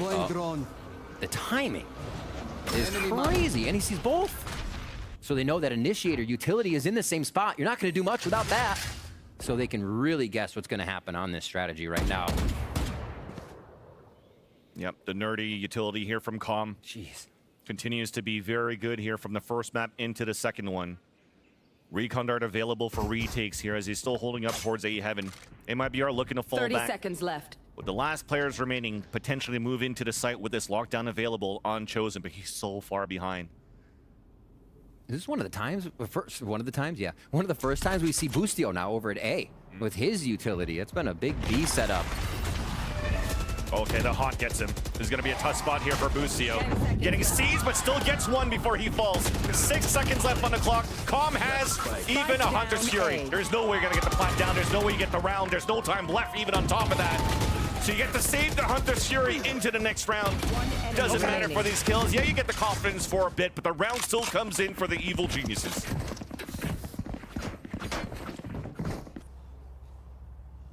Slowing MIBR at every corner. What is the answer, right? They've tried the top side of the map. I think we haven't seen any satellite play from MIBR, a waterfall into sight with Sands and A-Halls play, or A-Main rather. Here, it's actually going to be the solo play by Maurice. Normally on the Viper and on most maps, definitely knows the lurk play. And it looks like he's going to try to be a little bit of trouble on the other side of the map. This is that first satellite, right? Yep. You hear the haunt. You're expecting initiators to be in the front of the team and the follow to be there. And EG is now pushed off their starting positions here with a great walk towards B and numbers up. This could be a comeback round, Vance. Yeah. EG actually may be overthinking that round. You saw the combination to take control of Arcade when there was nobody there. They fall back, and the Allen Drone already spotted 4 players for MIBR out towards straight. Make that even 3 players, sorry. But with that, though, Calm's playing the off angle towards the B site. Smoke to come up. There's a share sticking out from FRZ. The spray through the smoke. The combination's there for the support. That second hit on RGL. Yeah, it's just going to make it very difficult now for... Oh, yeah. At least these 2 riflers from MIBR to try to turn around back in their favor. And already we've lost 1 of those rifles. Last player standing. Remember these kills through the smoke? This was actually EG against Sentinels last week, where it was EG's story on his very map, sticking on spikes, getting kills through smokes. MIBR had to do something to counteract upon what they saw from the performances of the Evil Geniuses with the dominating victory they had over Sentinels last week. A Jogabo now 12-6, bringing a lot of that power to the team, and you're not losing any of that power. You see Jogamo on Harbor, back onto Raze, Harbor, switch it like it's the same thing for him. He's still fragging out, and we've seen a lot from Jogamo in the recent weeks. Showstopper offline, as we just saw that a few ago. And here, Evil Geniuses again pressuring a side of the map, getting important information on MIBR and force Chosen right away from that top side. Wow, they're rotating fast, Vansilly. Yeah. Like, they're gone. It's going to be Maurice with a big flank here, and I don't know if this could be a really big point in the round. But they're still holding here. It looked like we were leaning back for the rotate towards the A side, but as it stays quiet, look at Jogamo and Calm still holding here towards spawn, making sure these lurks don't happen. What good map movement by MIBR. Jogamo still in a position to watch the crossover, though. Now, as the footsteps are going to get heard, there is the smokes coming down. The satchel's coming in. The smokes were deep, though. Jogamo had an opportunity to get a pick off the cross. And Maurice is trying to get a timing. Big flash, but the aftershock doesn't allow for him to move forward. So a little bit of a miscomm here for the attack. Calm out with the Hunter's Fury. Yeah, connects onto one, but the wrong person. So advantage for MIBR on the post plant. Yeah, they Lockdowns available from both ends. Finally give Jogamo his first death, but they're still going. That second one. JZZ and FRZ. And Calm's now the last pair standing. Locked down for the retake. Yeah. It's maybe gonna detain one player, and that's gonna be FRZ at the underpass. But meanwhile, though, still a 5-on-1. Looking to make it expensive at least.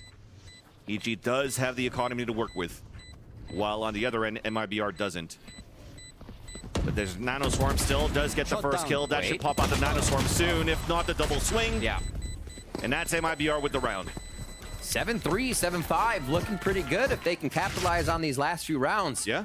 And that was such a nice strat to play the majority towards A. It's what they've been doing. It's almost like MIBR hasn't known their conditioning, EG, until that. Now I think MIBR is like, oh, actually our fakes are pretty effective against EG due to how this match has gone. So they can start flexing with that now. Where will Maurice go next? It's 2 rounds in a row we saw him take north side by himself. Actually, that was the second one was south to north, but yeah, really, really effective with that small lurk.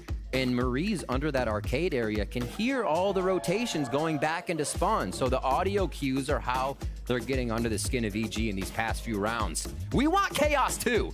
This one's been slow. I actually love that we have waves going on here in the Riot Games Arena. Thankfully here, nobody in the crowd is a fan of the Toronto Blue Jays, because if you're actually doing the wave here in the Rogers Stadium, they usually lose. Oh my God. We have a lot of EG fans in here too, so we don't want to curse them. A quick timeout being called. So we get back into this one. Potter not liking the way that EG was approaching the last few rounds. Buying a little too much on those fakes, as we said. So leaving an anchor in sight, I think, was one of the main goals of that timeout. Don't everybody rotate. That's kind of like rule number 1. Not until you have the spike in sight and planted. All right. Now this satellite play, once again, remember, this was a Maurice lurk last time. Now he's got RGL Meister on the bottom side of the map. And this is new here from Boostio into this map. The flash puts him away. That's a nice little read here. As the upshot misses. And the alarm but's also going to push MIBR away to allow Boostio to reposition inside Sands. Gotta love the Boostio up. Keeping it up. We don't see it very much, but it is a key factor here. And comes out after the timeout. Ooh, it was close, but it closed in onto Sands for MIBR. Still becomes a trade-off for both teams. A delay off the Rolling Thunder on the defensive side. So that puts Ethan by himself inside there. Locked down to come out. Looking to pressure back and fight back inside Sands. And finally, we decide otherwise. Demon 1 was trying to get a timing onto Maurice. Plays the patient game. Close range now. Recon Dart gets the ping, and Ethan, miscommunication there. Just got backstabbed by RGL. This becomes now a plant for MIBR. And Demon 1 and Calm looking for the retake, if possible. It's taking so much for MIBR to get into these sites. They didn't lose a lot, but it takes the team following through. We see what it means, taking out so many members of EG in those trades. They have the cooperation. It's just if they have the upper hand on EG, there's a trade quick too. Yeah. 3v1. Fundamentals are perfect for MIBR. Right. A trade off the swing, the ping pong on both ends from Sands and also from the drop in spawn. Yeah. Last round in the half. And to build off of what I just said, with MIBR having to work a little bit harder here, it's been a few years since professional play for JZZ on Arrays. We see the blast packs are not Jogamo blast packs, right? Yep. That was a 1 blast pack into the site just sideways. It's It's not creating that much chaos, but it is creating the entry that MIBR needs. That entry is incredibly important because nobody else on this team can do it. Unless Maurice gets the perfect lurk and they can walk into sight. So JZZ being down here on the bottom doesn't matter. He's doing his job and MIBR is benefiting from it. Bomb buddy out. And this time, EG is looking to pressure out towards Arcade. Going to break that turret. And you saw the rappel going back towards the A side, and that allows this early rotate from EG towards A. Meanwhile, though, for MIBR, looking to explode because you do have the Rolling Thunder and the Orbital Strike to work with. Contact play instead. Nice little recon and an Yellow drone to get the ping, but couldn't get the kill. There is that Rolling Thunder to push them back, but that pressure and rotation is still coming in for EG on the drop. As GZZ moves forward for the first one, tries to escape, but it gets traded off by Ethan. 4v4 comm is low as the spike goes down. Quite a bit of util to come back into the site, but fault line is not up. Just the haunt. Aftershock looking to be set up as well with the stun, allowing Busio to get the kill coming out from the spawn. But this is all fun and games until MIBR are just playing this very passively. The lineup here with the Molly, Orbital Strike available too. And it's up to EG to push forward and fight back. It works out for a bit. There's the that lineup. Molly soaring through. I think He's good. It missed. It doesn't hit. Doesn't matter. Demon One still gets the 2 kills. And that's EG with the fuse. 8-4 to end the half.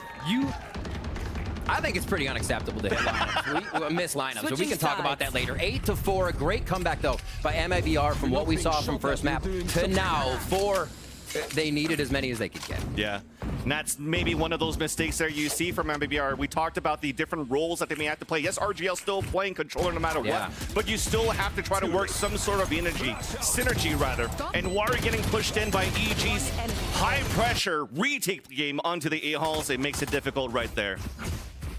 And with that, let's start to the floor here where Bala is standing down with 2 of my favorite people from the Game Changer scene. It's Evil Geniuses, Coach Jovi, and pro player Sholiana. Thank you so much, Mansili. Yeah, I'm here with Sholiana and Jovi, coach of EG, player for EG Game Changers as well. First thing I want to ask Sholiana, you obviously just played Game Changers. You have 2 more series to go. I want to know, like in the off season, obviously that first series didn't go quite as you guys planned. What are you guys working on? We just came back from our break, so we've been working more in the theory because we were like 3 weeks off. So just going back slowly to the game and working on some new comps, new strats, and nice. Maybe seeing some geckos. I don't know. Let's see. Little bro. Sorry. I don't know.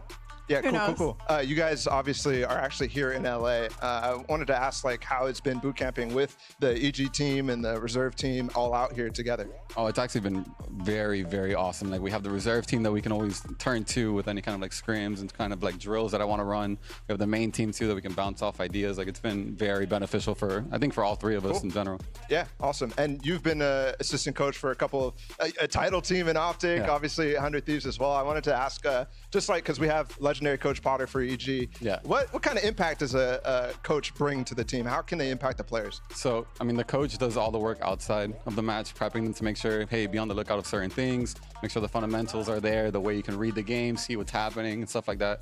But at the end of the day, they bring it into the server. That's their job now. This guy is the soul of our team. Yeah. So the coaches do like a lot. I know sometimes you only see the players and they're like in the action, but Jovi's work like outside of the server, like I know he's a big day by day, guy. he's like amazing. Like, yeah, Cool. I can stress that And enough. Sholiana, I want to ask you because you're actually from Brazil. Here in Americas League, we've kind of merged the 2. Who are you rooting for, real quick? You're trying to put me in a tough spot. No, just kidding. Of course, I love to see like the Brazilians on top. Like, I'm really happy to see Loud winning. Yeah. And I wanted like, I'm happy seeing the Brazilians winning. But today, I know how important it is to EG making it to playoffs. So of course, I'm rooting for EG today. But yeah, as a Brazilian. Awesome. Thank you so much. But as a Brazilian, of course, I'm always happy to see the Brazilians winning. That's awesome. That's awesome. Well, thank you guys so much for doing this interview. I'm going to send it back up to Riv and Vansili for the cast. Thank you so much, Bala and Riv. I don't know if I was getting blinded by Sky's flash or by Jovi's watch there, because that thing was blinking and shiny. But let's get back into the game here. 8-4 for EG against MIBR. I think it's time to finally turn into a new chapter of this script here between these two teams for this game, because MIBR, they finally found some sort of solution here on their attack. And hopefully they could do something here on their defense as they start off the pistol. And that's what the devs talked about, a foundation, something that we can see the team build off of to look towards the future, to look towards these rounds and make them look solid. Up on the Jenny. Okay, just a nade from JZZ. Good defensive start here. First kill to JZZ on pistol. That's why it's called a ghost. Blank bullets, but at least gets the kill with the paint shells to get the early advantage for MIBR. Nonetheless, though, Evil Genius is still moving inside the A site for a plant. Quick dodge out. Yeah, got the late here. Nice util coming out for MIBR. I would be scared to plant now. Your Demon One has to get this one smoke down. Maybe Canteen? No, they choose to just do it, Jenny. Cover Canteen on the plant. But can he get to box to make this happen? That'd be the safe one. Right here. Just creeping out. Faking the plant to pull them out of their positions. Last player standing. Combo's looking for a play. Spike down. They're also looking for the double swing off the tap of the spike. But this is looking to be a very strong pistol. MIBR with another one. Both of them into this map again. Think about it. Before we got into this game, into this map, MIBR had the worst stats in terms of pistol rounds, and that's a great way to start things off here on Fracture. And EG having great stats, right? The best defensive pistol round team in the league. But yeah, attack still very good. Not that time against MIBR. What a hit. JZZ really shutting down the first one with a scrap. Paint shells? Paint shells, thank you. I got you. I got you. My brain just did not brain. Here we are, though, a big north side strat from EG4 starting off towards the satellite spot. But wait, it's actually going to be a few ready. Oh, man. That's just too much utility. Talking about somehow play. still stays alive now. Holding close range, trying to get the right click classic. Actually, the Haunt doesn't spot him, so this could allow for the swing to come out. There's that 1-for-1 and the 2-for-2. So that's actually not too bad here on the lower buy that you have for Evil Geniuses. Weapons will get picked up until Maurice is looking for maybe a timing. Here's the reload, the tap onto the orb, and the 1v1. Still one here by Ethan. That's actually a Vandal that was dropped by MIBR, and a big advantage to do something with this. That's a worry, especially when you put the Vandal out crouching to just spray at the opening of Satellite. A bit of a mistake there to give up that weapon, thinking it could be traded by what was going to be coming in through FRZ. EG now know they can play this very slow. Who's going to peek us, right? They have the util, and they have the protection from the Sentinel of Boostio, so... Whoop. Nice juggle. And they allow Boostio to do the first peeks here as Ethan's going to be that initiator to follow up behind. Mini Bogdan's Law, getting that Vandal over to the one with more HP, and you've mentioned it, the util is good for both of these players, actually, for both teams. So it comes down now to the util that could potentially be found left behind by Chosen, and what we could open up here for EG for the post plant. This works so well. Staking is 2. They do not go up into the rope room, into tower, so they're protected into sight. This may actually bite them in the butt, though, if they try to check it late. Boostio could get pretty hurt here. Swarm grenade. Okay, double nano swarms. Okay, he's good. Even has his alarm bot that get placed behind as soon as the nano's done. Peeks instead. Still gets a shot, though, on the Chosen. A 2 versus 1. And this could be bad news bears now for RGL. But another opportunity for a clutch. Not gonna happen, though, as Ethan swings out. No. That's the worst thing that could have happened, Vansili. That's the worst thing for MIBR that could have happened. EG smiling ear to ear after that round. 4 towards Satellite, and they get the counterplay from MIBR, which actually has a hole in it. They didn't peek together. The flash came late. An EG profit off of Vandal that turns this into a second round win. Thrifty indeed. That is some hype coming from Boostio right now. And Potter very, very happy as always. And the fans of EG, of course. Oh, there's 2 quick ones, Ethan. Yeah, we're trying to go for a trap play with the low eco that we have for MIBR, but that's going to be more kills, more orbs being picked up by Ethan, who already has the Rolling Thunder available into the next round. or this round should he want to use it now. But so far, a Phantom and Smokes is going to be good enough. Ethan just, I don't know what it is about Fracture and Ethan, but he just starts going off. He fries. He does fry indeed. 1 minute left on this round, so a lot of time to work, but EG want to go now. They want to pressure those 3 kills down, knowing it's only Sheriffs on the other side. With the fault line, doing what backstab. Exactly, doing what you can, but unfortunately it's not going to be good enough. Even some more damage being done through the smoke. And that was courtesy of Ethan looking for this last kill, but maybe you want to lead her to somebody else. Like Joggable here to build up some more orbs. And EG now leads the map by 5 rounds. Getting that differential back in their favor. We see Calm Shock Dart almost hitting there. When we saw this Sova from Calm, Sideshow talked about it, that he has some really cool darts. A lot of the times, he'll put it on the brim of a doorway, like right on the ceiling of a door, like right above that smoke, where the light is. Just so it directs your aim up. It actually sees all of sight, and you're not expecting that to come out, right? Instantly taking their aim out of position, and that's when EG's swinging. So these little tricks that they have with all this utility is definitely a way they can keep getting back in these rounds. Again, this satellite play with a little more gusto, though, as they're right into the face of anybody that would be here. That's going to be JZZ. This is going to be a showstopper off the turret contact. Even you hear the recon dart coming out. There it is. There's the first kill. There's big. Oh, okay, no kill on the second one. Demon still makes it out with 43 HP. Demon-like HP as the Rolling Thunder comes out on the attack. Chosen gets picked off here inside the site. Recon darts even getting pings. And things are not looking good here for MIBR. Another clutch attempt, and it's not going to happen. Another 3K by Ethan, and I think that's a precedence round that EG knew. And but what I mean by that is JZZ has been over there with FRZ at drop for multiple rounds. They've been trying to make counter plays, so knowing they could possibly see JZZ first, see if that showstopper can do work. Once they found that showstopper and it was gone, instant Rolling Thunder by Ethan. And he's halfway there already. How? Ridiculous. Ready to Rolling Thunder again almost. And right into the site. That's why. 3 kills for him. Fist bumps all around. And that, Whew. Look at Demon One's leaning back and he's sitting forward. That's how relaxed they are. My word. A timeout here for MIBR so they can sort some things out, but EG puts the pressure on now, 2 rounds away from making it a 2-0 series. Yeah, I thought they had a chance so far here, Riv. When we started that pistol round, it looked pretty good for MIBR for the defense. Potter getting a lot of love.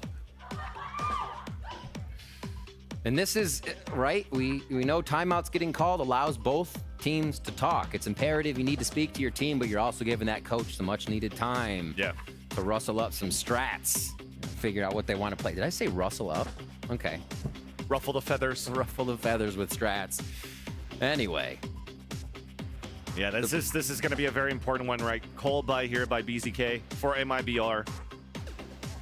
And we mentioned it like when we had that interview, when he talked about what he wanted to talk about MIBR's performances so far, is realizing and noticing that they're not playing with that much confidence, not synergized going into this game, and are hoping to get it right now. Off this timeout, with these changes, play loose. As Benito was mentioning on the analyst desk, a potential, an opportunity to make this very close against EG if they play loose like they could actually show. They are definitely a team that took a map away here from Loud. Definitely a team that could pull out upsets. Absolutely. As they did against Energy. And we need to see that form once again for MIBR.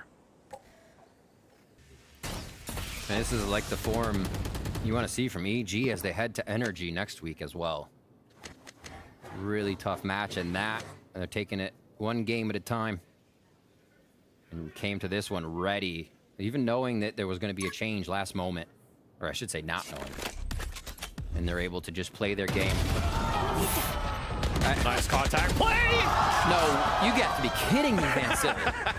When you're playing with shorties, you're expected to be ready. Nobody was ready. I'm telling you, dude. I keep seeing it on broadcast, but my shorties don't do that.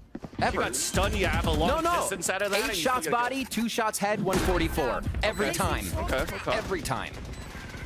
Here we are from Canteen as they try to come back in. Just 3 members as EG look to put this series on game point with 5 in sight. Going to be very difficult, though, for MIBR. You have such a lower buy. Thankfully, you have some sort of headshot coming out from Reeks. And even looking at MIBR, you're trying to contain these players from EG inside this B site. Make it expensive if you're going to try to play the comeback game at EG's map and series point. But EG now decides to move out of the site. And it's still going to be the Rifles, too strong against the rest of the buy here of MIBR. Yeah. Busio with the last kill, doesn't even matter if he dies with the spike. Econ's good. Rounds are good. Match point. And it's map and series point for the Evil Geniuses. EG on cruise control right now, it seems. They just have the flow state between everybody. The comms, the participation on each one of these plays just seems to be outnumbering MIBR every time. And just the way that we kind of saw that approach, right? The kills that Evil Geniuses got there at the last moments were kind of separated for MIBR. They weren't tradable. You know what I mean? A few seconds between each kill means the 1v1s are being won here by EG in that instance. Guns on both sides. The spike is down here for EG. They might kind of expecting a bit of a push round. Look how early this drone is. They're playing it safe, and we're gonna have Boostio come back over. They've switched it up a bit, a triple towards arcade here for MIBR. And they're looking to play full retake with all their guns, really. They only leave one in sight. So JZZ is going to hold B, which seems interesting. You want to be able to deter somebody with paint shells in some way. But I guess that once you have utility on both sites, they're fine with the killjoy of Chosen being there. Nice wall bang, though. FRZ continues to fight. Nightfall coming out, but Demon 1 answers back as the orb gets picked up. There's a lot of ults available now for EG. Yeah. As they're trying to push this forward, but it's still the Rolling Thunder from FRZ instead. Pushing over, opening the doors towards the A halls. As Joggimo's fighting here towards drop. Gets the first one into FRZ. Orbital sword push Chosen away at 50 HP and opens up the site for EG to get the plant. Here comes that rotation. Is JZZ... Oh, he's gonna hit, no, not actually hit by it. Lucio's down, but that's the noise that EG's looking for here. 3v2, different sides as they try to take this for MIBR. That's all the info that EG needed. Already heard Chosen on the top of drop before. Yeah. Now with the door opening, it just now becomes a game of cat and mouse. With the clock and the spike ticking down. One more to go. JZZ pushed back by paint shells available off the kill from Joggimo. Fault line to hit him. I think this is it. Last kill coming in for EG as they take over the series against MIBR, continuing their hopes to make it the playoffs. And Demon 1 tarnishing and dashing those playoff hopes of MIBR with that last frag. No longer in contention for playoff status is MIBR. They face another NA team here for their last week. But it is about EG, and that team is 100 Thieves, sorry. But so 100 Thieves getting that win could be huge as well, as Evil Geniuses is almost trying to match them and then get above them in the standings. Like we talked about, that 4-win group is going to be quite big here, depending on what happens over the next week.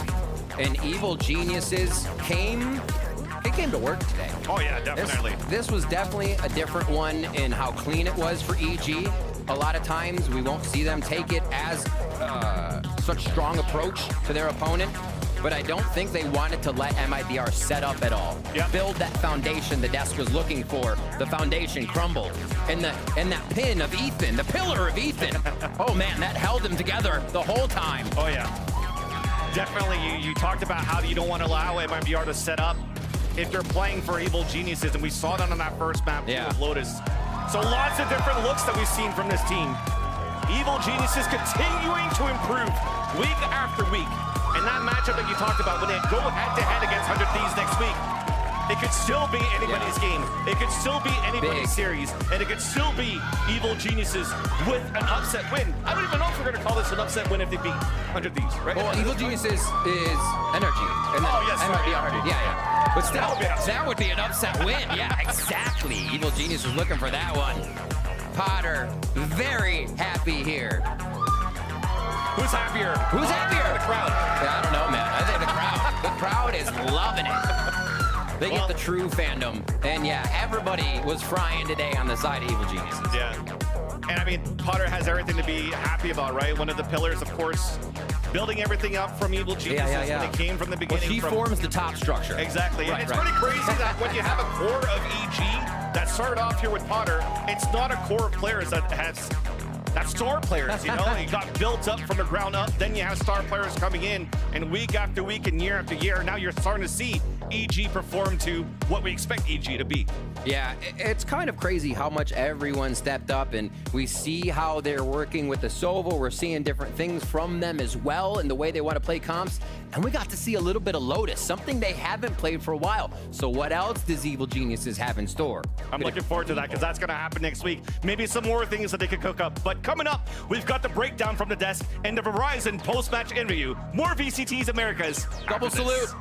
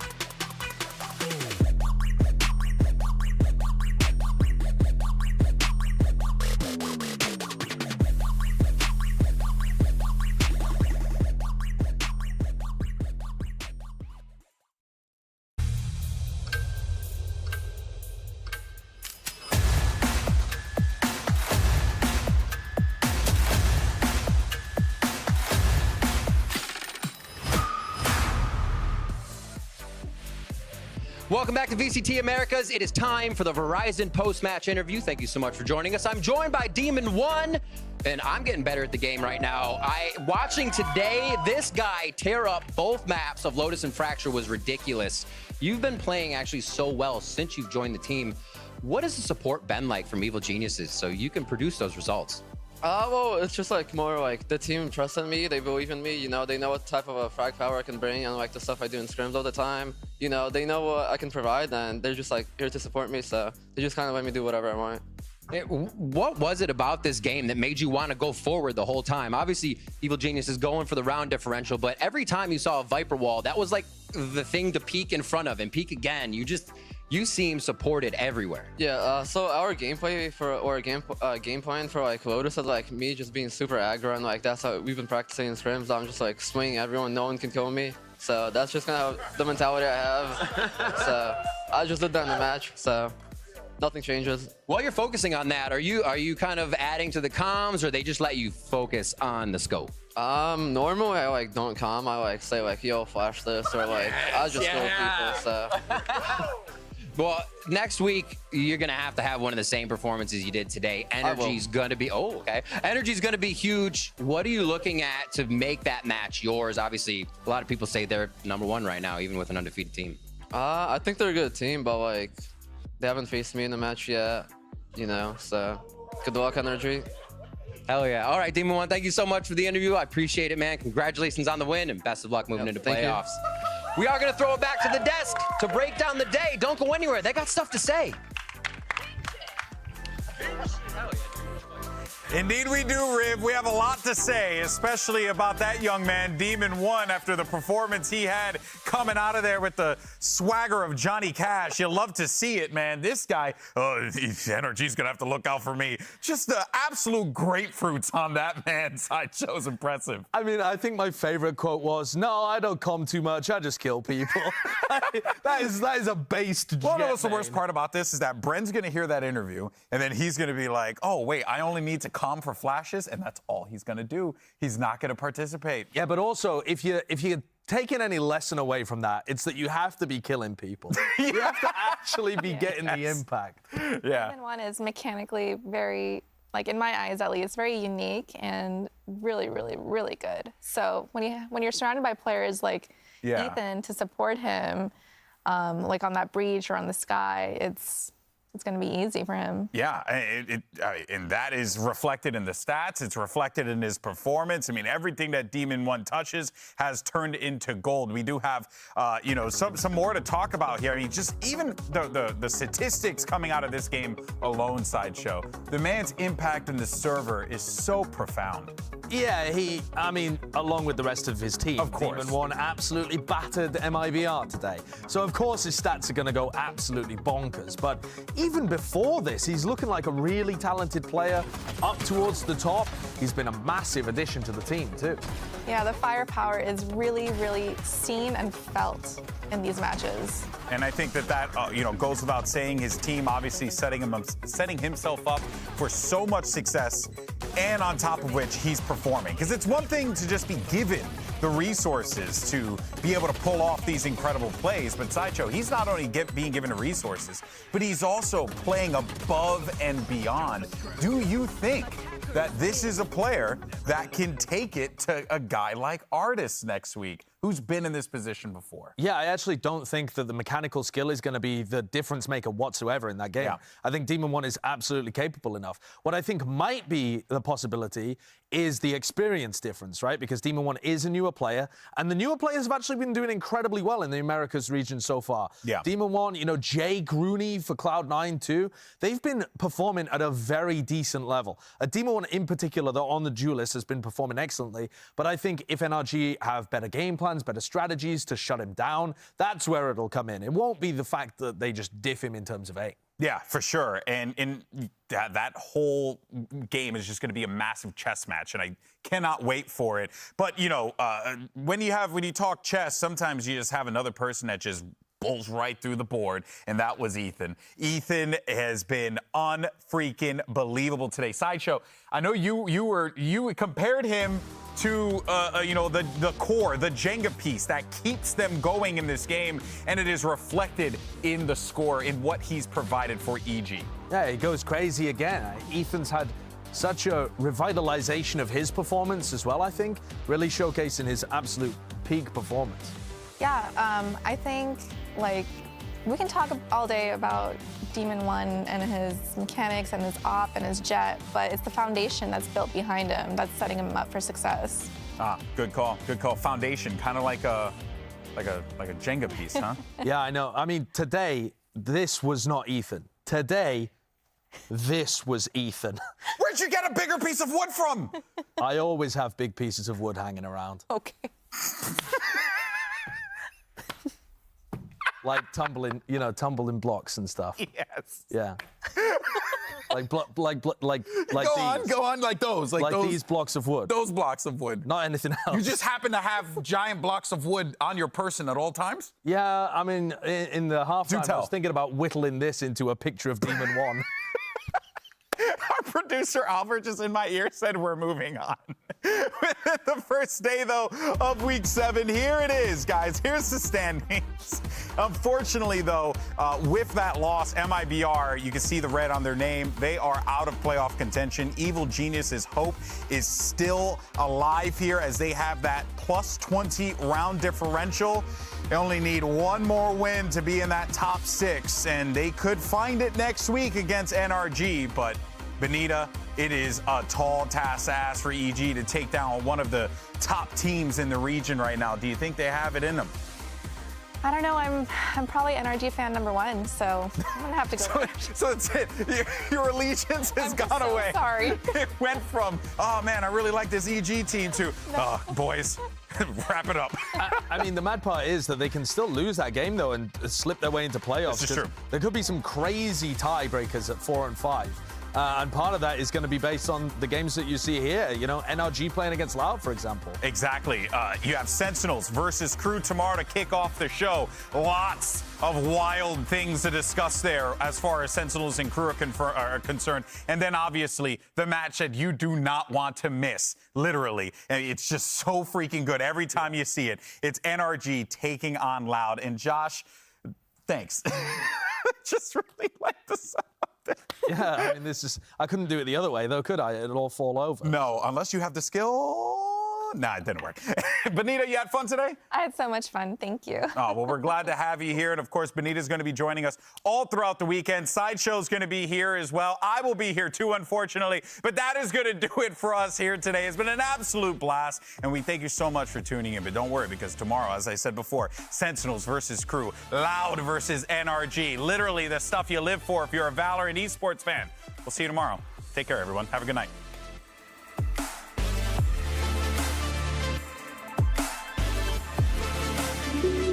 This week, it's North America versus South America in 5 crucial matchups. For the Brazilians, you need 1 and you're in. For the North Americans, they need 1 to simply stay alive in the season. QCK, same spot! Oh gosh, there's still so much damage from the same place! They return to the scene of the crime! A 1v1, the snap is there, but it's just MW playing a game of chicken, daring him to get off the spike! MW with 3, Furia take map 1. Numbers aren't great, but this is winnable! He's gotten into a 1v1, he's stunned, patient, waiting, daring to swing around! And the snap onto DG's a Red Bull clutch! Everyone stacked up off of the flash. Oh, there's a volley! They're seized in the volley! Stellar does not care. Stellar does not care. That's the map. 13-7 in favor of 100 Thieves. And we're going the distance.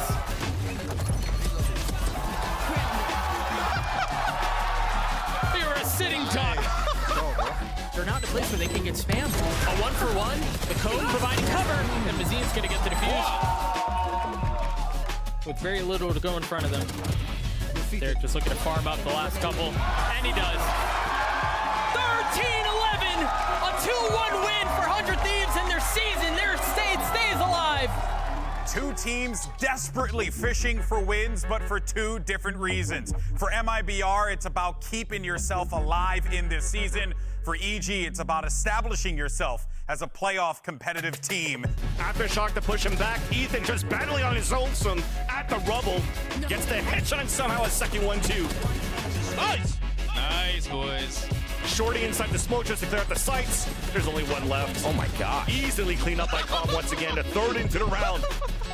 With that timing here, does get the first down. Wait a minute. And a Red Bull clutch.